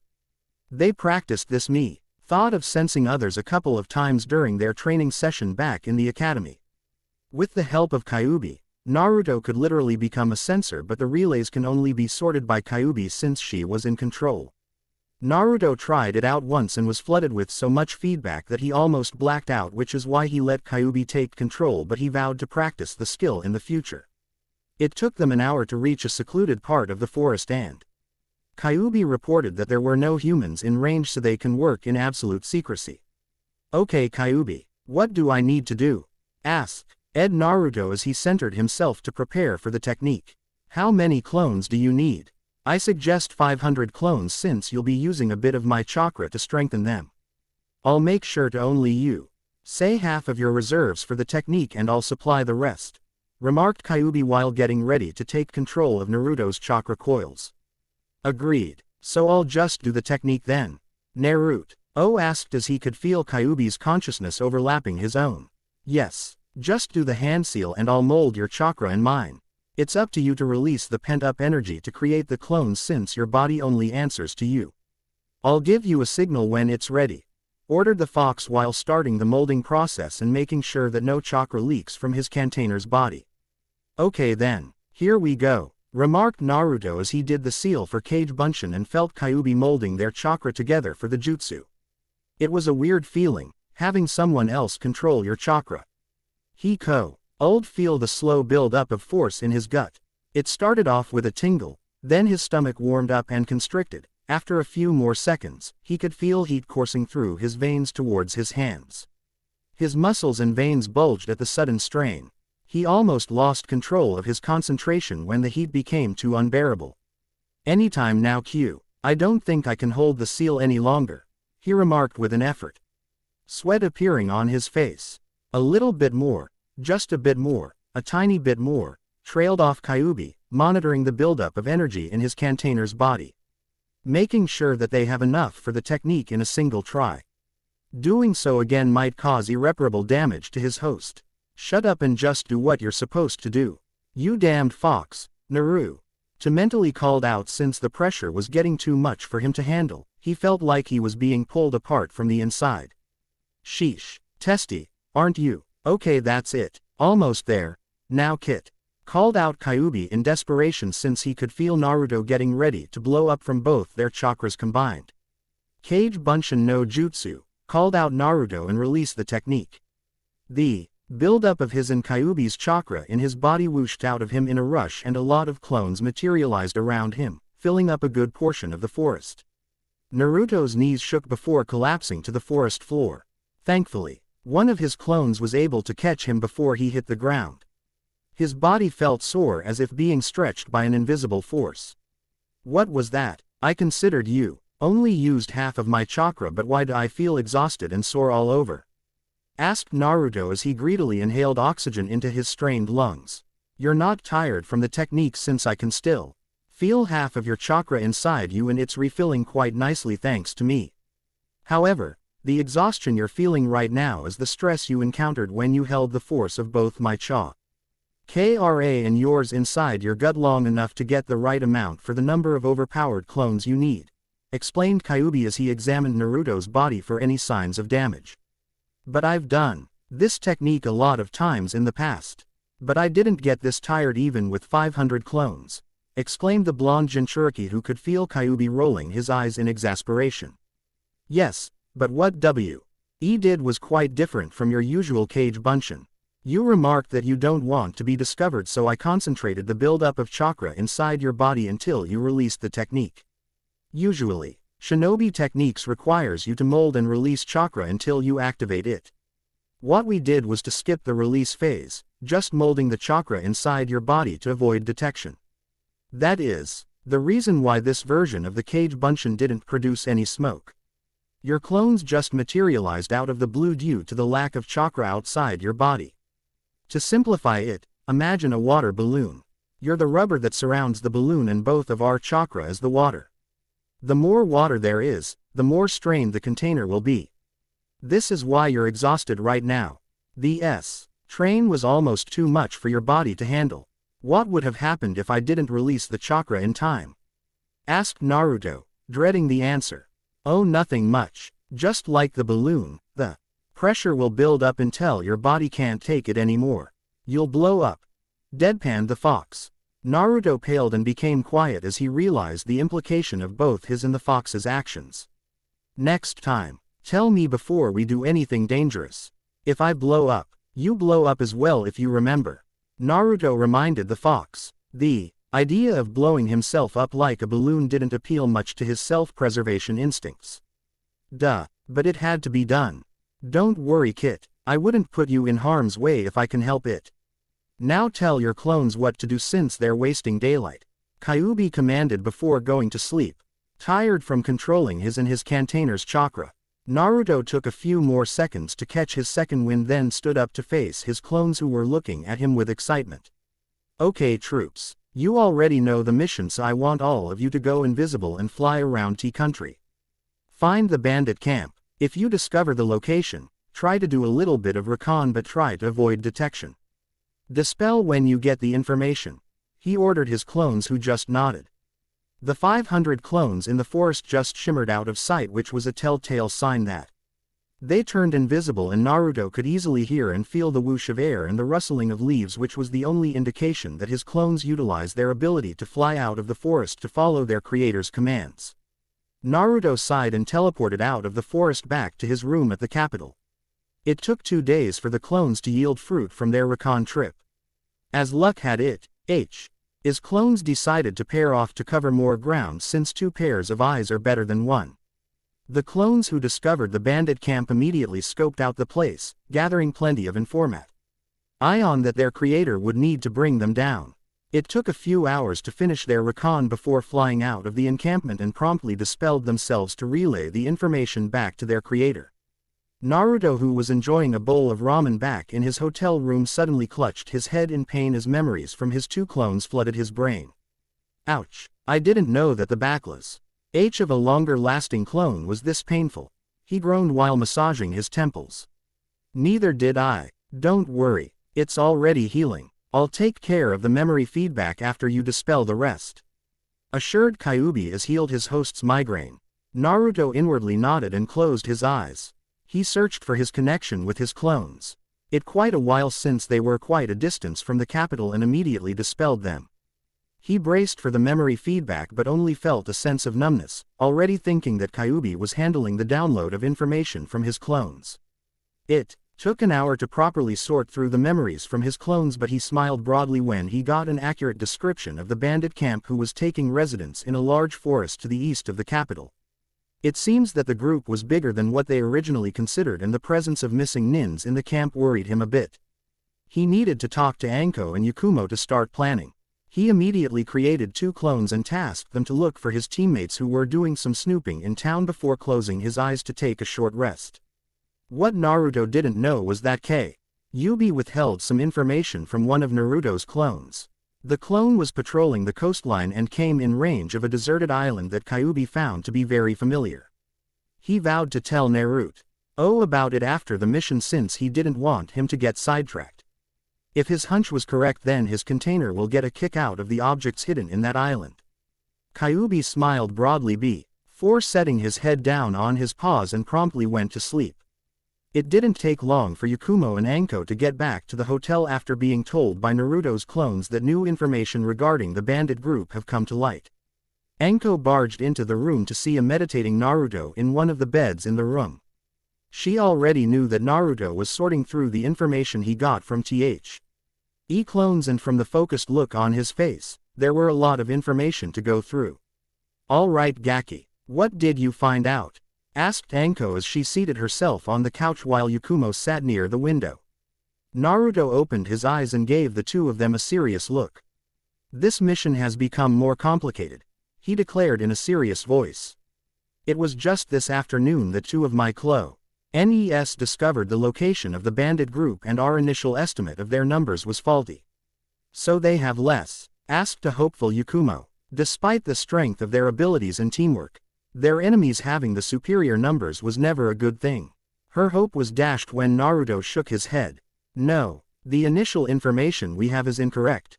It seems that they branched out and dominated the bandit groups in both Fire and Tea Country into one solidified unit. They have around 700 members." This information caused Anko to grunt in annoyance and Yakumo to gasp. "We're just lucky that there are only 8 shinobis in the group, and from what my clones were able to find out, their strength varies from low Genin to mid Chunin, except for the leader who is at low Junin at best." "Any identification?" asked the snake mistress curiously. "I didn't get any names, but I was able to determine where they hail from. The leader is from Mist, so we can assume that he has a bloodline or something, since it takes a lot to subjugate 700 bandits. And 7 shinobis despite their ranks. The other 7 is a combination of Iwa, Kumo, and Suna," reported Naruto as he recalled the slashed headbands the missing nins were wearing. He didn't see the logic in wearing their headbands after becoming missing nins. That would only make them a target if ever discovered. "You think we should ask for reinforcements? Despite our individual and team strengths, taking on 700 bandits, not to mention the missing nins in the group, will be too much for us to handle," mused Yakumo while taking a mental inventory of her medical supplies to see if she had enough for a large battle. Anko shook his head in negative to Yakumo's plan. "That is not possible, and if it was, I don't think we will need reinforcements.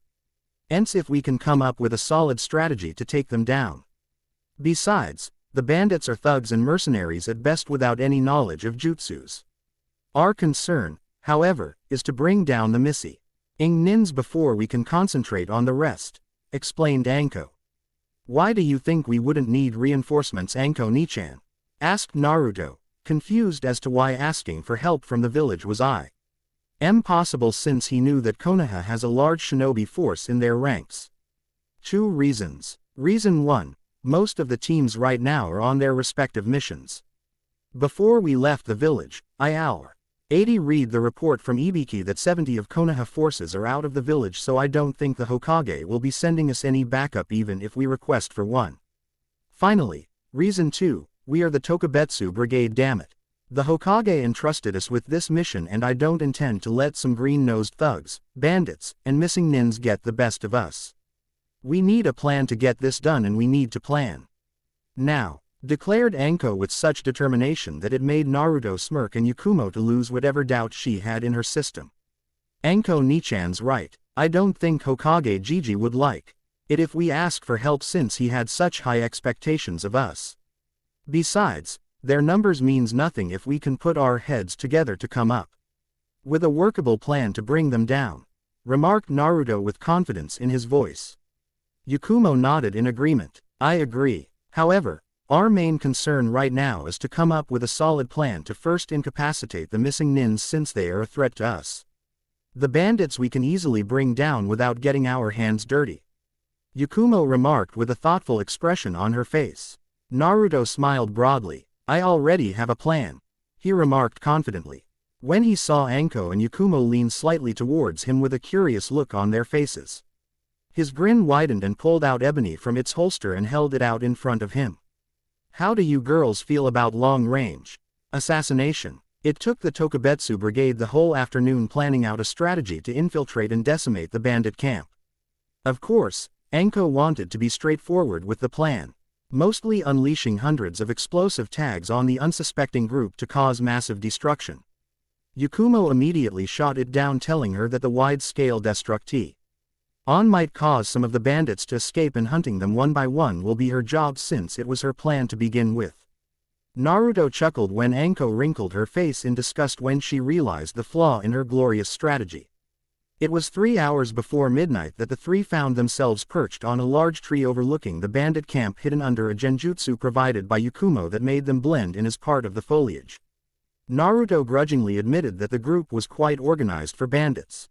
He assumed that it was due to the renegade Junin putting a lot of considered into turning his ragtag group of bandits, thugs, mercenaries, and missing nins into a workable fighting force. Any questions regarding the plan? Asked Anko with excitement, since she was looking forward to the bloodbath about to occur on the camp below. Naruto and Yakumo shook their heads, indicating that they already know what to do. Anko nodded, then jumped down from her perch to get started on her part of the plan. Naruto looked at Yakumo. Are you ready, Yakumo-chan? He asked his teammate. Ready and waiting, Naruto-san. Let's get this show on the road. The faster we get this done, the better. And to relax in our hotel room before we go back to Konoha, remarked Yakumo in a determined voice. Naruto smiled broadly, since he knew that the genjutsu prodigy was excited to get their first mission done.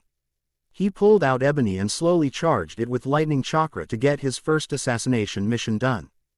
Great. Once the leader is down, I'll teleport us to the middle of the camp with shields up.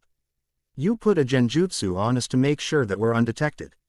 Anko Nichan will come barging in from the front while I take down the rest. Just make sure you tell me in advance if you're running R of chakra all right. Seeing Yakumo nod, he carefully hefted his gun and pointed it to the camp, and taking careful aim of the Junin, who was currently enjoying a drinking spree with the rest of his missing nin buddies. Grinning at finding his target, he lifted his gun and took aim. He was lucky that the target was within his range, or he would have had problems making sure that his shot would hit its mark. Sensing the electricity in ebony was at full capacity, he took careful aim while putting chakra on the sole of his feet so he won't be thrown back by the recoil of his technique. After the preparations were finished, he took a deep breath and steadied his hands before pulling back on the trigger. The electricity-reinforced bullet shot out from ebony's tip at blazing cage-level speed, leaving a trail of light that everyone could see. Too bad that the bullet was faster than the Junin, so he was caught unawares when the bullet pierced his head and exited at the back, hitting the ground behind him, causing a small explosion. Naruto's target dropped his head on the table with a loud thud, dead, causing his drinking buddies to call out in alarm. A loud explosion at the entrance of the camp was their only warning that they were under attack. Anko summoned all kinds of man-sized snakes to encircle the camp. She was lucky that the encampment had a tall fence surrounding it, or the constant appearance of smoke from her summoning would have alerted everyone of her presence. After summoning 24 snakes to make sure that none escaped the purge, she summoned a much bigger snake that appeared underneath her feet, effectively placing her on its head. She smiled broadly and pulled out a kunai from her coat and wrapped an explosive tag around the hilt. It was one of the few experimental tags Naruto perfected during his studies in Fuinjutsu. Unlike the normal explosive tags sold in Shinobi stores, this one was far more powerful. She looked up to the tree Naruto and Yakumo was perched, waiting for the signal to start her role in the attack. It was a minute later when she felt the discharge of Naruto's rail gun and saw the clear trail of chakra that connected the bullet to the gun. With a large grin, she patted the snake on the head, signaling it to advance, and threw the explosive kunai at the large gate. She channeled a little bit of chakra through a ram seal and detonated the explosive on the kunai with a large boom that blew the gate to splinters. Using that as a signal, the large snake rushed off to the downed gate for a late-night snack with a grinning Anko on its head. After the successful assassination attempt, Naruto grabbed Yakumo by the shoulder and teleported the both of them to the middle of the camp. Once there, the blonde immediately put up his shield, at full power to make sure nothing can pierce it, while Yakumo flipped through a series of seals before calling out her technique. Ninpo, mirage of the one-eyed god, she murmured and released the technique. Naruto's shield shimmered a dull orange glow before returning to its normal bluish hue. The genjutsu was a few of Yakumo's creation that can be collaborated with Naruto's shield. Using the chakra shield as a medium, the genjutsu will constantly release a pulse of chakra that disrupts everyone's perception, making it look as if the enemy is looking at a hazy image, like a mirage. It doesn't really block out their presence, but the hazy effect can make it difficult for people to attack them using projectiles and range jutsus. It is a supplementary technique to further protect those inside the shield just in case a powerful technique is flung their way that the shield cannot withstand. Naruto saw the activation of the technique, so he immediately pulled out ivory from its holster. He charged both guns with a constant stream of chakra and started raining bullets on bandits with pinpoint accuracy, hitting various spots to either incapacitate or kill whichever comes first. Thanks to Naruto's accurate aim, no bandit was able to escape the bullet shower except for a few who used their comrades as a shield against the range attack. Anko threw a kunai that hit a bandit right on the neck, effectively killing him. She ducked just in time to evade a katana swing from behind that aimed to behead her before launching a mule kick that hit remarked attacker on the chest, effectively throwing him towards a very hungry snake who just opened its mouth and accepted the morsel with delight before moving on to another victim. Grinning, Anko pulled out two kunais and flipped them on a reverse grip, one in each hand. Before wading through the group of bandits in front of her, slashing and stabbing with obvious relish as blood spurted from their wounds. Her thirst for battle increased with every bandit she killed. She was brought out of her bloodlust when a chakra bullet whizzed past her head, just missing her ear by an inch, effectively killing a bandit on the face who was sneaking behind her hoping to land a blow. Anko looked up to see Naruto pointing a smoking ivory at her with the tip smoking from the bullet discharge. "You might want to watch your back, Anko Nichan," warned Naruto as he switched targets and started raining bullets on the bandits, making sure that they don't get to reach the boundary of his shield. "Thanks, Gaki." Phase 2, asked Anko as she threw one of the kunai she was holding to her right, hitting a Kumo missing nin right in the face. Naruto nodded, absently noting that the number of missing nins in the camp was effectively cut down to 6. "Might as well. Are you ready, Yakumo-chan?" he asked the genjutsu prodigy without looking at her as he continued to rain bullets on the charging thugs.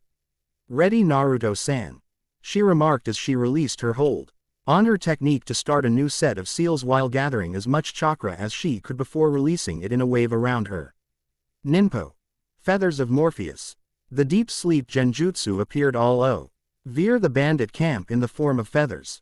Every bandit that was hit a flowing feather immediately fell into a deep sleep, never to wake up until such time Yakumo chose to release them from its hold. Thanks to shield that Naruto threw at Anko when Yakumo released her technique, she was unaffected. When the genjutsu took effect, Naruto immediately dropped the shield and nodded to Anko and Yakumo, before all three of them took off towards the east side of the camp where the rest of the missing nins were last seen. It didn't take long for them to arrive at their location to see the remaining nuke nins putting coins, scrolls, and other valuables on a large chest. Naruto just raised an eyebrow at the cowardly sight. My, I never knew missing nins could stoop so low. You bail out on your raids at the first sign of attack, or was it because your leader was killed in front of you? Naruto asked sarcastically as he returned ebony and ivory back into their respective holsters. One of the Hinobis wearing a slashed Iwa headband glared at Naruto while the others were eyeing the 3 Konoha nin with apprehension. "Shut up, Gaki, or I'll cut that tongue of yours. Tell me why you Konoha nins attacked our camp." Anko, Naruto, and Yakumo just gave the ex-Iwa shinobi an incredulous stare for asking such an idiotic question. "Are you retarded or just plain dumb? Dude, your group attacked a large number of merchants between tea and fire country. Finally the tea daimyo couldn't let this go, so he hired us to take you down. I think that would be obvious," Naruto remarked sarcastically, which caused the shinobi to growl in annoyance. Naruto gave the missing nin a smirk before launching a kunai to start the attack. The nuke nins scattered, but 3 of them were taken down swiftly with the collaboration of Naruto's chain jail, which he immediately materialized after launching the kunai to effectively wrap the 3 who wasn't fast enough to escape in time. Anko and Yakumo immediately descended on the trapped trio, hitting them on the back of the head, effectively knocking them out. That was anticlimactic, Anko remarked in disgust as Naruto dematerialized the chains from the unconscious group. Naruto gave her a grin while Yakumo leveled her a neutral stare. What? We went to all that trouble incapacitating the thugs so we can have a decent fight with them. Anko defended herself with a pout on her face. You can't expect everything to go according to plan, Anko-sensei. Besides, it's better this way. Less bloodshed, remarked Yakumo as she proceeded to tie up the prisoners. Why? Anko was looking at her as if she was crazy, who the genjutsu prodigy just ignored. There's still 3 of them, you know. Yakumo reminded Anko just to stop her from staring. I know, so let's get going, shall we? Remarked Anko cheerfully before speeding to her left where one of the missing nins was headed. Naruto didn't know whether it was luck or deliberate, but his Nichan just took off after the escapee, who was clearly stronger than the rest. Naruto looked at Yakumo, who nodded at him, knowing what they were about to do. Both teamed up and followed the 2 other missing nins, channeling chakra to their feet to catch up to their prey. It took her 5 minutes to saw his target jumping from tree to tree in an effort to get away from her. Anko immediately dropped her weights, and with a sudden burst of speed, appeared in front of her fleeing quarry. Deciding to be direct, she threw a chakra-enhanced kunai at the missing nin, who was able to dodge in time despite his surprise of seeing his pursuer seemingly to materialize in front of him. Both landed on a clearing in the forest, who Anko noted to be a perfect place for a showdown. The ex-Iwa shinobi sneered, I should feel lucky that Kono Ha sent one of their best to bring down our group. Mitarashi Anko, snake mistress of Konohagakure no Sato. Anko just smirked, pulling out a kunai and giving the tip of it a lick. My, I never knew I was popular. Now why don't you shut up and give me a fight to remember? She purred before flicking her kunai to the nin and flipping through hand seals. Kunai Kage Bunshin no Jutsu. The Sing. Le kunai turned to 10, which caused the ex-Iwa nin's eyes to bulge.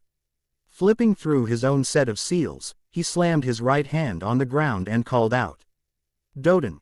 Mud wall. A shield of solid IED mud appeared in front of the nin, catching all the kunais, effectively protecting him from the barrage. After the attack, he cancelled the technique and brought out his own kunai and lunged towards a grinning Anko, who also took out a kunai before flipping it in a reverse grip. Both kunais clashed, causing sparks to fly upon impact. Caught in a stalemate, the ex-Iwa nin launched a low blow using his free hand towards Anko's stomach. She saw the attack easily and swept it aside with her own free hand. Deciding to end the stalemate, Anko flipped backwards, with a foot extended that hit the unsuspecting shinobi on the chin, disorienting him. Seeing this as a chance for an attack, Anko recovered from her flip and lunged to hit her opponent with a palm strike to the chest that pushed him back a few feet. The ex-Iwa nin recovered from the attack and glared at his opponent. He wiped the blood from the side of his mouth and sneered. Is that all you got, Snake Witch? He taunted Anko while assessing the damage caused by the attack. He was thankful that the Snake Junin didn't bother to lace her attack with chakra, or he would be dead by now. Not rising to the taunt, Anko smiled broadly when she saw something hidden in the shadow of the trees. She pointed behind the shinobi. Nope, but you might want to look behind you, she informed him in a sickly sweet voice. The missing nin scoffed, as if I'm going to fall for that trick. Witch, why don't you try? He stopped when he felt something behind him. He quickly turned to see a very large snake bearing its fangs at him. The fangs were dripping a purple venom that looked deadly. Crud. He immediately dodged to the side when the snake lunged at him, but he didn't get away fast enough because he was suddenly hit on the ribs by the snake's tail that propelled him towards Anko face first. Anko saw the incoming nin and hit him full in the face with a perfectly timed roundhouse kick. The kick was enhanced with chakra, so the nin was thrown to the side by the force. The kick was powerful and it hurts a lot, but his sudden impact with a tree caused a lot of his bones to break. He tried to ignore the pain and stand up, but Anko materialized Ed in front of him with an axe kick that nailed him right on the head that knocked him out. Anko looked at her downed opponent and couldn't help but shake her head in disbelief. She was hoping to get a good fight out of him since she singled him out to be stronger than the rest, but it seems that she was wrong. She sighed and dismissed her summon before it could gobble up the ex-Iwanin and proceed. Ed to tie him up before bringing the baggage back to camp. The missing nins were resting in a clearing a few miles east of the now destroyed bandit camp. "You think we lost them, Shinji?" asked the red-haired Suna missing nin. "I think we did, Aikido," remarked the dark-haired man wearing a Suna headband. "Now shut up and rest. We'll leave once we catch our second wind. Besides, he didn't to continue when he was hit in the shoulder by something that sent electricity throughout his body, leaving him numb and useless." Aikido saw the attack hit his partner and tracked it to the direction of the woods ahead of them. Two figures wearing Konoha headbands materialized from the darkness. "See, I told you I can hit one of them with my new attack. It only proves to show that my new stun bullet works. It's not good to doubt your teammate's skill, you know." The blonde-haired shinobi pouted to his female partner. "Shut up, Naruto-kun. How am I supposed to know the extent of your abilities when you haven't even showed it to us yet?" "Sheesh, sometimes I swear you're worse than Anko-sensei," remarked the female with mild disgust in her tone. "She is my sister after all, Yakumo-chan," Naruto remarked with a shrug before turning his attention back to the two missing nin, one unable to move because of the electricity disrupting his motor functions, while the other one was holding a kunai and eyeing them apprehensively. "Hi there, why don't you be a good missing nin and surrender to us and call it a day?" "What do you say?" asked Naruto in a childlike voice. Yakumo just sighed over his friend's antics. "We'll never surrender. Why don't you surrender instead? Kids like you shouldn't be playing shinobis. You might get killed," remarked Aikido with a smirk, though deep inside he was quaky. Because these two just brought down their bandit group with a well-coordinated attack. "Who remarked we're playing shinobi? We are shinobi, idiot," remarked Yakumo, who was clearly annoyed over something. Naruto gave her a questioning look. "What got your panties in a twist?" he asked his teammate. "She's been moody since the start of the mission and he wanted to know the reason for it.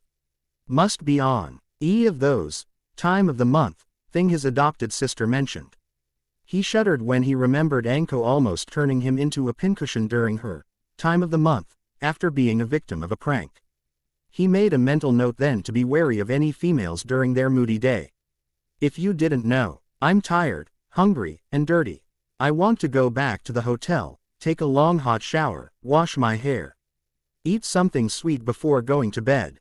We have to chase them all this way, so I'm really not in the mood," growled Yakumo, since she wasn't really in the mood right now. She almost exhausted all her chakra after casting 2A rank genjutsu, and running through the woods wasn't helping her reserves. She was tired and annoyed. Not a good combination for any sane man in the vicinity. Fine. Why don't you sit this one out and I'll take care of everything," Naruto hastily remarked, since he knew an annoyed Yakumo was not a good thing for his health. Remarked woman just gave him a sweet smile.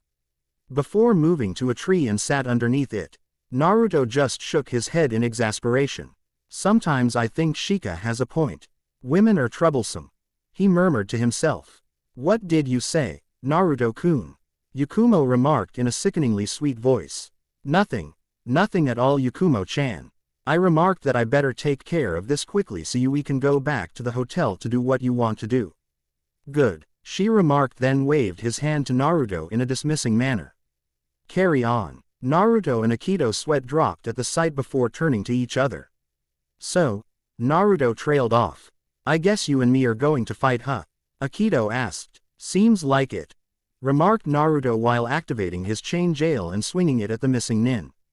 Aikido saw the attack and was astonished at the technique. Good thing he was prepared, so he was able to dodge it easily by jumping to the side. He pulled out 3 kunais from his pouch and threw it at Naruto, who retracted his chains and activated the one on his other arm. He lashed both out in tandem, forming a moving barrier that easily blocked the projectiles. Not wasting any of the movement, Naruto used the momentum from his maneuver and loss. head out with surprising strength and speed towards the missing nin, who barely dodged in time, though it was quite obvious that the attack hit him on the arm after seeing him wince. Not missing a beat, Naruto fell into a rhythm and weaved the chains in an intricate performance of death. Not stopping the dance of chains, Naruto lunged towards the missing nin, heck-bent in turning him into mush. In a prolonged fight, Naruto won due to his insane stamina and speed. Due to a misstep during a dodge, Naruto was able to catch the Suna nin with a chakra-powered chain on the face that threw him to the sea. But stopped him with another chain by grabbing him at the waist and threw him up into the air.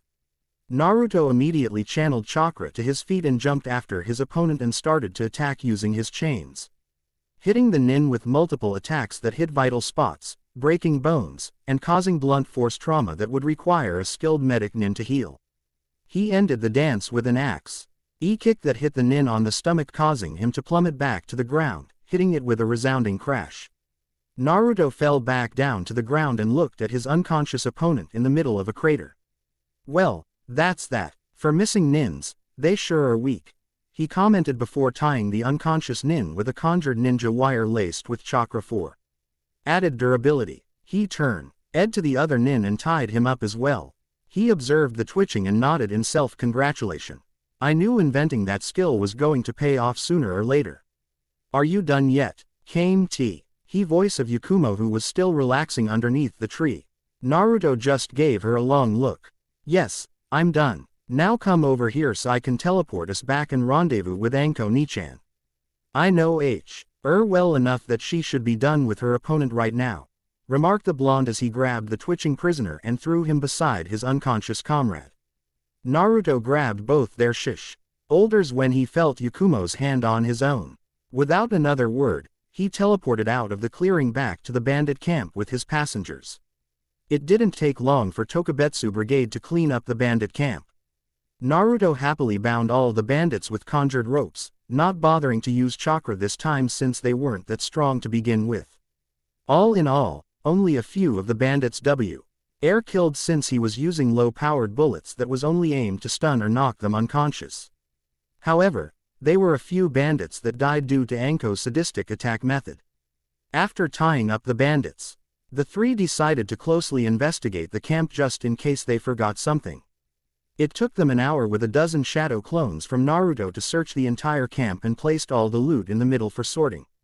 After the inventory, they were able to salvage more than 1,000,000 ryo, some jutsu scrolls, food items, jewelries, some really expensive silks, weapons, and some N-site of documents that will be automatically turned over to the Daimyo. Since it wasn't part of the contract, Tokabetsu brigade decided to keep the loot unless asked for it by their client. A happy Anko, Naruto, and Yakumo arrived at the gate of the capital the morning the next day with 300 Naruto clones bringing back the bandits and missing nins. Anko immediately had a meeting with the daimyo and finalized the mission. It was an hour later that she left the daimyo residence to meet with her team in a restaurant and relayed to them the conversation during a hearty meal. First, the daimyo already signed the mission scroll to signify the completion of the contract along with a hefty sum for a B-rank mission due to the presence of the missing nin. Also, the daimyo agreed that they have the facility to house the missing nins, so he asked Anko to bring them back with her back to the Leaf for interrogation before being sent back to their respective countries. The only stipulate on to this request is to pass on any sensitive information that directly concerns which Anko immediately agreed. Also, the snake mistress didn't bother to mention about the loot since it wasn't up to her to tell the client about it. Sometimes, being a torture and interrogation specialist had its perks, especially playing with words to get what she wants.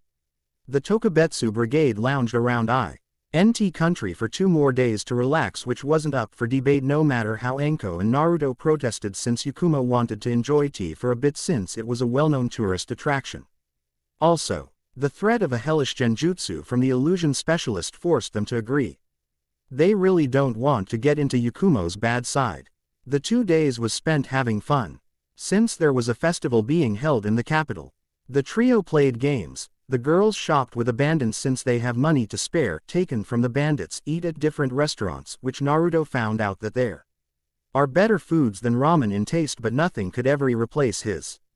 addiction for the noodle goodness, and of course, enjoyed some quality time in the hot springs to rest their weary muscles. After their short vacation, Naruto teleported them out of tea back to Fire Country. Naruto immediately slumped to the ground in exhaustion after arriving a mile outside Konoha. Darn, this is the first time I tried doing mass teleportation at such a long distance. Didn't think it would take that much chakra to do. He gasped out, already feeling Kyuubi slowly refilling his reserves since the Fox didn't want to do so in one go that might damage Naruto's already strained coils. Yakumo immediately fished a chakra pill from her pouch and handed it to the blonde, who gratefully accepted it before popping it into his mouth. He could already feel a third of his chakra being refilled, added to the Kyuubi's efforts. Consider it as a learning experience, Gaki, remarked Anko as she plopped beside the bee. Londa and unsealed 3 sticks of dango she bought in tea. She passed one to Naruto and another to Yakumo, both gratefully accepted the treat. You think you're up for another round of teleportation, Gaki? We're almost at the gates. Naruto gave her a glare before biting down on a piece of dango and remarked, did someone ever tell you that you're lazy, Nichan? Anko nodded and smiled broadly. Yep, Kur-chan and Asuma-kun keeps telling me that, but I tend not to listen. Besides, I want to reach the village as soon as possible so we can give our report. I already have a few training program in mind to further improve our skills. I need to scout around for our 4th member as well. I have a few people in mind, but I'm not sure if they want to join, remarked Anko before finishing up the rest of her dango and bringing out another stick. The mention of a 4th teammate perked Naruto and Yakumo's interest, though the latter voiced it out. Really, Anko-sensei, remarked Yakumo in excitement. She liked her teammates a lot, but it was somewhat boring with only 3 of them in it. After being a recluse in the Kurama clan house for 8 years, she really wanted to meet a lot of people, and the only way to do so is through her team. Who do you have in mind? She asked curiously. Anko just wagged a finger at her. That would be telling. The only thing I can tell you is I'm looking for people with abilities that will complement the team. First, I need to find someone with a genin rank, so you two will be allowed to attend the Chunin exam in 3 months' time. Konoha will be the venue this time, so I really wanted you guys to join. I also want to talk to Hokage-sama for the possibility of adding more people to the group for diversity. Besides, naming our group a brigade with only 4 people in it doesn't sound right. She remarked the last part with a frown. Naruto and Yakumo nodded in understanding. They might not voice it out, but having more people in the team would be more fun, especially on missions. Also, the more people they have, the more missions they could handle. Which was a good thing, since all 3 of them wanted to promote their name among the shinobi ranks. Naruto rested for half an hour before he teleported the group to the east gate. Anko handled the guards, checked their group in before Naruto grabbed them again to teleport to the Hokage's office, to the shock of anyone who saw it. Naruto, Anko, and Yakumo appeared inside the Hokage office, much to the shock of Team 7 and their sensei, Iruka, and the Hokage. The Uchiha didn't notice his arrival since he was demanding for a high-rank mission from the old man, telling him that D ranks were chores and is not a fitting mission for an Uchiha elite like him. Naruto immediately checked the room and came up with a conclusion on what was happening. From the looks of things, the Uchiha was demanding a C-rank mission from the Hokage, who looked quite put out with the annoying genin and looked as if he wanted to strangle him. Deciding to defuse the situation, Anko decided to start things.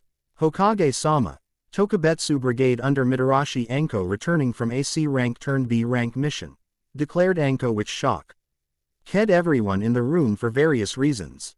The genins of Team 7 because their classmate belonged to a team despite the fact that he wasn't assigned one back during team placement and already partook a C-rank mission. Kakashi, who already heard about the Tokabetsu Brigade from Kurenai and didn't expect Naruto to be part of it, and the Hokage, who was shocked that a simple C-rank mission turned into a serious B rank. I want you to debrief me regarding the sudden change in mission rankings, Anko, but I need to get this done first, remarked the Hokage before turning to Kakashi, who was reading an orange book. Kakashi, do you think that your team is ready for a C-rank mission? It's been less than 2 weeks since their graduation.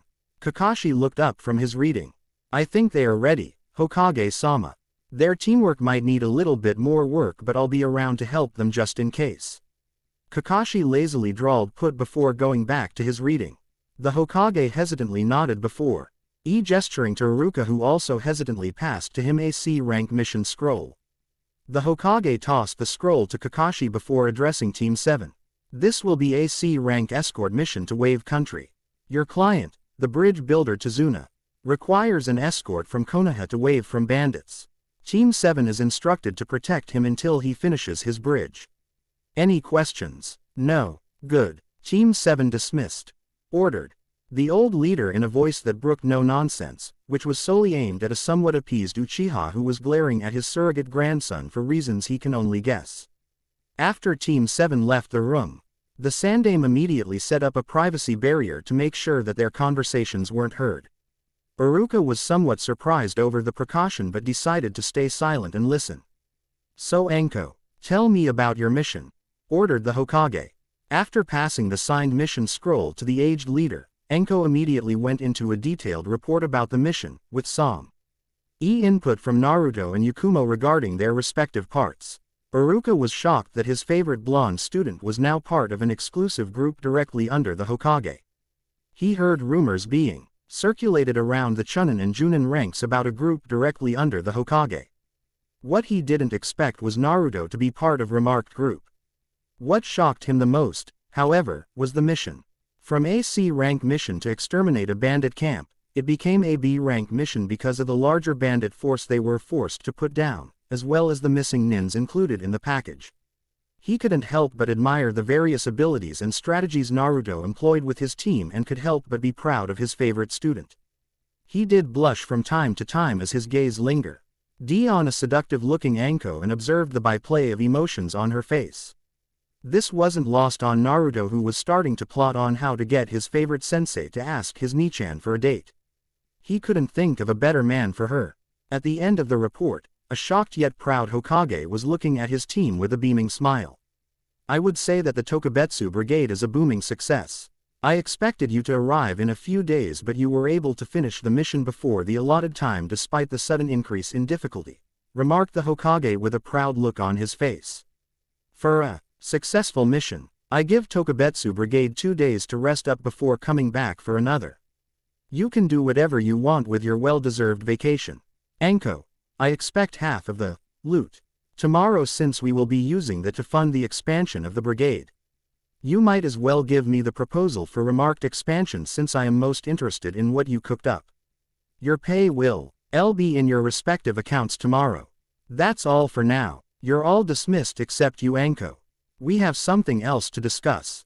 Anko nodded and turned to her team. Okay, you're free for the day. We will have a 2-day training period starting tomorrow, so make sure that you get a good night's rest. Naruto and Yakumo nodded before teleporting himself and his teammate out of the room, leaving 3 happy people behind. End of character bio. Name: Namikaze Uzumaki Naruto. Age: 13. Affiliation: Konohagakure no Sato, village hidden in the leaves. Rank: Tokabetsu Genin. Team affiliation: Tokabetsu Brigade. Teammates: Mitarashi Anko, team leader Kurama Yakumo. Bloodline: Chakra magic, unofficial designation since it's not registered. Weapon: ebony and ivory chakra-powered guns. Techniques: raw, PID fire, rapid fire of low-powered chakra bullets using ebony and ivory together to cause blunt force trauma. Duration depends on Naruto's chakra reserves. Twin explosion, 2 guns. Overpowered chakra bullet that explodes on contact. Each bullet is equal to 5 exploding tags in power. Rail gun, 1-2 guns. Uses electricity produced by lightning chakra to enforce and accelerate the bullet to cage level speeds, amplifying its piercing power. Stun bullet, a mild form of the rail gun. Controlled combination of both neutral and lightning chakra to produce a low-powered chakra bullet coated with light ing chakra that can disrupt a person's nerves to stop them from moving for a short amount of time. Duration of effect depends on the amount of lightning chakra added to the bullet. Causes paralysis, numbness, or even shock when hit more than once. Weapon: chakra chain armlets X2. Techniques: chain jail, uses chakra chains to bind an opponent's bloodline. Abilities: teleportation, single to mass. Teleportation: currently maximum of 3 including Naruto himself. Transformation. Creation. Chakra shield, semi-automatic defense, area defense, individual range defense. Minor fire manipulation, fireballs. Advanced telekinesis. Flight, group flight. Currently maximum of 3 including Naruto himself. Taijutsu. Tai Chi. Ninjutsu. Kage Bunshin no Jutsu. Henge no Jutsu. Kawarimi no Jutsu. Futon. Grand Breakthrough. Futon. Wind Blades. Genjutsu. No abilities in Genjutsu except for detection and dispelling. Fuinjutsu. Untested though already displaying a form of mastery through application of seals on his weapons. Mission stats. S rank. 0. A rank. 0. B rank. 0. C rank. 1. D rank. 0. Ability limitation. Transformation. Cannot transform living beings that has active chakra running through their bodies. Possible. E but requires more power depending upon target. The more chakra and control the target has, the harder she is to transform. Teleportation. The amount of chakra used by the technique depends on E distance from the starting point to the destination. More chakra is needed if Naruto takes in passengers. The chakra usage doubles for every passenger. Additional note. Teleportation from T counter. Why to fire country with 2 passengers takes 3/4 of Naruto's overall chakra reserves. No info regarding the use of Kyuubi's chakra for the technique. Mei Doom. Thank you my friend. Well, someone offered to be my beta reader. But so far, he's been silent since his last message. So maybe he lost the desire to do so. If you know someone who can be my beta reader, please let me know. All will be revealed in this chapter. Especially those concerns you indicated in your review. I'm not really sure about the summons yet since I have too many choices to pick from. I think that would be in the next chapter or after the wave arc. Renegan Naruto. No, I don't think I'll give Naruto the toads as his summons. It might fit him in the manga anime canon but he needs something that fits his abilities here in my version. I'm still not sure what his summon is going to be though. Zamaskis. You're correct. Yakumo has a weak body but not here in my FIC. If you noticed from previous chapters when evil spirit that possessed her was sealed, she was put into a training program under Tsunade. If someone could put her body right, it would be her. By the way, I love your idea about the gloves regarding his flame manipulation. Dopplerdy. I'm not sure if I'm going to give Naruto some gloves with the abilities you mentioned. But if he is going to be wearing a pair then the abilities would be related to his fire manipulation. CCabling. I'm not familiar with Final Fantasy Versus 13. Sorry, but if you want me to consider it, send me a PM with the weapon specs. Anon. Yes, all ninjas take order from the Hokage. What makes the Tokabetsu brigade special involves 2 major differences. They can take sensitive missions that the Hokage doesn't want the leaf to be involved in. This is usually assigned to Anbu but their missions are still recorded. Imagine Tokabetsu Brigade as the Hokage's private security force like Danzo's route. The Tokabetsu Brigade cannot say no to a mission assigned by the Hokage. Regular shinobis can say no if they don't want to take the mission. Garadave 1. What in the world is a portal gun? Oh, a bitter pill. Thanks my friend.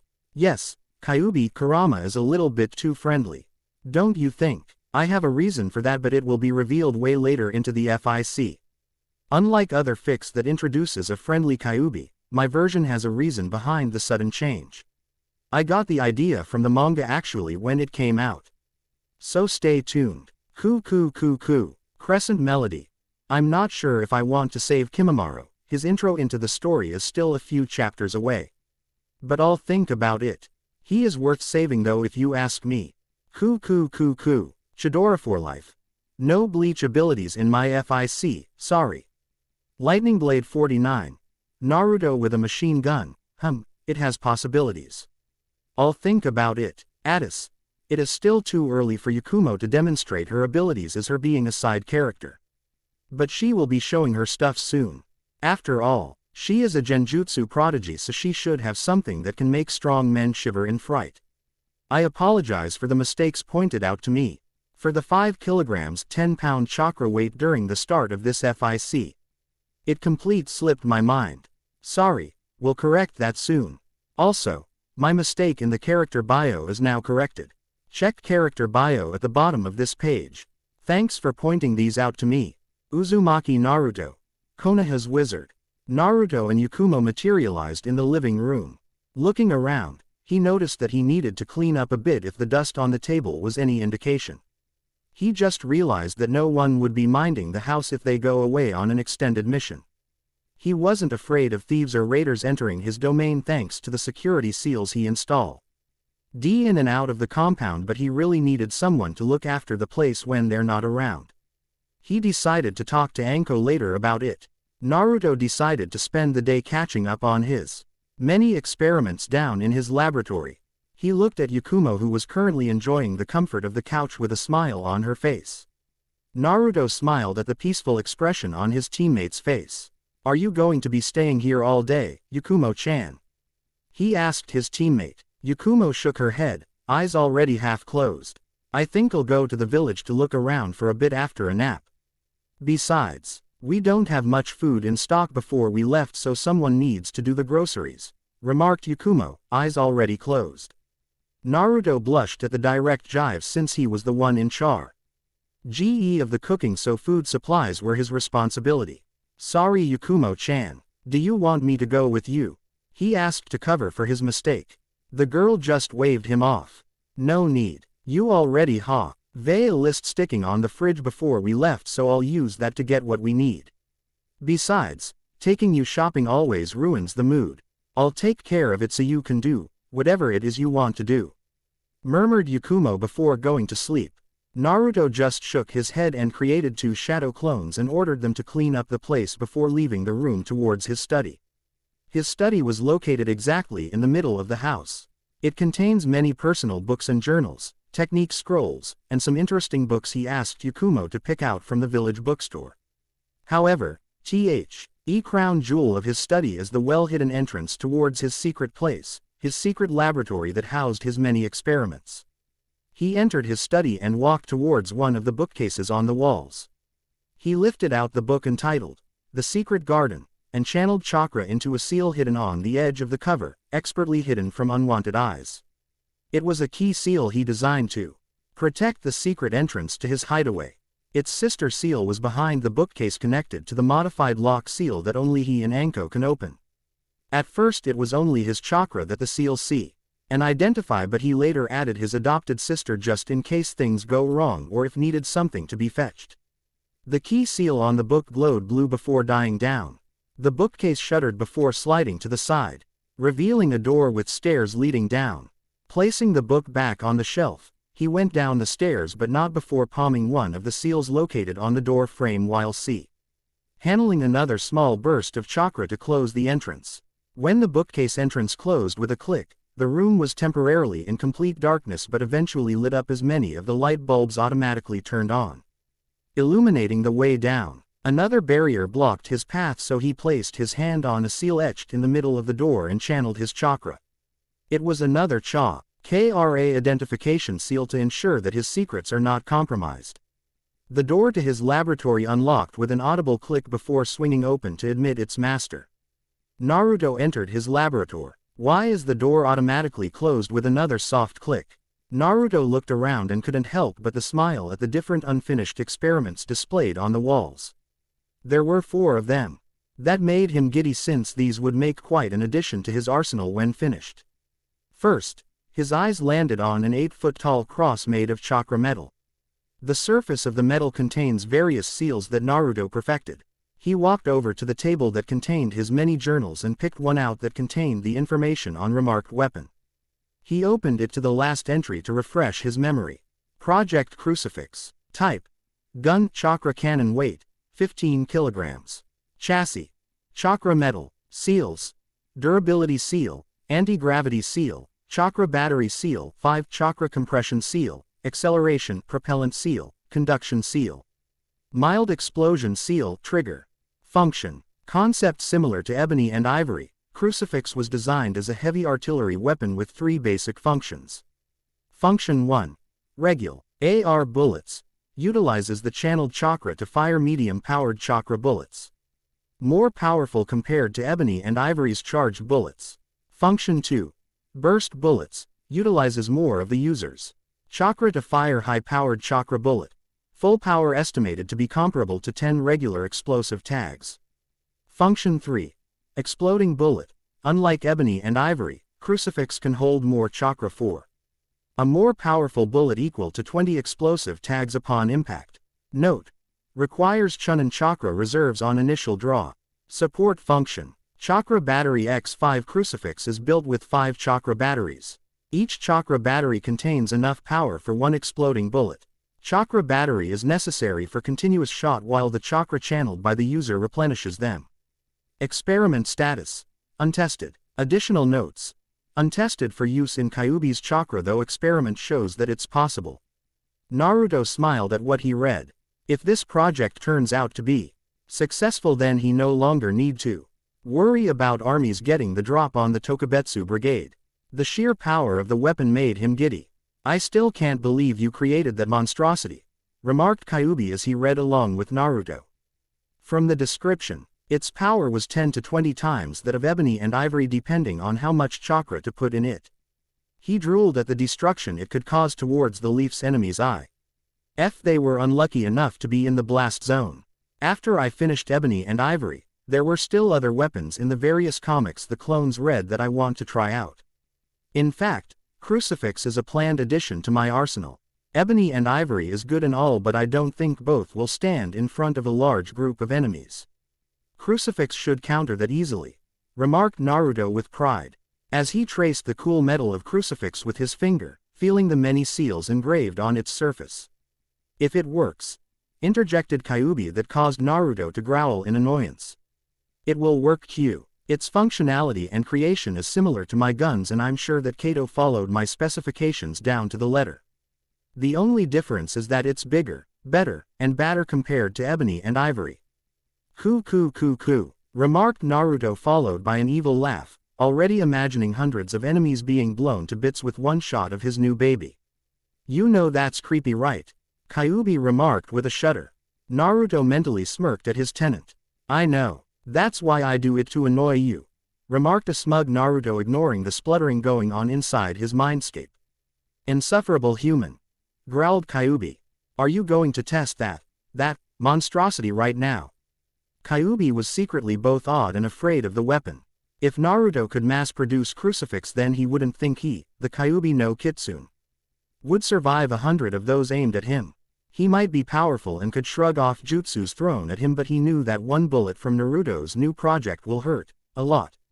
Yeah, I'll just seal this baby up and I'll visit Gigi to ask for a place where I can test this out without anyone around. I want to keep this weapon a secret as long as possible. Imagine what would happen if our enemies get wind of this, remarked Naruto with a shudder. Good point. Now get a move on and visit the Hokage. I want to see what your new weapon can do, remarked Kyuubi excitedly. Naruto just rolled his eyes as he grabbed crucifix from its perch, grunting a bit at the weight despite the anti-gravity seal he placed on it, and sealed it in a spare storage scroll he had lying around before placing it in a hidden pocket inside his trench coat. He exited his secret laboratory whistling a lively tune and teleported to the Hokage's office without a sound. Naruto materialized in the Hokage's office, startling the aged leader. Hello Gigi. Hope I didn't catch you at a bad time, remarked Naruto with a grin, since he noticed his surrogate grandfather immediately hid an orange book inside his sleeves upon his arrival. The Hokage coughed, a bit embarrassed at almost being caught reading his favorite book, and gave his grandson a mock glare before turning it into a smile. Not really, Naruto-kun. Just relaxing since my clones are doing all the work, remarked the Hokage while gesturing to one corner where 3 of his clones were working on a bunch of mission scrolls and documents while leveling him a hateful glare which the original just ignored. What brings you here? I considered you would be relaxing from your mission since you just got back. Well, I'm already relaxed, thank you very much, remarked Naruto with a shrug. The reason I came here is to find out if you have a training ground outside the village. I want to test a new weapon I developed, and I want to be far away from civilization as possible to make sure that it's kept a secret, he finished seriously. This caught the Hokage's interest since he knew his grandson was busy tinkering away on some experiments underneath his mansion in Training Ground 43. I might have one that you can use, but only I can take you there. It is a secret training ground for Hokages, remarked the old man while scratching his chin and giving the blonde a thoughtful look. Naruto nodded eagerly. Please Gigi, can you take me there right now? I'm sure that you won't be disappointed, remarked the blonde excitedly. Sarutobi sighed. No matter how much Naruto grew up as a shinobi, he was still a kid on high when it comes to his experiments. Okay Naruto-kun, let's go there right now so you can show me this project of yours, remarked Sarutobi as he stood from his desk, grabbed Naruto's shoulder, and body flickered out of the room towards his old training ground. The Hokage training ground was located 2 miles outside of Konoha, relatively behind the Hokage monument. It was created by the Shodai Hokage, Senju Hashirama, using his Mokuden wood element along with his brother, the Nadaime Hokage, Senju Tobarama. The training ground was quite large. It was surrounded by large trees similar to the ones found in the Forest of Death. On one side of the training ground was a large waterfall perfect for water elemental training.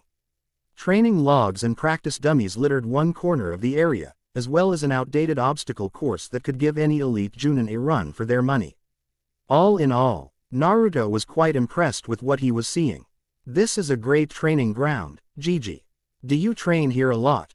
Asked Naruto after whistling to a few training dummies littered with holes and wounds. The Hokage nodded as a wistful smile flickered on his face, remembering the time he trained here with his 2 senseis, the Shodaime and Nadaime Hokage. It was my old training ground during my youth. This place was created by my sensei Senju Hashirama and Tobarama using their bloodline limit. I was specifically trained here when they became my Junin sensei until to the time they groomed me to become the Sandaime, explained Sarutobi while staring at one of the training dummies in the area. He turned to Naruto. What do you want to try out Naruto-kun? He asked curiously. Naruto just smiled broadly and pulled out the storage scroll containing crucifix and promptly unsealed it in front of the Hokage, who was looking at the weapon in awe and confusion. What in the blazes is that? Asked an awestruck Sarutobi, who was looking at the 8-foot-tall cross with a little bit of fear, curiosity, and awe. This is one of the projects I recently completed and only required a thorough testing for tweaking. It is a powerful version of my guns. Gigi, I would like to introduce to you the heavy arms crucifix. Naruto remarked proudly as he eyed the gigantic weapon with a loving look. Interesting. So what does it do? Asked Sarutobi, who was giving the weapon a closer inspection, noting the different seals on the surface, as well as the various lines indicating compartments to who knows what. Not missing a beat, Naruto pulled out his journal and handed it to the Hokage, who gratefully took it and read its content. The old leader's eye grew to the size of dinner plates as he read through the schematics and blueprint of the weapon, as well as its many functions. Quite a powerful weapon you have here, Naruto-kun. I didn't know you created something like this. This is on of the few experiments I tackled after I created Ebony and Ivory. This came from one of those comics my clones read in the library. Besides, if I was able to reverse engineer Ebony and Ivory, nothing G was stopping me to check out other weapons to add to my arsenal, Naruto remarked with a childish grin. The Hokage just rolled his eyes. Trust Naruto to turn a weapon from a comic book into a real-life war machine. How does it work? Asked the Hokage. Like my guns, this is a long-range area weapon, but its power is greatly increased due to its size. You see the middle of the cross. Naruto indicated the hollow circular portion at the center of the weapon containing a handle and a trigger. It contains the trigger and absorption seals to suck in the chakra from the wielder.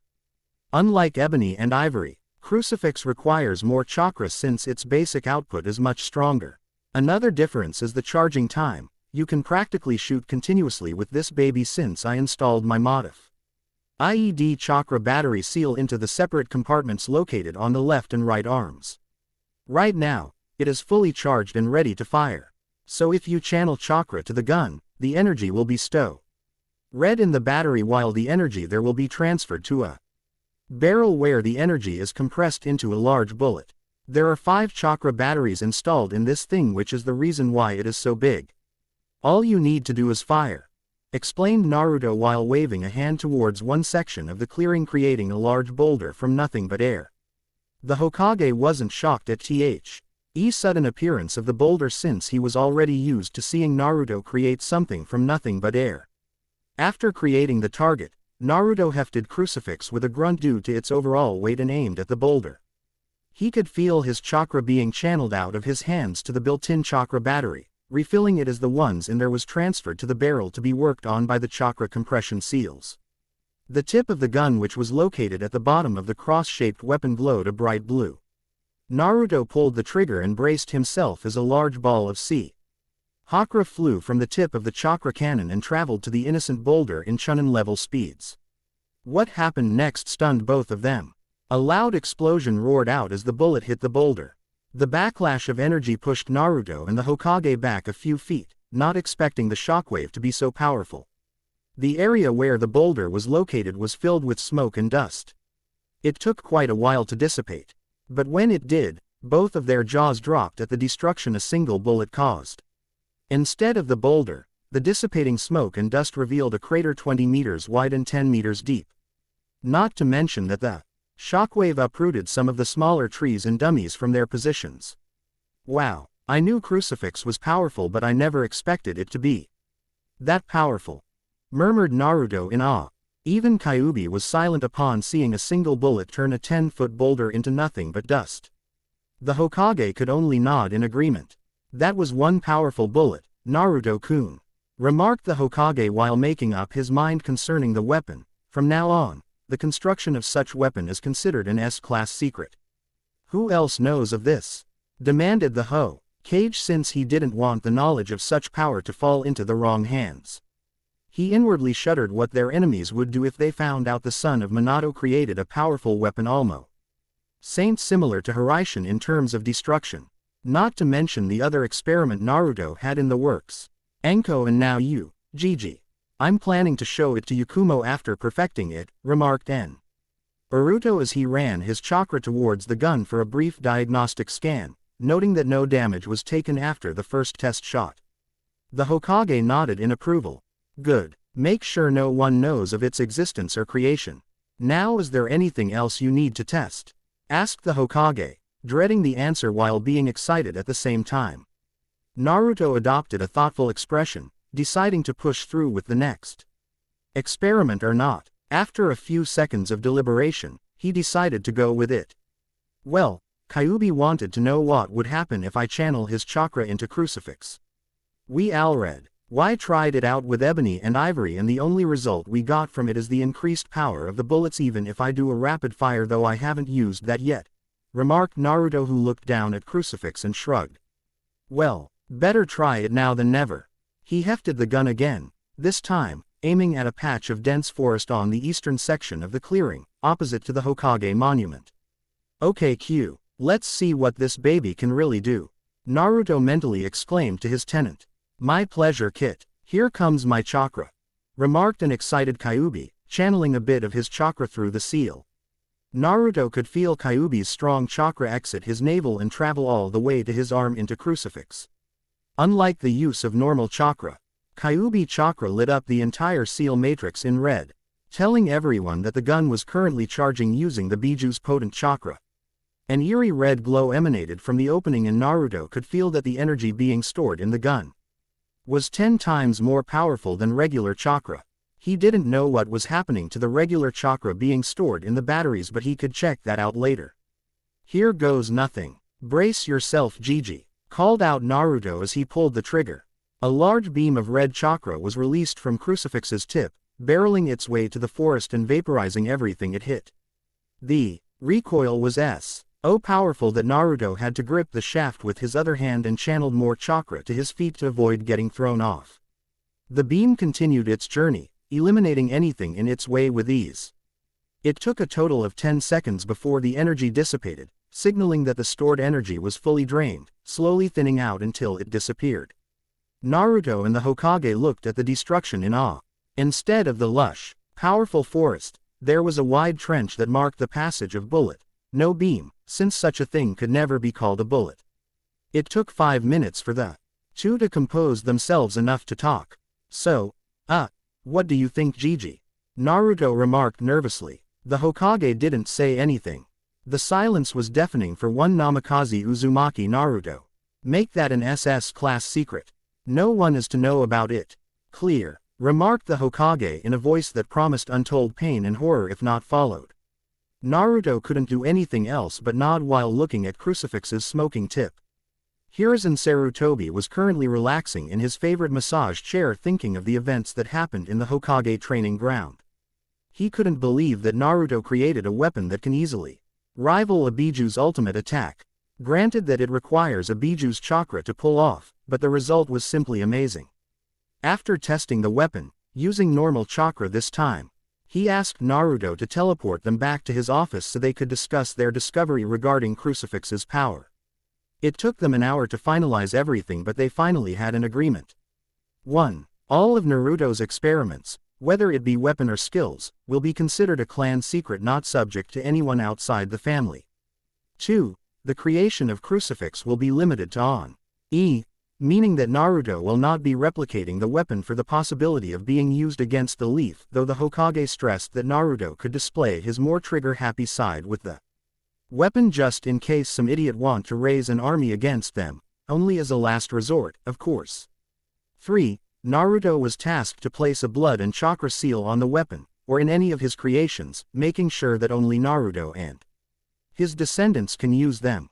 It was just too dangerous to let anyone else use it.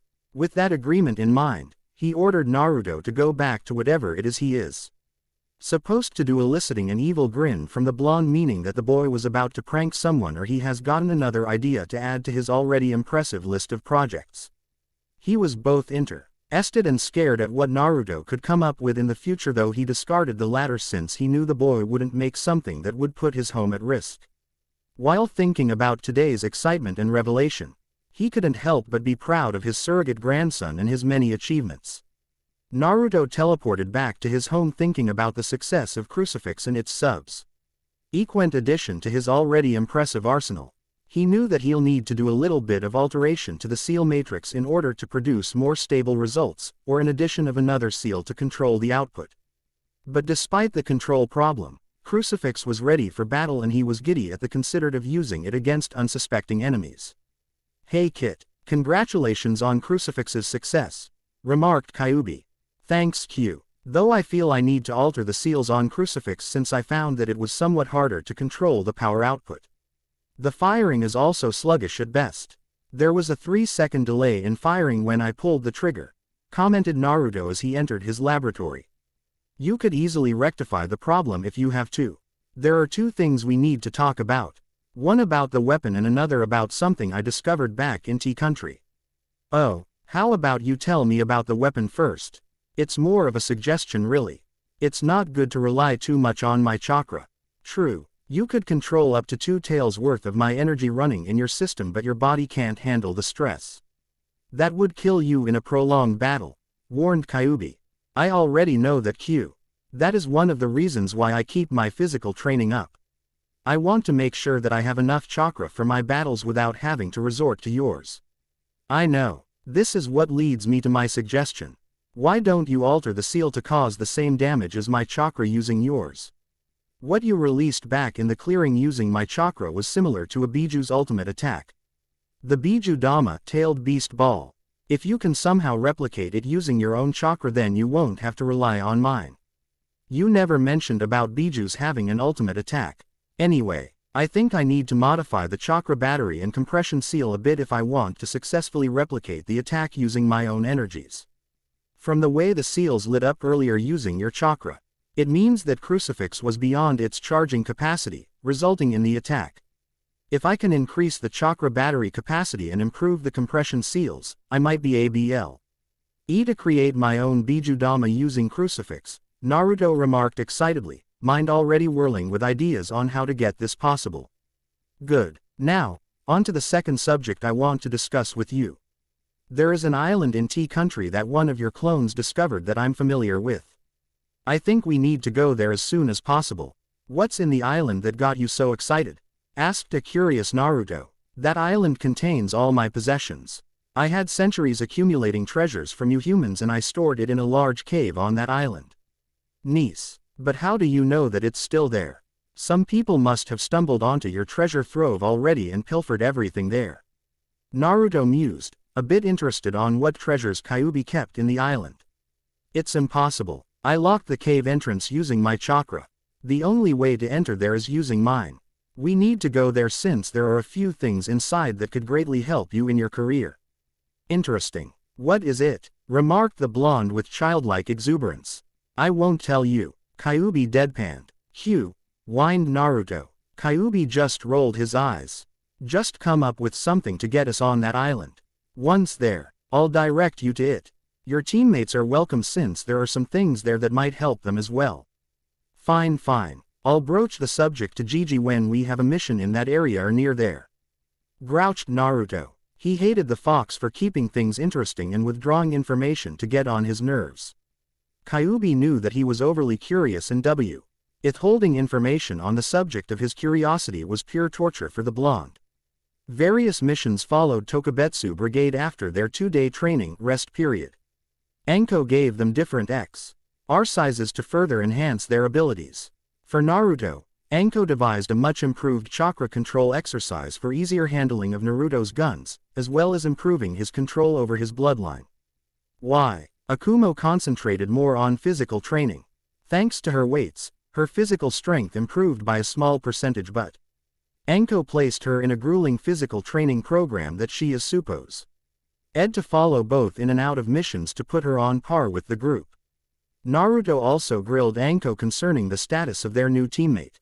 So far, Anko told her that she hasn't found anyone that would complement their abilities as of yet, but she would tell them soon since he was the second in command of the group. Speaking of missions, the Hokage assigned them was minor compared to what they were supposed to get. The aged leader explained that despite the team's overall abilities and teamwork, they need to gather experience through different missions until he deemed them ready for more difficult tasks. Of course, Naruto complained but relented when the Hokage told him that it will play a major role in his rise on the shinobi ranks. For 2 months, Tokabetsu Brigade's missions varied, from exterminating bandit camps to escort missions. Unfortunately for Naruto, their missions was exclusively in Fire Country, so the blonde didn't have the luxury to go to Kyuubi's island to check his treasures, and the Hokage told him that he could only do so if their mission parameters brings them near T Country. For now, there were no missions outside Fire Country, so he told the pouting blonde to wait. Aside from the missions, the 2 months was also wrought with discovery for Naruto and Yakumo. For Naruto, he delved into his experiments during his free time with a few successes that he introduced to the group. Of course, he tinkered with Crucifix and improved its overall functionality. He wasn't successful in recreating the Bijudama, but he was able to improve on its many flaws, like controlling the output of the bullet to fit different battle scenarios. His first successful project after Crucifix was a communication seal placed on their headsets connected to a master control seal located in the Hokage's desk.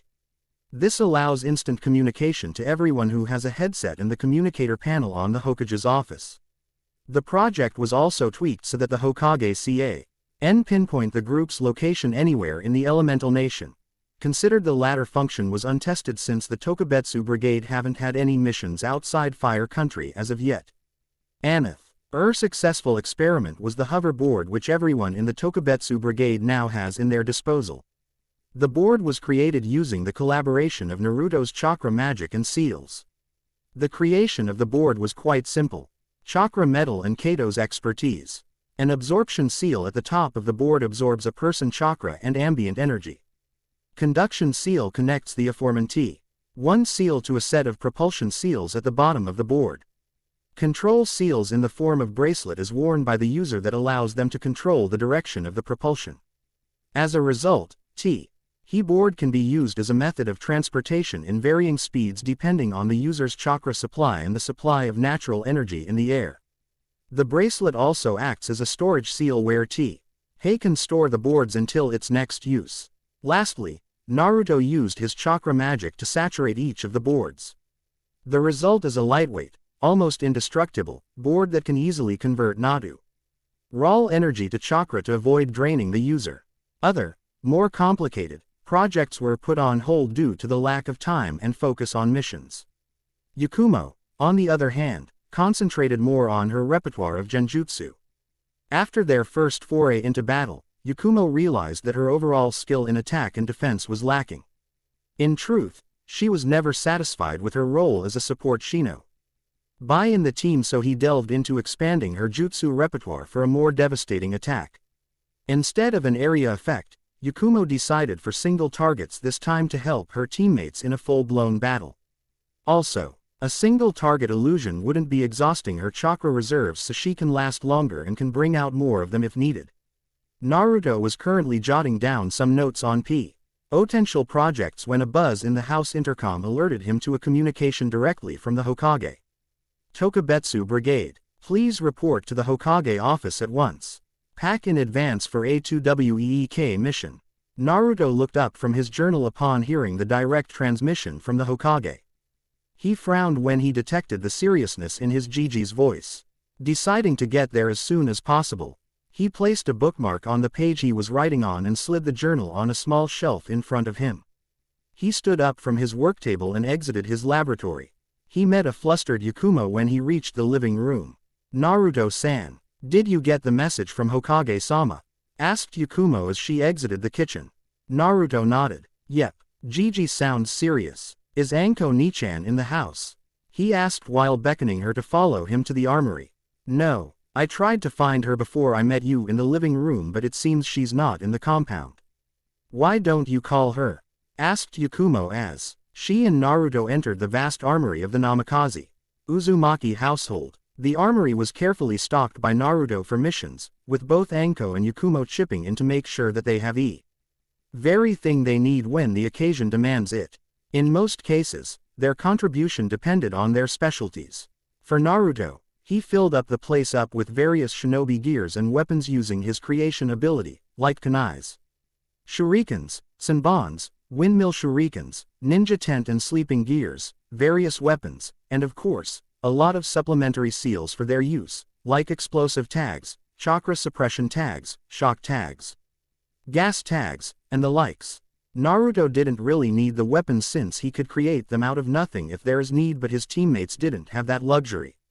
Also, the stockpile of seals and tags was welcome since he wouldn't have the time to create them on the field due to the needed preparation. Yakumo's contribution was in the form of medical supplies. Due to her training with Tsunade and her own research, she concocted various healing supplies, like chakra pills, nutrient bars. This one was tastier than the ones sold in shinobi stores, which Anko really hated with a vengeance. Blood replenishing pills, first aid kits, bandages, splints, some antidotes, and healing salves. Anko's contribution was more into her specialty, namely poisons and antidotes. In some cases, Anko coated some weapons with her own personal brand of poisons that can either incapacitate or kill. These weapons were specially stored in a sealed cabinet with chakra identification seals to make sure that it's safe from unwanted hands. Naruto directed Yakumo to take the necessary supplies from their stores while he pulled out a communicator from his trench coat pocket and placed it on his ear. He channeled a little bit of chakra to it to power it up. Anko Nichan, remarked Naruto to the earpiece as he pulled some tags out of their respective drawers for the mission. There was a slight static from the earpiece before Anko's voice replied back. What do you need, Gaki? Anko asked through the earpiece. We got a call from Gigi on the house intercom. He wants us in his office ASAP. Oh, he also told us to pack for a 2-week mission, remarked Naruto as he sealed some explosive, shock, and gas tags into a scroll and placed it in his pocket for easy access. Wonder what the old man wants. Did he say anything else? Asked a curious Anko. Naruto's sweat dropped when Anko ordered 24 dangos for the mission. Nope, just to get to the tower as soon as possible, but it must be important if he needs us immediately. Do you want me to pack something for you? Me and Yakumo are in the armory right now stocking up. Just pack me the usual Gaki, but you might want to go to my special cabinet and get me the purple scroll I have in there. Anko out, ordered Anko. The sound of wind was clearly heard from her end, telling Naruto that his sister was en route to the Hokage tower before the connection was cut off. Naruto was surprised at the order. The purple scrolls contain Anko's most prized poisons that she specifically brewed from the venom of her snake summons. He gulped at the implication and hurried towards the special cabinet to get the needed supply. It was 5 minutes later that Naruto teleported to the Hokage's office with Yakumo. They weren't carrying any backpacks since they have storage seals on their hands to store their supplies. He arrived there to see Anko sitting on the couch reading through a mission scroll with a frown on her face. Hokage was sporting the same frown as well, meaning that this was a serious mission. "What's up, Gigi? Sorry it took a while for us to get here, but we needed to pack," remarked Naruto as he sat on Anko's right while Yakumo took the left. The Hokage just nodded before going into his explanation. "We received an urgent request for backup from Kakashi. Team 7 is currently on a C-rank mission to escort a bridge builder to Wave Country. It was supposed to be a simple escort mission, but the presence of missing nins bumped it up a grade, possible even an A- rank considering that they met the demon brothers who tried to kill Tazuna along the way," explained the Hokage. Naruto's eyes lit up in recognition. "Demon brothers. I read about them in the bingo book. Aren't they supposed to be in league with Momochi Zabuza's group? So that means..." Naruto trailed off, already knowing who they would be up against. "You're correct, Naruto-kun. I think this is the reason why Kakashi requested for backup. If they are going against Zabuza, then his current team wouldn't make it back alive, so I'm going to be sending the Tokabetsu brigade to strengthen Team 7's fighting capabilities. The mission parameter under Team 7 has changed. Team 7 and Tokabetsu brigade will protect Tazuna and find a way to neutralize Gato, who hired Zabuza to kill the client. As such, I give you Class A permission if necessary," remarked the Hokage with a serious glint in his eyes. The eyes of the Tokabetsu brigade widened when they heard the order. Class was a new addition to the running of Tokabetsu brigade. Due to Naruto's projects and inventions, as well as their specializations, the group currently has so much firepower in their arsenal that the Hokage deemed it necessary to give Class permission to use them in specific mission to avoid unwanted casualties. Class C permission involves the use of standard shinobi gears and techniques, which is usually ranked from Genin to Junin techniques involving D to S rank techniques. This is considered as the default permission for missions. Class B is used for demolition and assassination missions. This mostly includes the use of high-powered explosive tags that Naruto see. Read, which the rest of the Tokabetsu brigade also uses, Anko's summons, and the more nightmarish illusions under Yakumo's arsenal. Their first mission in T country was classed as a Class B in their private mission logs. Class A is used for large-scale battles. The lifting of restrictions differ for each person. For Anko, Class A means that use of her deadlier poisons that is aimed to kill her opponents. For Yakumo, it means that use of area effect genjutsu that often kills the victims or leaves them brain dead afterwards. But for Naruto, Class A permission is the use of crucifix with Surta. In limitations, use it without anyone noticing its presence, but if not possible, use it as quickly as possible to avoid questions. Finally, Class S is strictly for Naruto alone. This involves the use of Crucifix's ultimate technique, the chakra beam using Kyuubi's chakra. Normally, the rules aren't needed since shinobis use anything in their arsenal for the success of the mission. However, in the case of the Tokabetsu brigade, class permission is necessary depending on the severity of the mission. Also, Naruto has to refrain showcasing his weapons to make sure that it stays as a hidden trump card for the leaf. If the other countries find out about these weapons, then consequences would vary from infiltration and assassination missions to acquire them, or worst, war with the leaf just to get their prize. "Are you sure it is necessary for Class A permission, Hokage-sama?" asked Anko with a frown. She wasn't averse to a massacre that usually comes with lifting of such restriction, but she didn't want to put her adopted brother at risk in terms of others finding out about his creations. The Hokage gave a solemn nod. "I wish it will not be needed, but there are certain information that aim to light that might force your group to utilize those techniques in your arsenal. I got word that Gato is a business tycoon who is not averse to hiring missing nins and mercenaries to wreak havoc on countries he set his sights on. It would be safe to say that you will be facing numbers almost similar to your first mission in T. If you are faced with such opposition, then Class A is necessary." Sarutobi told the snake mistress, who gave him a bloodthirsty smirk. "Understood, Hokage-sama. Tokabetsu brigade will gladly take this mission. We will leave immediately," she declared with excitement lacing her voice. Good. I expect a successful mission from your group, Anko. Make sure that your group keeps me posted, remarked the Sandaime before turning to Naruto.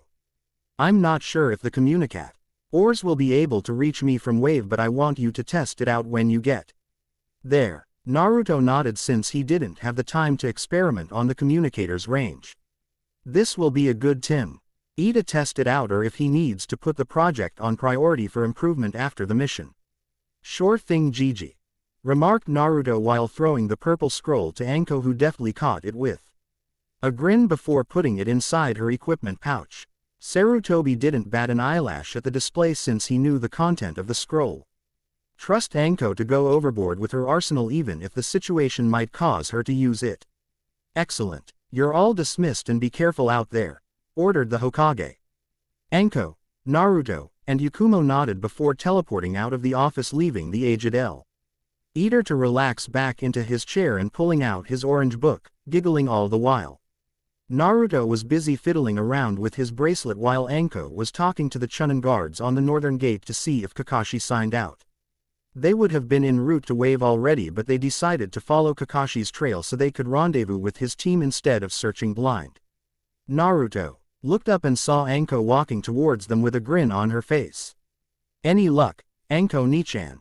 He asked. The snake mistress nodded. They came out this way, so it will be easy for us to follow them. Speed is of the essence, so we might need to use our hoverboards, Gaki, remarked Anko before chuckling when he noticed Naruto perked up upon the mention of his latest masterpiece. Great, we could easily follow Kakashi's trail with this, remarked Naruto before snapping his fingers. A pair of dark shades materialized in front of him, floating in midair. He caught it and showed it to Yakumo and Anko, who looked at it curiously. What does it do? Asked Yakumo, who noticed the seals engraved on the frames. Naruto smiled broadly. This is one of the few projects that Q and I worked on, and I perfected it last week. He remarked excitedly, explaining his newest creation. It replicates the capability of the Byakugan and Sharingan to see chakra, but on a smaller scale. With this baby, we can easily follow Kakashi if his chakra trail is still present. Naruto donned the shades and activated the seals. It took a while for the chakra trails to materialize, and he immediately noticed the wispy tra. Of white chakra exiting the gate as well as trailing back into the village. Success, crowed Naruto with glee. I got his trail. Good thing Kakashi's white chakra is easily distinguishable from irregular ones, or I would be having trouble picking his out of the crowd. Aside from Kakashi's chakra, Naruto also noticed multiple chakra trails going in and out of the village. Some were quite new while the others were already fading. I guess it worked. The shades wouldn't be possible without your bloodline, remarked Kyuubi as he also checked out the invention through Naruto's eyes with interest. I got you to thank for the success of this project, Q. If you didn't push the idea, then I wouldn't even think about doing this. Naruto remarked gratefully towards his tenant. Darn right, remarked Kyuubi in a haughty voice. Naruto just rolled his eyes from behind the shades. So Gaki, did you get a fix on Kakashi's trail? Asked Anko, who was itching to leave. Naruto just nodded and oved the shades before passing it on to Anko, who tried it on. She whistled when she noticed the white chakra leaving the village. Great work, Gaki. Now let's get going. They left the gate and ran miles before stopping in the middle of the road. With a nod, all three of them unsealed their personal hoverboards from their respective bracelets. Each was personalized with their favorite colors. Naruto was blue, Anko purple, and Yakumo a dark gray, almost black. They threw the boards on the ground and stepped on it. Immediately channeling chakra, the boards glowed a light blue before it hovered 3 feet off the ground. After activating the control bracelets, they sped off at Junin level speeds, following Kakashi's trail with Anko on the lead since she was wearing Naruto's invention. After 10 minutes of travel, Anko called to a halt when she saw something tied up on a tree beside the road. Goodness, Kakashi left you both here all tied up. He didn't even bother to tell Hokage-sama for a pickup, remarked Anko as he noticed the sleeping missing nins. Naruto looked at the nuke nins before pulling out ebony and ivory. Do we need any information from them, Nichan? Asked Naruto, charging a bit of lightning chakra to his guns. Anko shook her head. Okay then. Let me just stun them before calling Gigi for a pickup team to bring them back to Konoha, remarked Naruto before ooting the two of them with his stun bullet. The result was funny to say the least. When the bullets hit the demon brothers, one each, they woke up from the sudden influx of lightning chakra into their system. They cried out for a bit before blacking out, a bit of smoke coming out of their bodies. Oops, Naruto remarked sheepishly while returning the guns to their respective holsters. I think I overdid it a bit.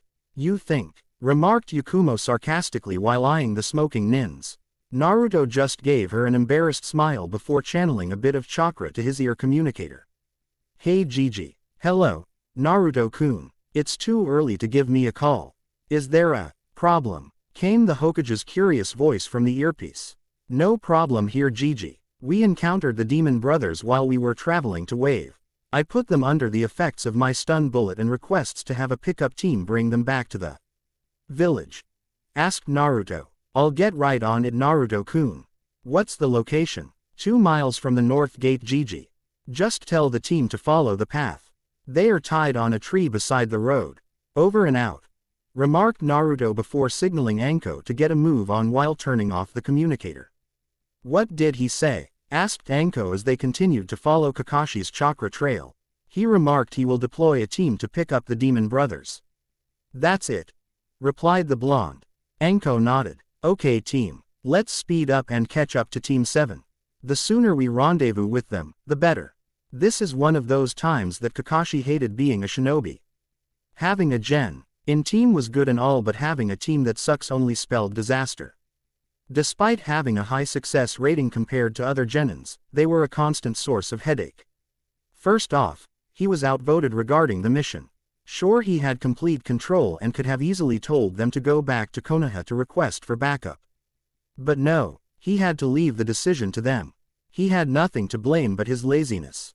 Of course, the Uchiha opted to continue the mission despite the odds of encountering a Junin-level missing nin. Kakashi suspected that the Uchiha wanted to prove himself that he is better than his brother or hoped to gain experience to be one step closer to beating Itachi. As expected, Haruno Sakura immediately supported Sasuke in his declaration, saying that her Sasuke-kun can handle anything. He could only grimace at hanging a poor excuse of a kunoichi on her team despite her being given glowing recommendations from the academy.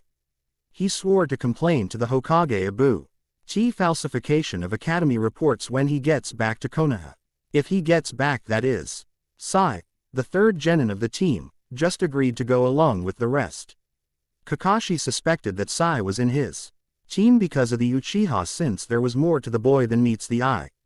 For Kakashi, Sai's emotionless facade cried out Root, a program created by Danzo during the Third Shinobi War that was UPPOSEDLY disbanded by order of the Sandaime and Yondaime Hokage. It was smooth sailing to Wave after their encounter with the demon brothers, but Kakashi had this gut feeling that something bad was about to happen, and his gut feeling was rewarded much to his dismay. When they got to Wave, the area was surrounded by a thick mist that made their journey a bit dangerous. Of course, thanks to his sensitive hearing and experience, he was able to warn his team in time when Zabuza made an appearance, his large sword spinning towards their heads, which they luckily escaped from thanks to his timely warning. A small battle ensued with him currently being trapped in a water prison. He ordered his team to take Tazuna and run, but the famous Uchiha Pride got in the way. Here he was now, looking at shore from his water prison maintained by the real Zabuza, where Sasuke was trying valiantly to defeat the missing nin's clones who Kakashi knew was only at a percentage of the original's capabilities. He winced when he saw a Zabuza clone kick the Uchiha in the face after remarked boy tried to form seals for a fire jutsu, throwing the duck-haired genin to his team and client. That is one pathetic team you have there, Kakashi, remarked Zabuza with amusement. He chuckled when his clone started clobbering the Uchiha. I was expecting more from the team of the legendary copycat Kakashi. Kakashi didn't say anything but opted for a glare towards the demon of the mist, who just gave him a smug grin. He desperately racked his brain for any ideas to help him escape and possibly save his team's lives. The Tokabetsu brigade was currently skimming the waves on their hoverboards heading for Wave Country. At their current speed, they will reach the island in 5 minutes if they stick to the white chakra trail from Kakashi. Hey Kit, You might want to speed things up a bit. I sensed a large chakra burst up ahead. From the amount, I would say it's a Junin and it's not Kakashi, reported Kyuubi. As he scoured ahead using Naruto's senses, he knew that the chakra burst wasn't Kakashi since he was able to identify the difference using the trail they were following. You should start teaching me how to do that. Naruto deadpanned as he turned on his communicator. And become redundant. No thanks. You're not going to learn it from me, kid, remarked a smug Kyuubi. He always liked it, when he gets a one-up over his container. I hate you, growled Naruto. Kyuubi didn't even bother to dignify that with a response, but the wave of smugness emanating from the seal was an indication that Fox just scored a point. Enko Nichan, Yakumo-chan. Q just reported a Junin-level chakra burst up ahead and it's not from Kakashi, he remarked to his earpiece which was currently broadcasting to the rest of the team. Any ideas who or what caused the chakra burst? Asked Anko, who was already racking her brains on the possibilities when they get to their destination. Nope, if I have to guess then Kakashi and his team just encountered a Junin-level missing nin. It might be Zabuza, remarked Naruto, a bit excited on facing such a strong opponent. Got any plans, Anko-sensei?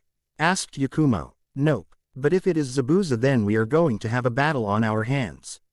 We need to assess the situation first before we can do anything else, remarked the snake mistress. After a brief pause, she continued.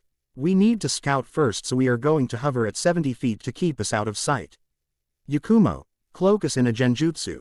I would ask Naruto to do it, but his technique releases a burst of chakra, so any shinobi in the area can easily determine our location. Once we get a visual, we can plan our way from there, ordered Anko. Roger that, Anko Nichan, agreed Naruto, which Yakumo echoed on her end. Channeling more chakra to their boards, Tokabetsu Brigade rose up into the air at a height of 70 feet, which gave them a clear visual of the ground above the trees. Upon entering wave, the Y encountered heavy mist which reduced the visibility.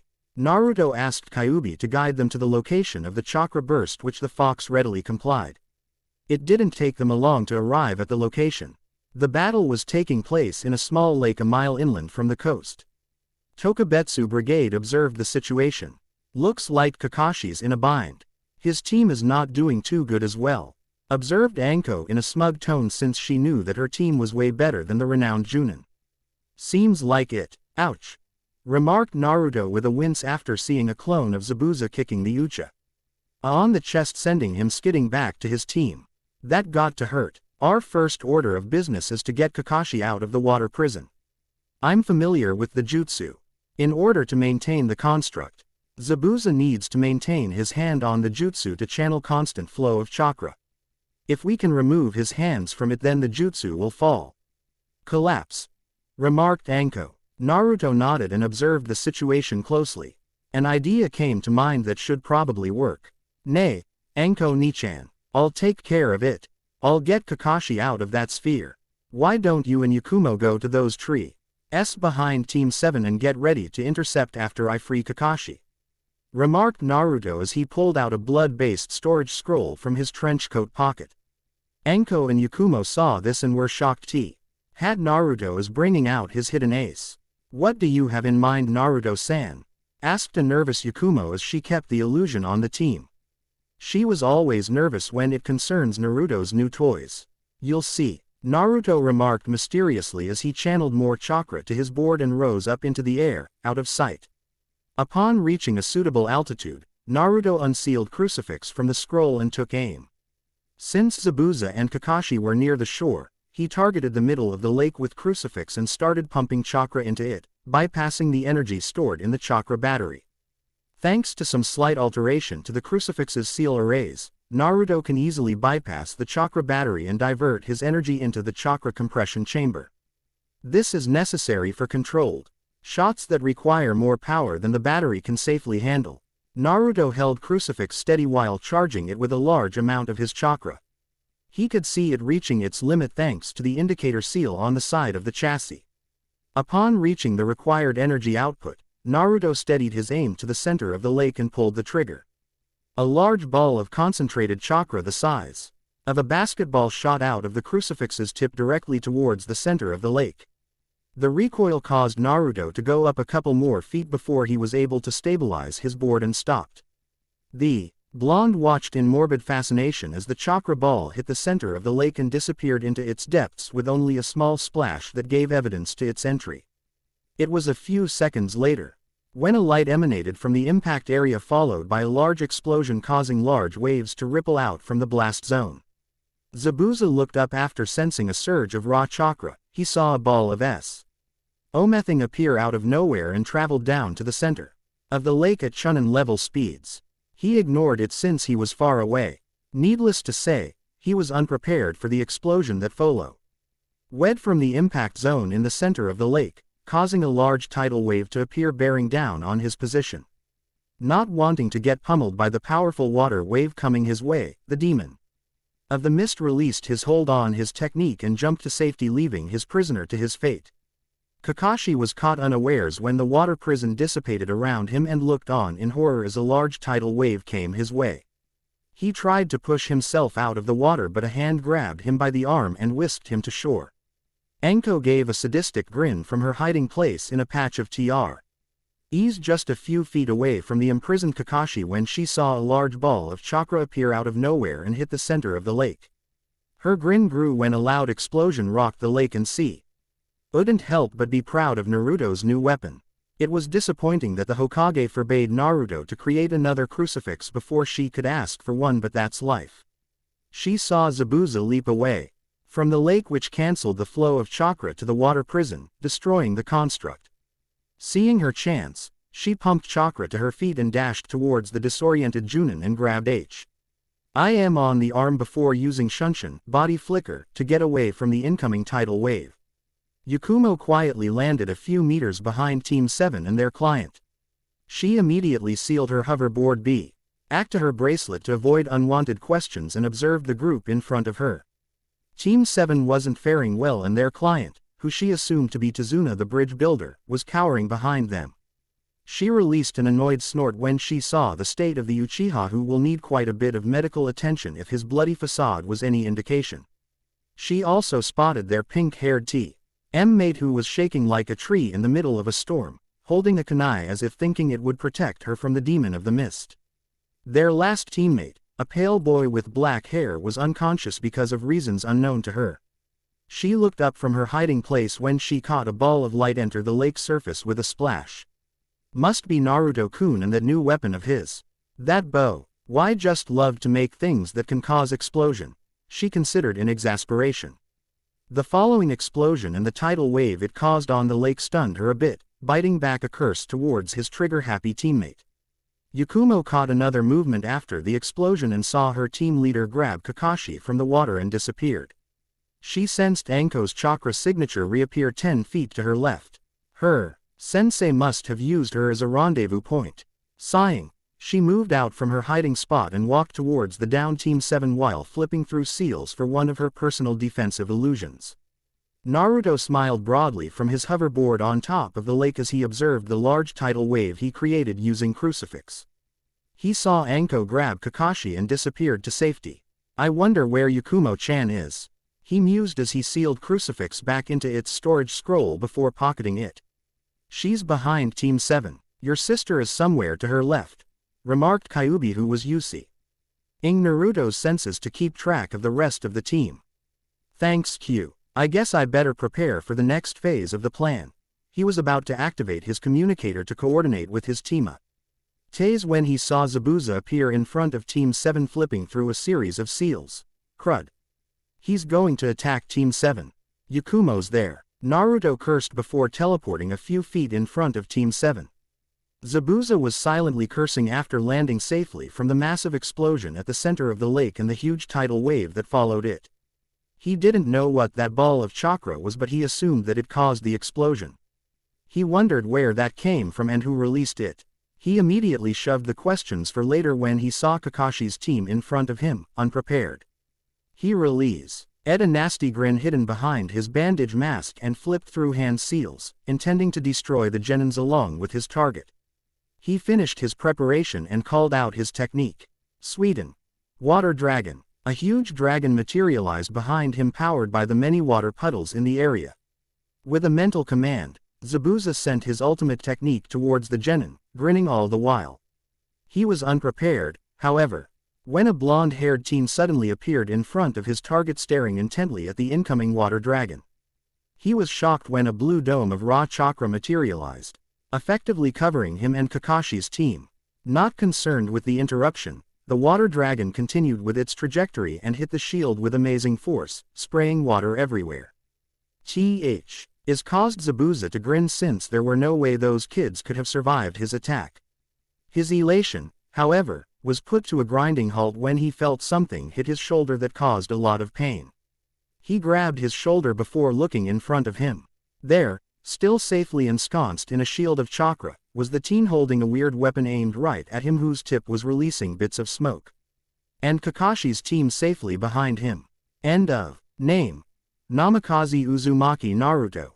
Age: 13. Affiliation: Konohagakure no Sato, village hidden in the leaves. Rank: Tokabetsu Genin. Team affiliation: Tokabetsu Brigade. Teammates: Mitarashi Anko, team leader Kurama Yakumo. Bloodline: Chakra Magic, unofficial designation since it's not registered, Chakra Majutsu. Weapon: Ebony and Ivory, chakra-powered guns. Techniques: Rapid fire of low-powered chakra bullets using ebony and ivory together to cause blunt force trauma. Duration depends on Naruto's chakra reserves. Twin explosion 2. Guns: Overpowered chakra bullet that explodes on contact. Each bullet is equal to 5 exploding tags in power. Rail gun 1-2 guns. Uses electricity produced by lightning chakra to enforce and accelerate the bullet to cage-level speeds, amplifying its piercing power. Stun bullet, a mild form of the rail gun. Controlled combination of both neutral and lightning chakra to produce a low-powered chakra B. Bullet coated with lightning chakra that can disrupt a person's nerves to stop them from moving for a short amount of time. Duration of effect depends on the amount of lightning chakra added to the bullet. Causes paralysis, numbness, or even shock when hit more than once. Weapon: Heavy arms, crucifix. Techniques: Regular bullet, medium-powered chakra bullet, twice the power of ebony and ivory's twin explosion. Power requirement: half of a full-powered chakra battery. Burst bullet, high-powered chakra bullet with an exploding power of 10 explosive tags. Power requirement: 1 chakra battery. Exploding bullet, variation of burst bullet with power of 20 explosive tags. Power requirement: direct chakra infusion, Chunin level reserves required. Chakra beam, similar to that of a Bijudama, tailed best ball, in power. Releases a highly concentrated beam of Kyuubi's chakra. Power requirement: direct infusion of Kyuubi's chakra from Naruto. Weapon: Chakra chain armlets X2. Techniques: Shy N Jail uses chakra chains to bind an opponent's. Bloodline abilities: Teleportation, single to mass teleportation, currently maximum of 3 including Naruto himself. Transformation, Creation, Chakra shield, semi-automatic defense, area defense, individual range defense, minor fire manipulation, fireballs, advanced telekinesis, flight, group flight, currently maximum of 3 including Naruto himself. Taijutsu, Tai Chi, Ninjutsu, Kage Bunshin no Jutsu, Henge no Jutsu, Kawarimi no Jutsu, Futon, Grand Breakthrough, Futon, Wind Blades, Genjutsu. No abilities in Genjutsu except for detection and dispelling. Fuinjutsu. Untested though already displaying a form of mastery through application of seals on his weapons. Mission stats: S rank 0, A rank 0, B rank 1, C rank 9, D rank 0. Ability limitation: Transformation. Cannot transform living beings that has active chakra running through their bodies. Possible but requires more power depending upon target. The more chakra and control the target has, the harder she is to transform. Teleportation. The amount of chakra used by the technique depends on the distance from the starting point to the destination. More chakra is needed if Naruto takes in passengers. The chakra usage doubles for every passenger. Additional note: teleportation from Tea Country to Fire Country with 2 passengers takes 3/4 of Naruto's overall chakra reserves. No info regarding the use of Kyuubi's chakra for the technique. Mai Doom. You're one of my active reviewers, readers with one comment, review for every chapter. Woot. Yes, I agree, it is like chatting with an old friend. Coo. Anyway, on to the points you pointed out in your review, he. Crucifix will only be used in special circumstances. Remembers, there are restrictions to the use of his artillery. Because the Hokage doesn't want it to be known to everyone. There will be new inventions of Naruto in the future, so you're better look forward to them. Also, I don't think I will be using the visor too often in this FIC. Not much use for it actually.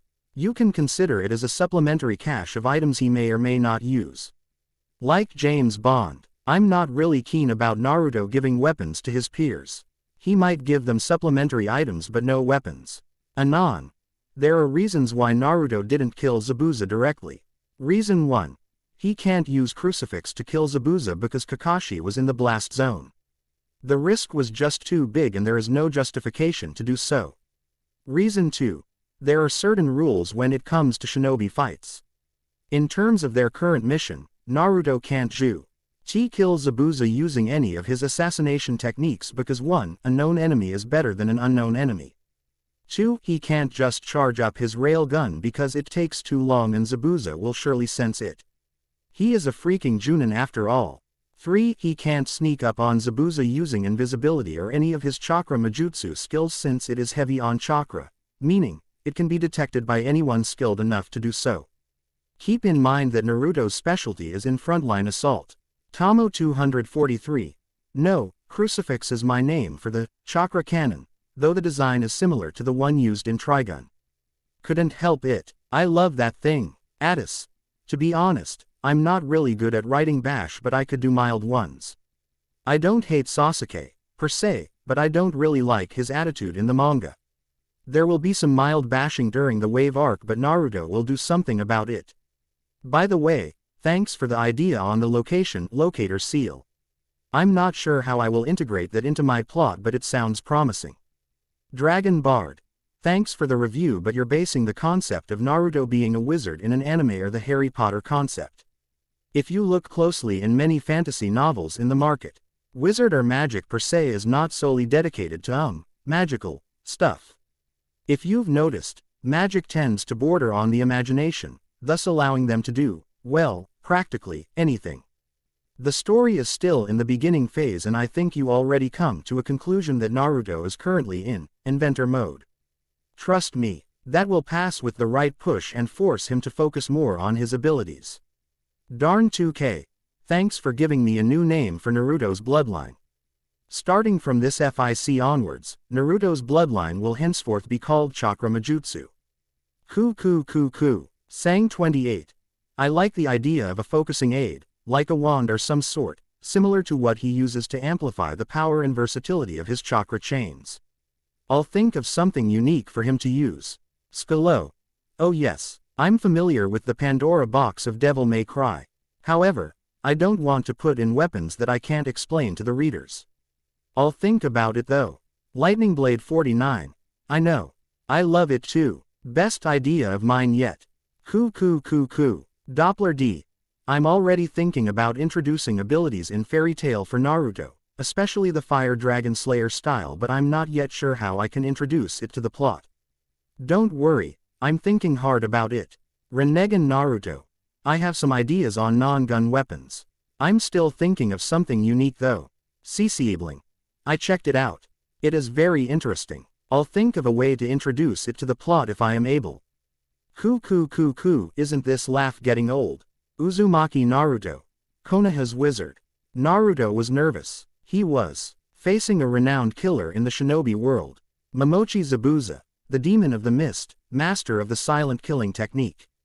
True that he was itching for a fight and would love nothing more than to test his skills with the A-rank missing nin but he couldn't help but feel nervous from the dangerous aura the figure in front of him was emitting.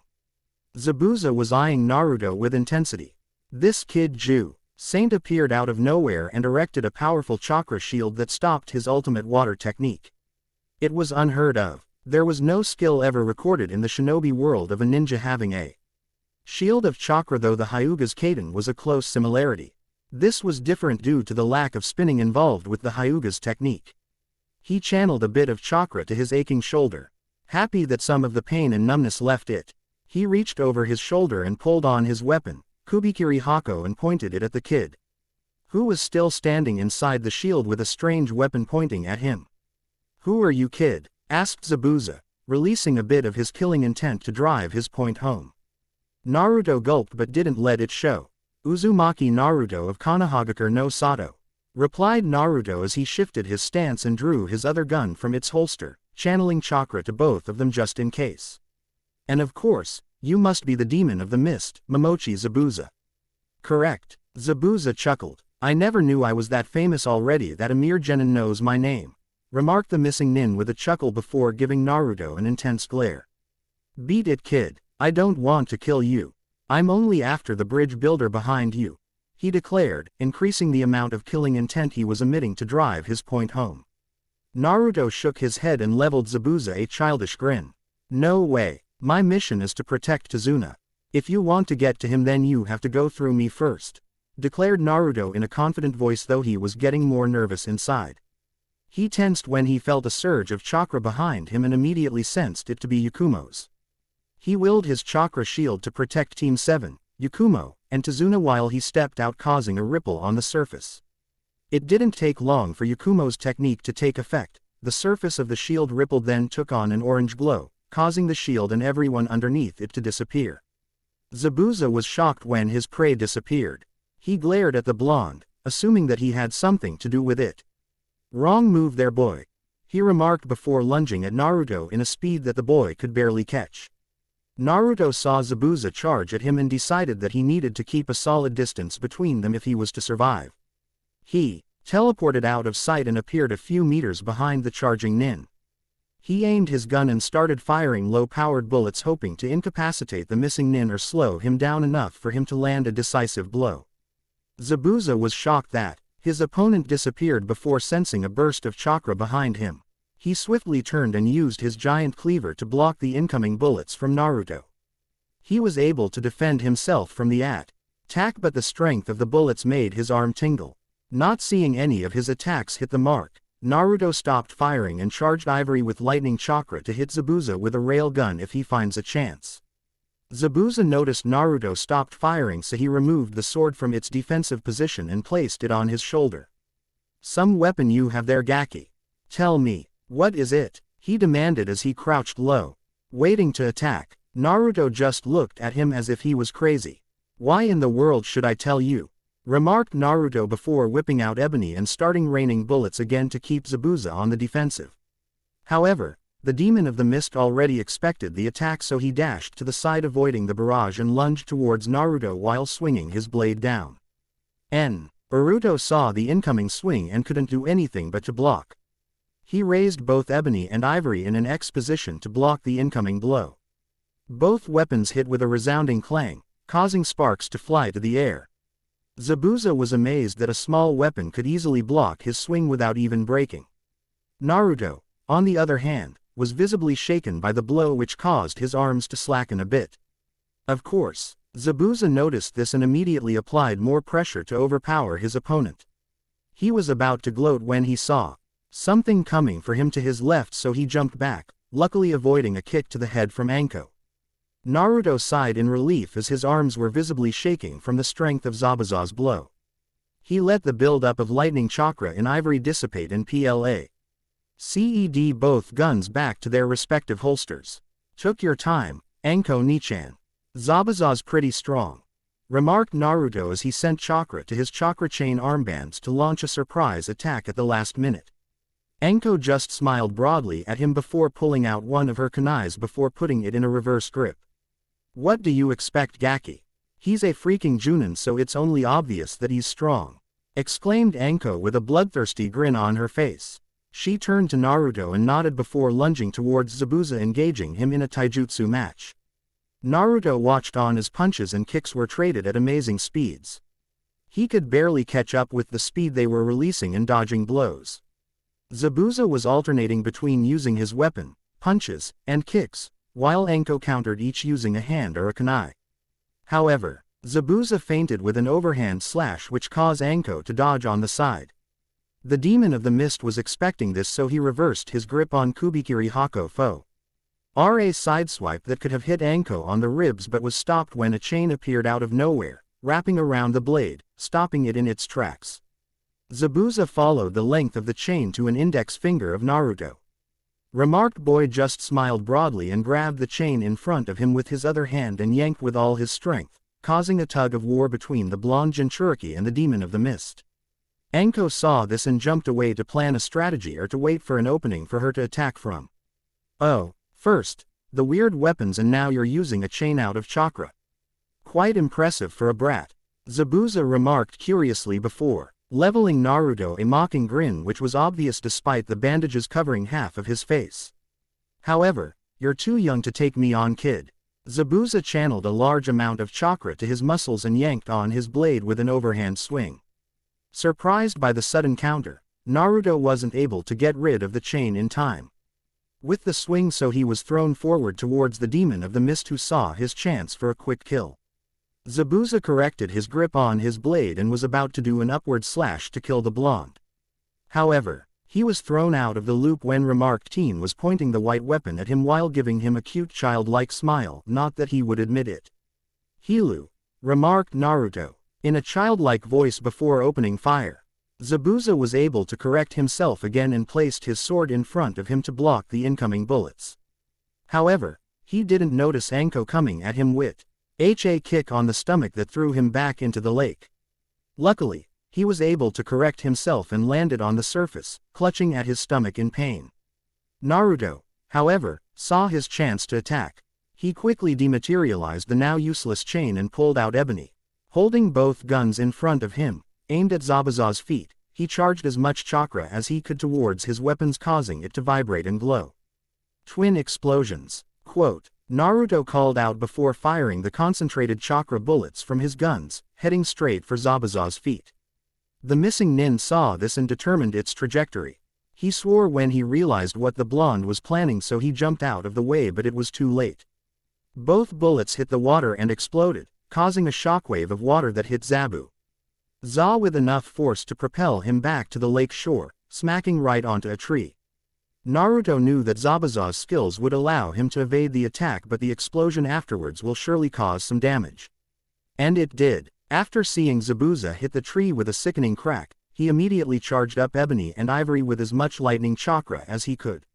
He saw Zabuza groan and pull himself off the ground, so he immediately fired at him, hitting him on the chest, which brought him slamming back into the tree from the force of the attack, this time electrocuting the demon of the mist, causing him to release a loud scream of pain. It took quite a while for the electricity to leave his system, but he eventually blacked out from the pain. He slumped to the ground smoking and clearly unconscious. Naruto slumped to the ground after seeing his opponent knocked out. He could feel the adrenaline leave his system, causing him to feel a lot more tired than usual. He felt a hand on his holder, so he turned and saw Anko looking at him in concern. "You okay, Gaki?" asked Anko. Naruto just smiled and nodded. "Yeah, I'm good. Just the adrenaline leaving me, so I'm a bit tired at the moment," he remarked to his adopted sister so she wouldn't worry. He turned to the smoking Zabuza. "You might want to check him out. I hit him with an overpowered stun bullet, so he should be out of it, but it wouldn't hurt to check on him just in case." Anko nodded and walked towards Zabuza with a kunai in hand. But before she could get near, 3 Senbon needles flew out of the forest and hit Zabuza on the neck. They caused the demon of the mist to go into shock before slumping back on the ground. This time he wasn't breathing. The snake mistress was shocked at the sudden attack and tensed for a sudden attack. She felt something to her left, so she threw her kunai at the intruder. There was a loud clang and silence. A figure walked out of the forest carrying Anko's kunai by the ring on the handle with a finger. Naruto looked at the intruder and couldn't help but admire the predatory grace he was exuding. The figure was wearing a Mist Hunter Nin mask and a dark green battle kimono. His hair was quite long, the top was tied to a bun. Before he could say anything, the Hunter Nin spoke. "Sorry for the intrusion, but I couldn't help but land the finishing blow," remarked the Hunter Nin before indicating the corpse of Zabuza. "I've been hunting him for months now, and I was lucky that you brought him down. I'm sorry to have stolen your kill from you, but it is necessary for my mission. Anko J. Ust shook her head and walked towards Zabuza. She placed a finger to a vein on the other side of the missing nin's neck to check for a pulse. There was none. He really is dead, she murmured before standing up and addressing the hunter nin. So I take it you will be taking the body now and destroy it. The hunter nin nodded casually, threw the kunai back to its owner, who calmly caught it by the ring before pocketing it. Thank you for bringing him down. I'll make sure that his bounty will be forwarded to your cage since you played a large role in the success of my mission. With that, the hunter nin placed a hand on Zabuza's chest before disappearing from the battlefield in a torrent of water. Naruto was currently munching on a stick of dango while watching Yakumo tend to the injured with a curious eye. How are they, Yakumo-chan? He asked his teammate. They're doing fine except for the Uchiha. Sai have a slight concussion since Haruno told me that he was kicked on the head by Zabuza. Haruno is fine, just scared stiff, remarked Yakumo with a shrug as she scanned the unconscious Sasuke with a diagnostic jutsu she learned from Tsunade. Now this guy over here needs a little bit of work. He sustained 4 broken ribs, concussion to the back of the head, a broken shoulder, bruises, and chakra exhaustion. I guess Zabuza did a number on him. Naruto had to hold back a snicker that as about to escape his lips when Yakumo listed down Sasuke's injuries. How about Kakashi-san? He seems to be out of it, asked Naruto as he trailed his eyes over to the sleeping Junin beside a relaxing Tazuna. Nothing's wrong with him, just chakra exhaustion because he overused his Sharingan, as well as the chakra draining effect of Zabuza's technique. Good thing Anko-sensei bailed him out and stayed out of the fight, or else he would be out for a week.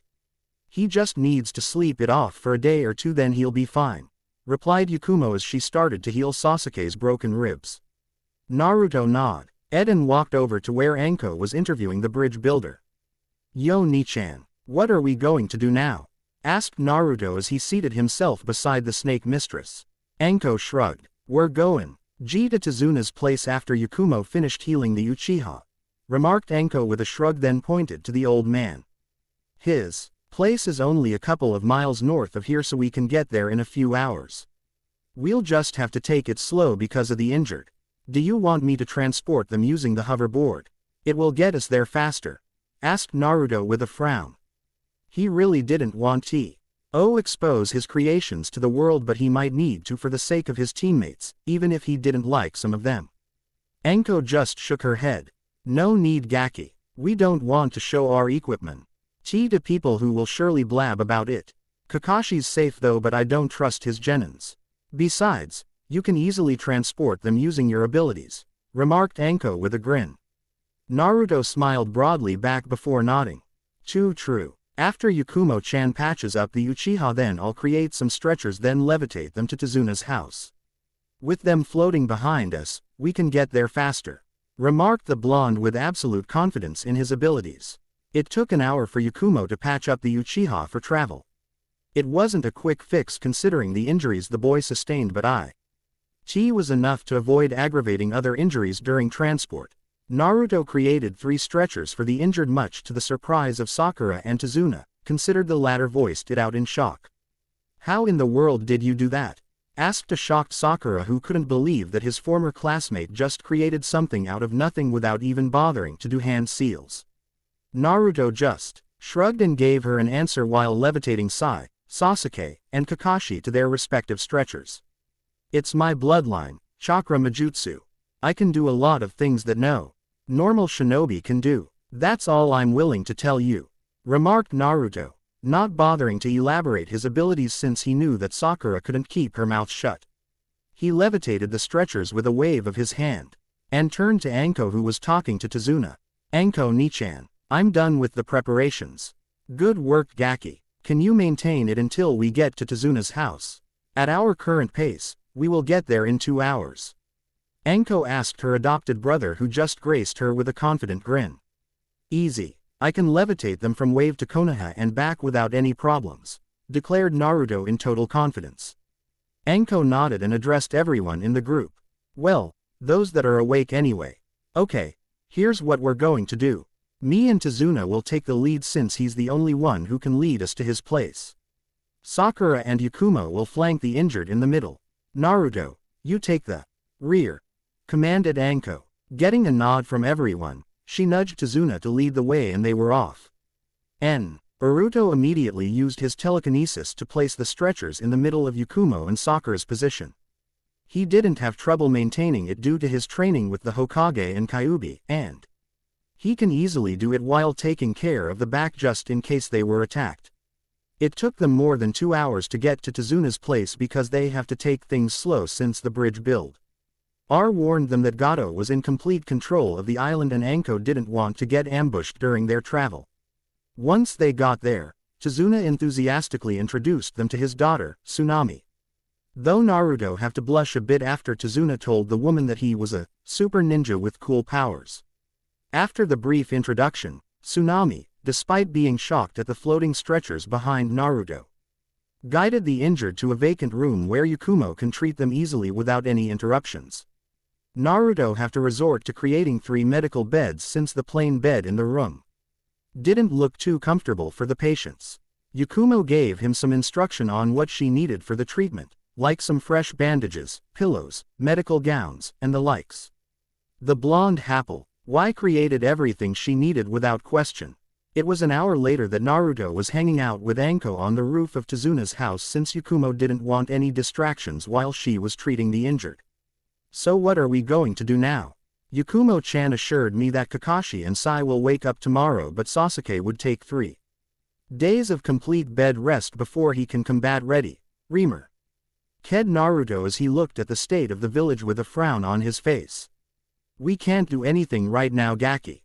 We can always come up with a strategy to bring down Gato since he's the root of the problem here in Wave.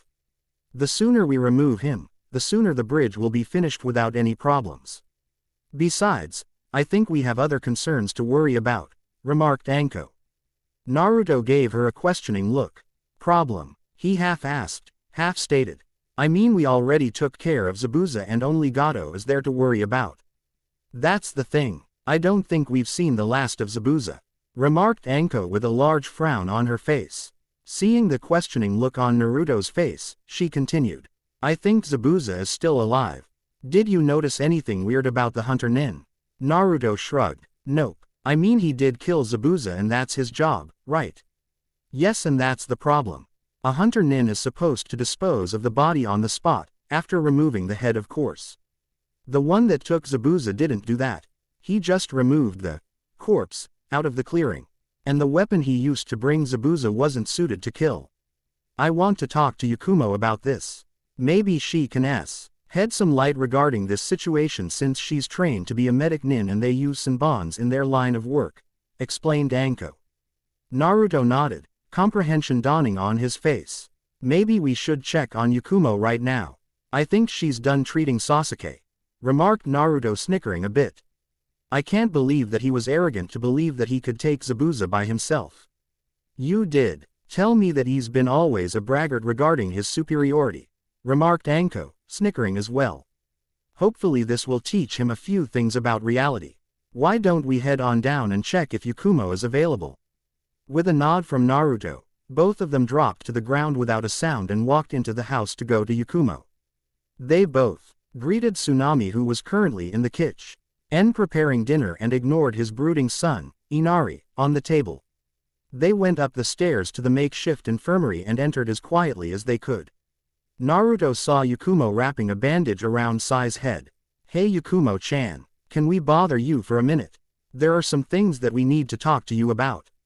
No worries Naruto-san, I'm almost done with my last patient. I'll be with you in a second, remarked Yakumo without bothering to look at them. Naruto just shrugged and walked to an empty corner, created a very comfortable sofa and plopped down with Anko doing the same beside him. It took 10 minutes for Yakumo to finish her ministrations of Sai. What do you want to talk to me about? She asked tiredly before popping a chakra pill into her mouth. What can you tell us about senbons? Anko asked seriously. What about it? You have to be specific, you know, remarked Yakumo as she sat at the foot of Sai's medical bed. Is it possible to kill using senbons? Asked Anko in a serious voice which Yakumo immediately picked up. Senbons are commonly used in various medical techniques, though there are some shinobis, especially combat medics, who uses it along with an ART called acupuncture to disable opponents. But to answer your question, no, senbons can't be used to kill. Disable, yes. Kill, no, explained Yakumo. Why did you ask such a mundane question? Anko ND Naruto just shared a look before the snake mistress blurted it out. I think Zabuza is still alive. Yakumo looked at her sharply. She wasn't able to observe Naruto and Anko's battle with Zabuza because she was too busy maintaining the illusion, as well as applying first aid to the injured. But the reports she got from the two while they were walking towards Tezuna's house described the battle in detail. Why do you say that? She asked, voice equally serious as Anko's. Because the hunter nin used 3 senbon needles to kill Zabuza, explained Naruto.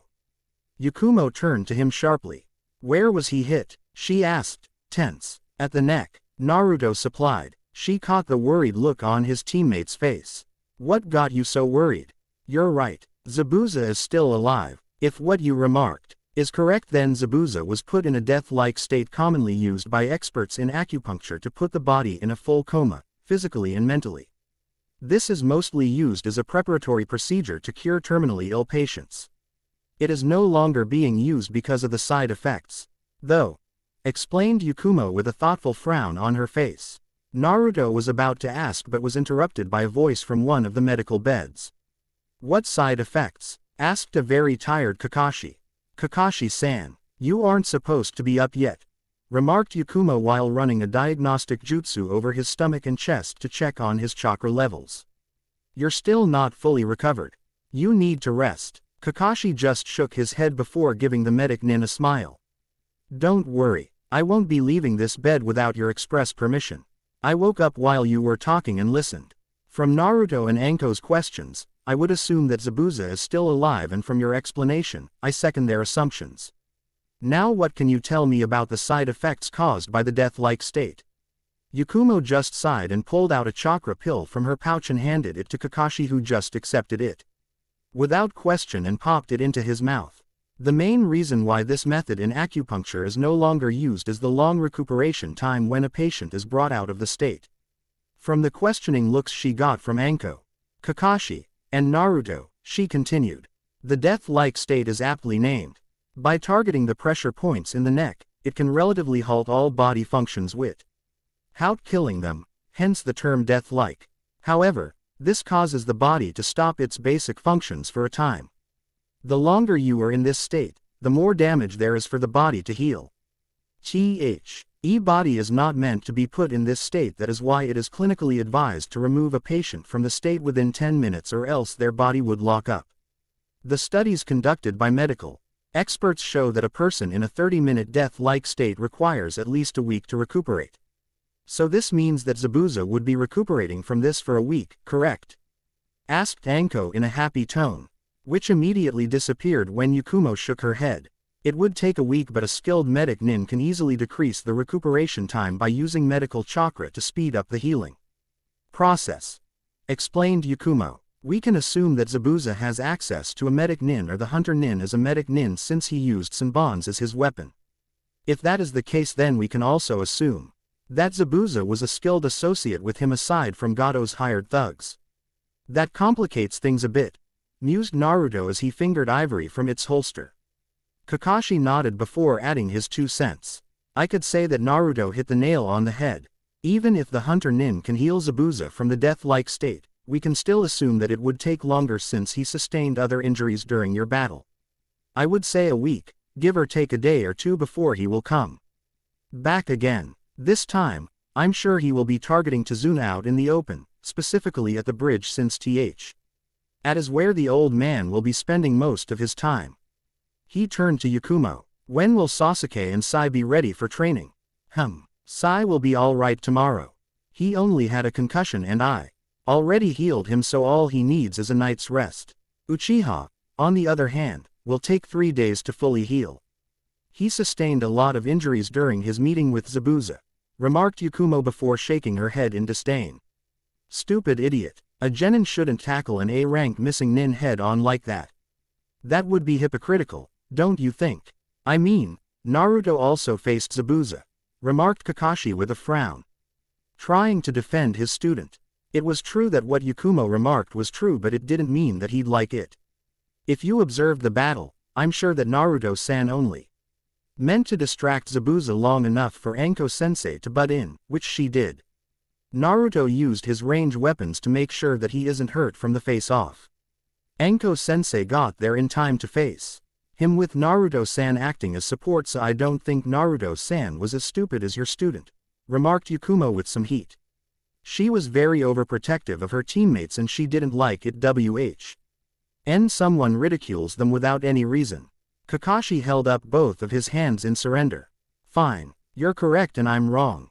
I'm sorry. He apologized to the clearly irate Yakumo, who just nodded tersely before standing up from the bed she was sitting on and proceeded to check on the Uchiha. Anko and Naruto had to hide the grin that was making way onto their faces when Yakumo defended the blonde. It was heartening to see the usually stoic Yakumo to show her emotions, especially to her teammates. So Kakashi, what do you have in mind? I want to make some strategy regarding Zabuza and Gato. The sooner we get rid of them, the better, asked Anko. Kakashi just shrugged, telling the two that he was stumped out of ideas. Naruto snapped his fingers. Darn. I forgot to contact Hokage Gigi. He cursed before channeling chakra to his communicator. Hey Gigi, you there? There was static on the line, so Naruto pushed in more chakra. Gigi, you there? There was a little bit more static, but the Hokage's voice finally came through. Naruto, I can't hear you very well, there's some static on the line, remarked the Hokage clearly. Naruto channeled more chakra to the communicator before continuing. How is it now, Gigi? Loud and clear, Naruto-kun. Are you in wave right now? Asked the Hokage, relief clearly evident on his voice. Yeah Gigi, sorry it took me quite a while to contact you. We encountered some problems on the way here. Apologized Naruto before going into an in-depth explanation of what happened, starting with their meeting with Zabuza and their entry to wave. It took quite a while for the Hokage to voice out a reply from the report, but when he did, it took Naruto by surprise. Naruto-kun, did you have a spare communicator like the one you installed here on my desk? Asked the Hokage. Well, yeah, I have two of them in my laboratory right now. Why do you ask, Gigi? Replied Naruto, confused by sudden request. Do you think you could get it there using your abilities? I have new orders concerning this mission and I want to make sure that everyone can hear it. Sure. Give me a moment, Gigi, remarked Naruto with a thoughtful frown on his face. Hey Q.D. You think I could summon the storage scroll containing the spare communicator here? I'm sure it's possible, but you might want to use my chakra. There's a very large distance between wave and D Konoha, so using my chakra wouldn't leave you exhausted afterwards. I'll supply the chakra, you do the control, remarked the Biju. Sure, give it to me, remarked Naruto, already feeling the sensation of Kyuubi's chakra flowing through his coils. He held out his hand, palm up, and concentrated on the specific scroll that holds the items he needed. He willed the chakra to flow into his hand while visualizing the item to appear. It took quite a while and he was about to give up when a sudden surge of chakra welled up inside him, followed by a loud popping sound upon the appearance of the scroll he was visualizing on his hand. Naruto almost dropped it from the shock, as well as the exhaustion that came with the effort. Phew, that took a lot of juice to accomplish, remarked Naruto before taking a deep breath. At least it worked. What did you do, Gaki? Asked Anko in confusion. She felt the minuscule amount of Kyuubi's chakra flowing through his adopted brother, and she knew that she felt it too, judging from how tense he became on his bed. I just teleported a scroll that Gigi wanted from my house to my hand. It sounds easy and the theory was sound, but it takes a crud load of power. Have to use Q's chakra to get it done, or else I would be exhausted right now. I'm just a little out of breath, replied Naruto with a grin. The Hokage was listening from the earpiece since Naruto didn't turn it off. Did you get it, Naruto-kun? Asked the aged leader. Got it, Gigi. Give me a few minutes to set it up, remarked Naruto as he unsealed the item on the scroll, much to everyone's curiosity. From everyone's point of view, it looked like a speaker with a circular notch at the top. It was lined with various seals that none of them were familiar with. Naruto smiled broadly when he saw that everyone was paying attention to his invention. Wanting to get the show on the road, Naruto pulled out the communicator from his ear and placed it on top of the box where the circular notch was located. There was an audible click, meaning that it was properly locked in place. Channeling a bit of his chakra to the box, it glowed a bright blue before dying down. Testing, testing. Can you hear me, Gigi? Asked Naruto. Everyone was looking at him as if he was crazy. However, they were shocked when they heard the Hokage's voice coming out of the box. Loud and clear, Naruto-kun.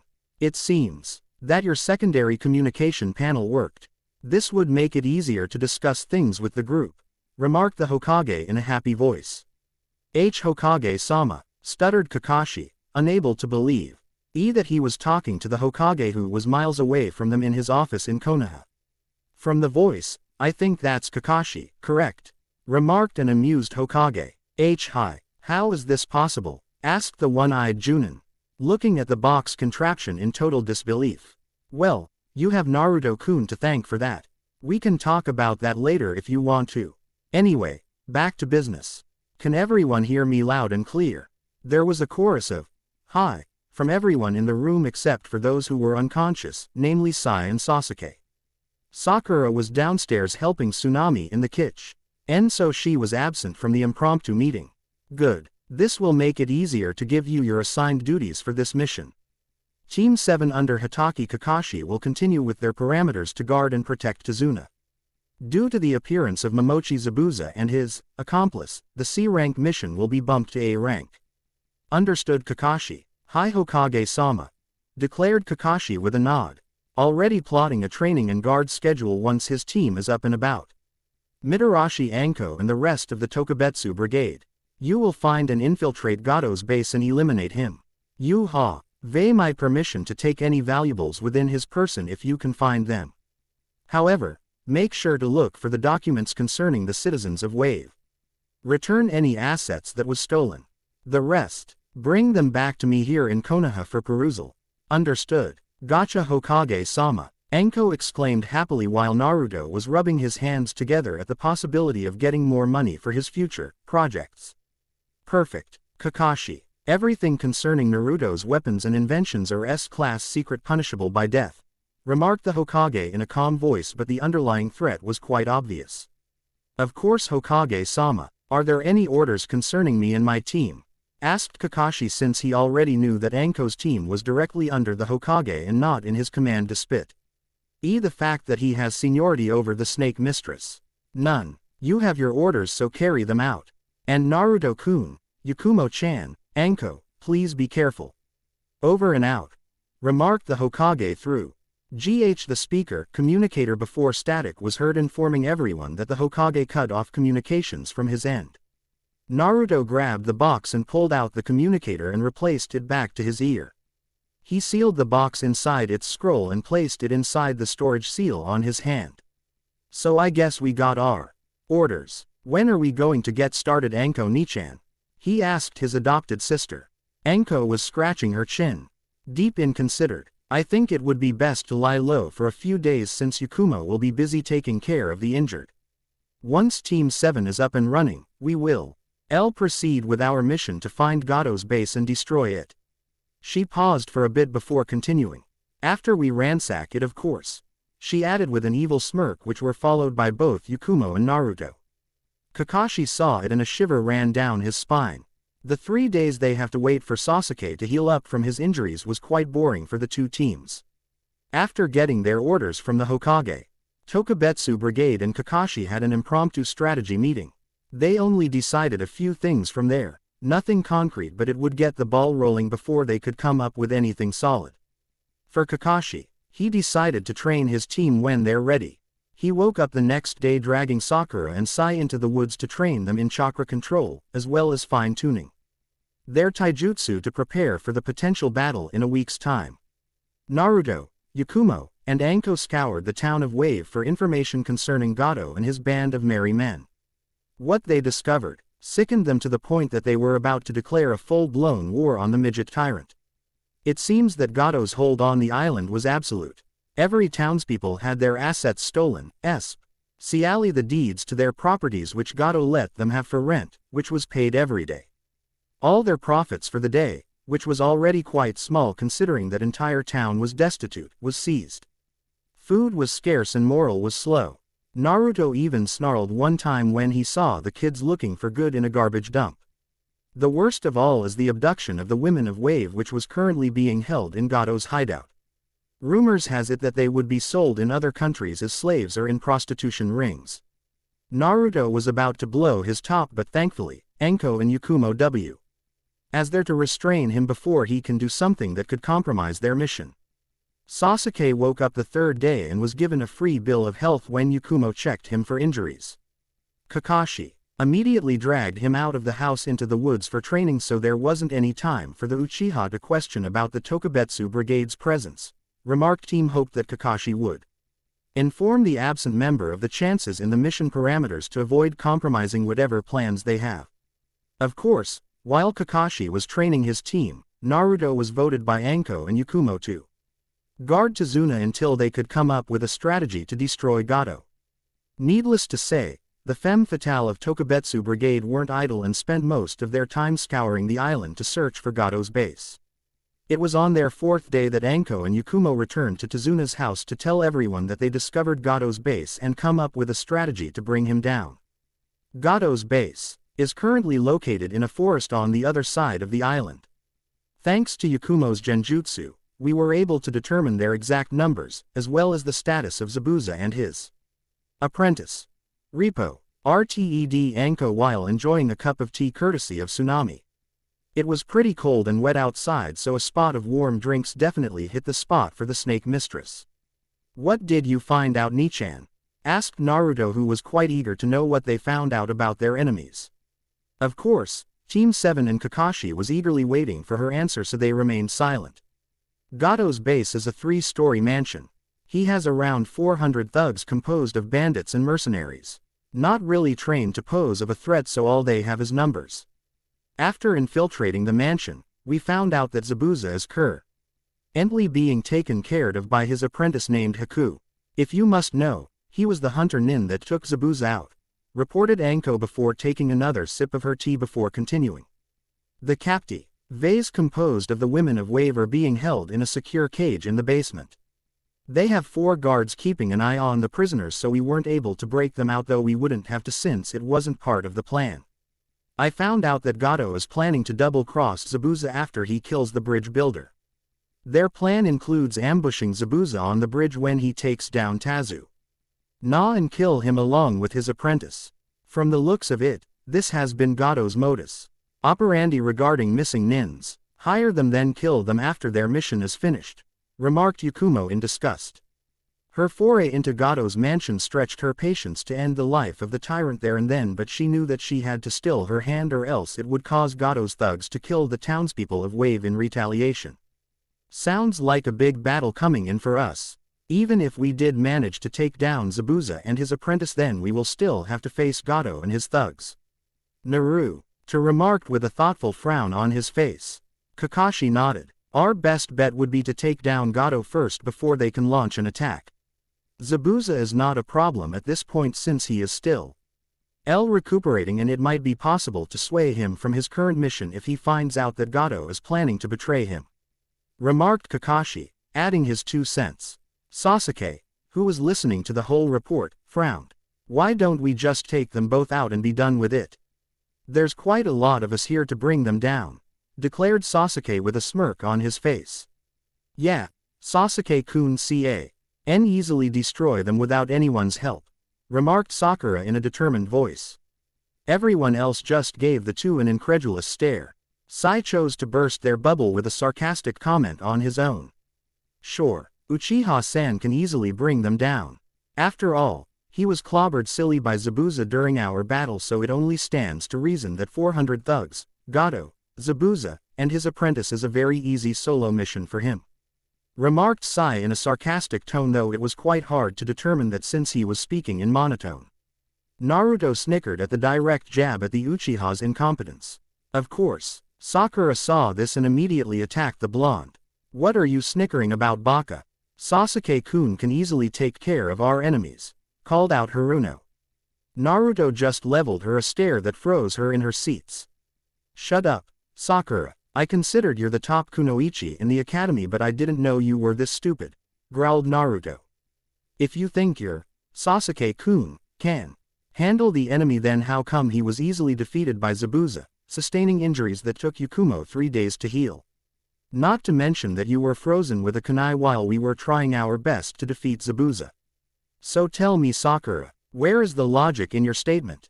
Of course, Sakura chose to shut up since Naruto made a point, but the blonde didn't let up his tirade. You're nothing but a poor excuse of a kunoichi.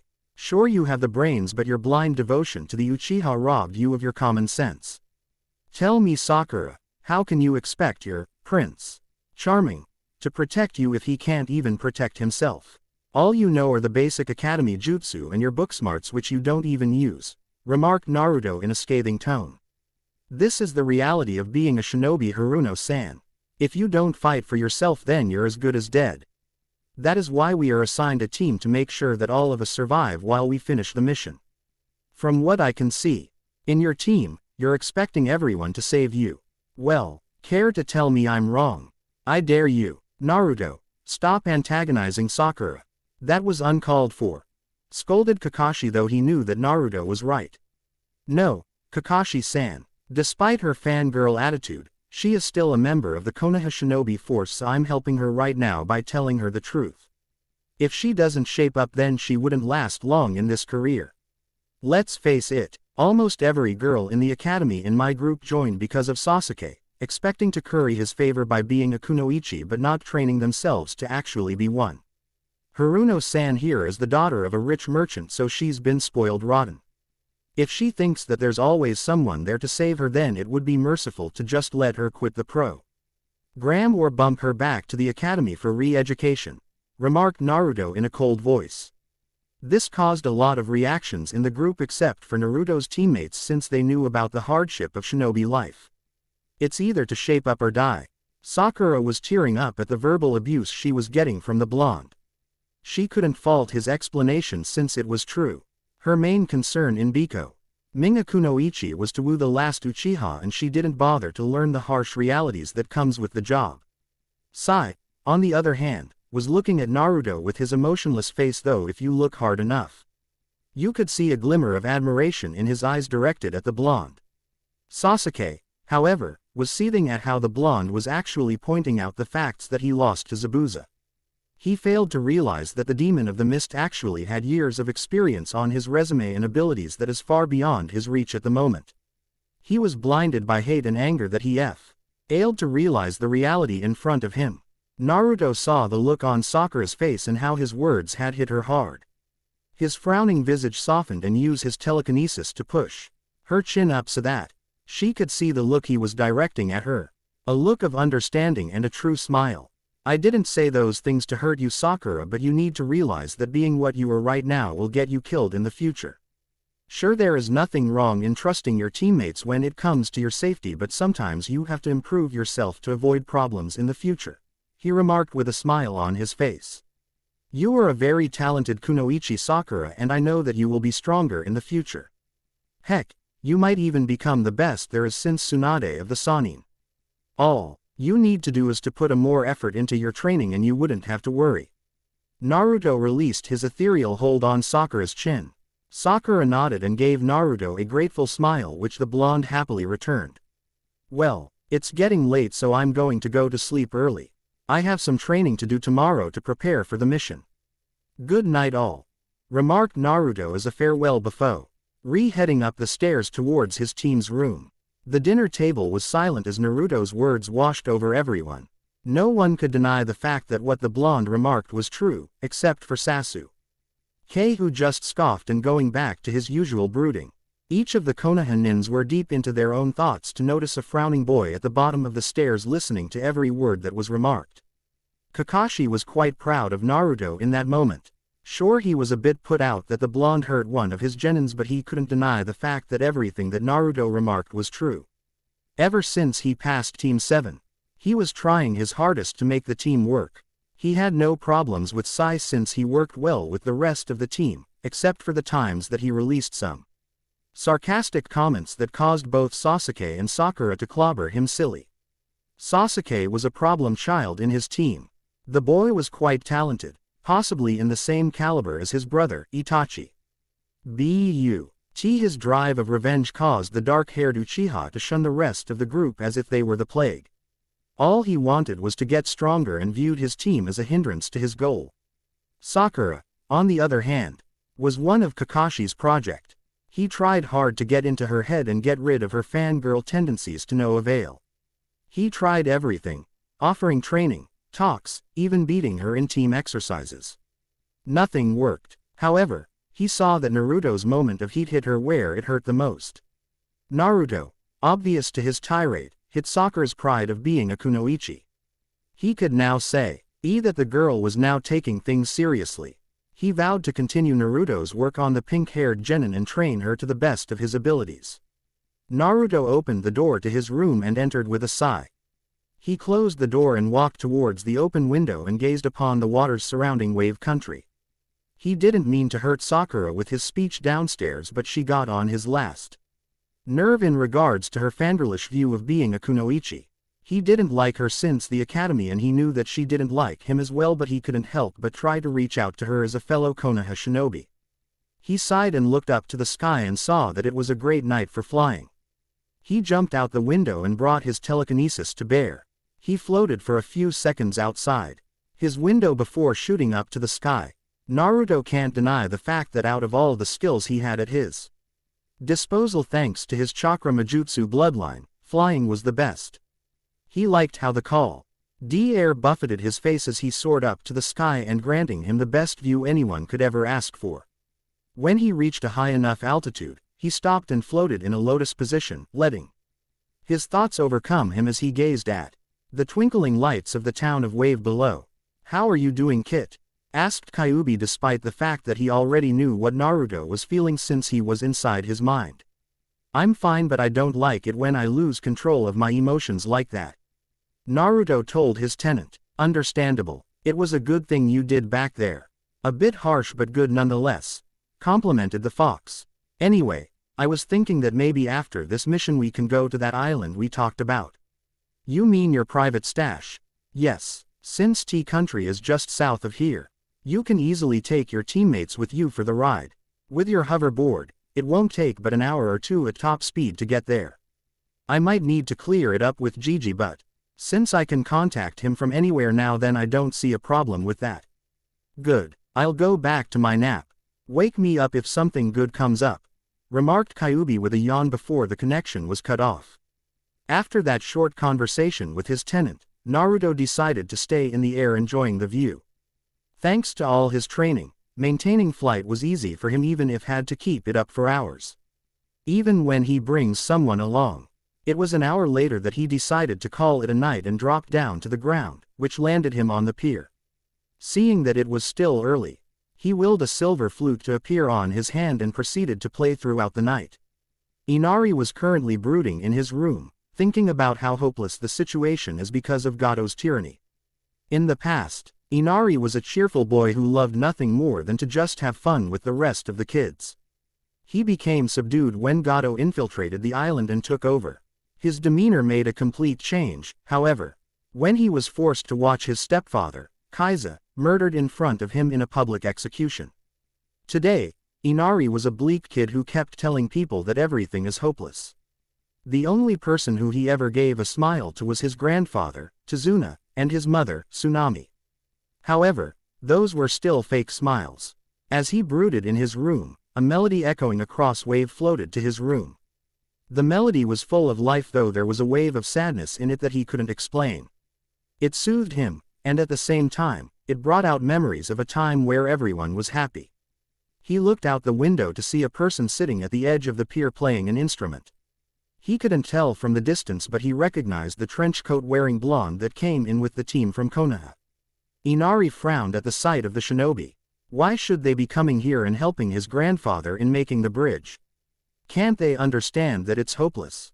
Can't they understand that they will die?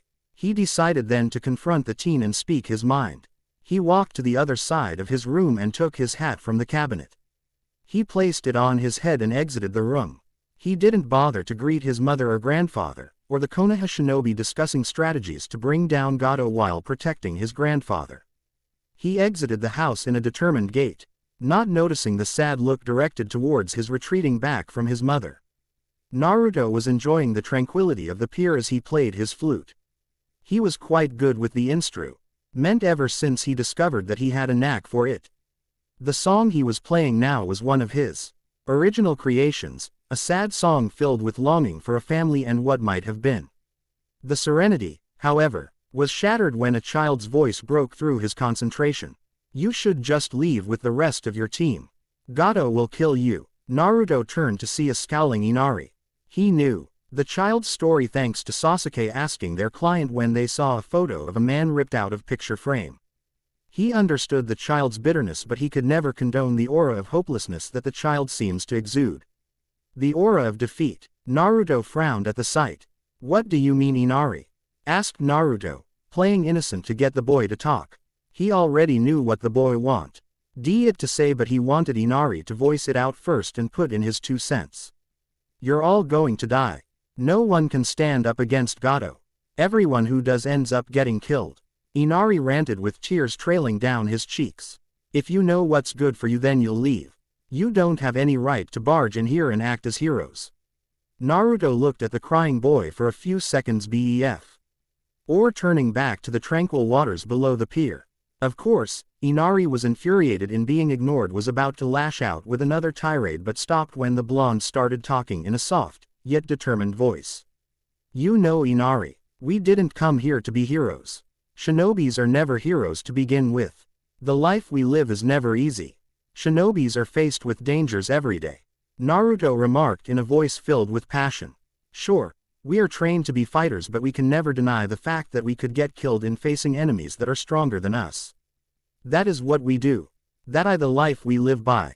I'm sure you don't understand this life because you're not a shinobi. However, you're right. Shinobis can be heroes depending on what they do during missions. I have a true story to tell you if you are willing to hear it, remarked Naruto before turning to Inari, patting the wooden plank beside him as an invitation to sit. Inari hesitated for a moment before taking the offer. He sat beside the blonde and looked out into the waters. He didn't see Naruto smile at him before following the boy's actions. Your grandfather and mother told us about Kaiza, remarked Naruto.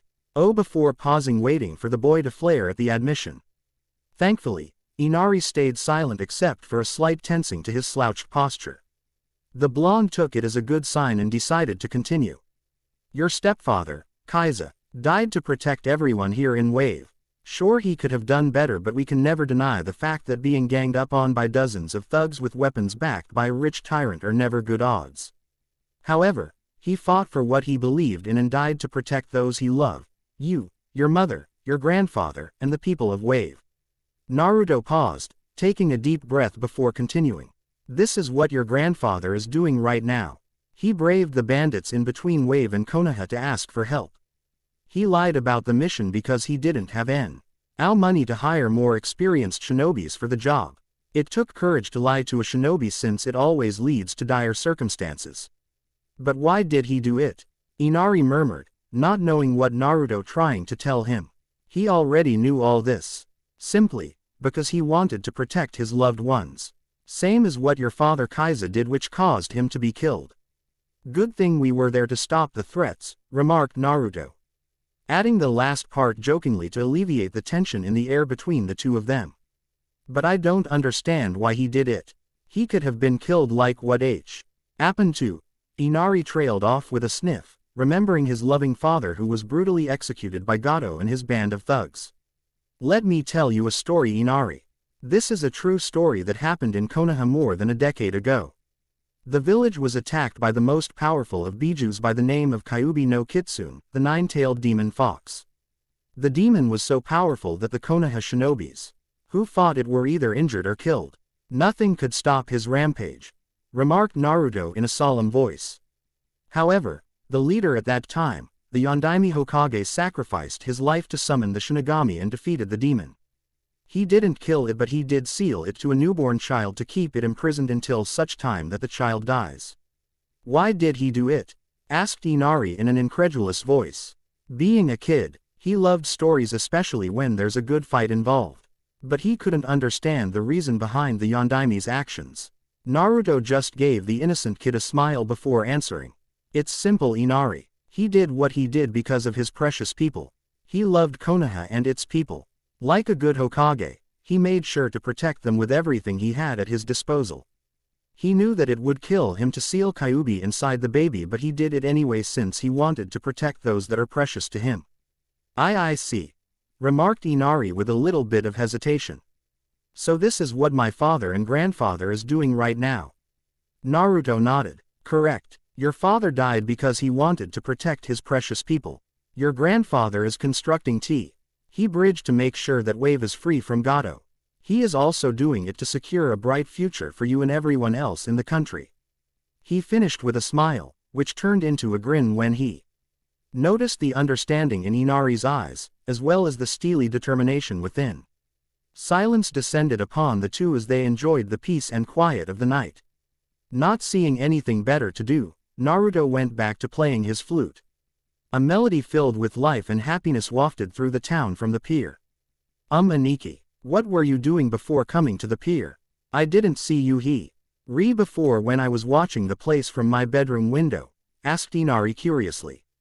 Naruto smiled broadly at the affectionate nickname the kid gave him. I was flying, Naruto answered simply. Inari gave him an incredulous look. You can fly, really? The boy asked excitedly. Yep, here let me show you, remarked Naruto, flicking his wrist towards the boy, causing he kid to float in the air, filled with excitement. Want to go fly around for a bit? Inari nodded eagerly, causing Naruto to grin. The blonde stood up and made he flute disappear back to nothingness, causing the kid to go wide-eyed in shock. Grinning, Naruto floated alongside the boy before saying, I hope you love heights. Making sure that he had a solid grip in his abilities, both Naruto and Inari shot up to the sky. Shish. Outs of glee and excitement echoed through the air, causing a lot of people to ponder what was happening outside. End of. Important announcement. Pull up. Greetings, my beloved readers and followers. First of all, I would like to thank everyone for your patronage of my fan stories. Your many reviews and comments have helped in their development, and granted me a boon in learning and improving in the process. The reason I am putting up this announcement is the lack of time I currently have to devote to my stories. Work and some issues raised its ugly head and demands quite a lot of my time, taking quite a chunk of my writing and brainstorming sessions. This is why I decided to put up a poll to give you, my readers and followers, a chance to pick stories that you want me to work on. This doesn't mean that I won't be working with the rest, only that updates would be pretty slow due to the lack of time I have at my disposal. Anyway, the poll is up and please pick 3 stories you want me to focus my attention on. The poll will be up for 2 weeks before I will post an announcement as to what stories will be updated. That's it for now. Cheers everyone. Corrupt Monk.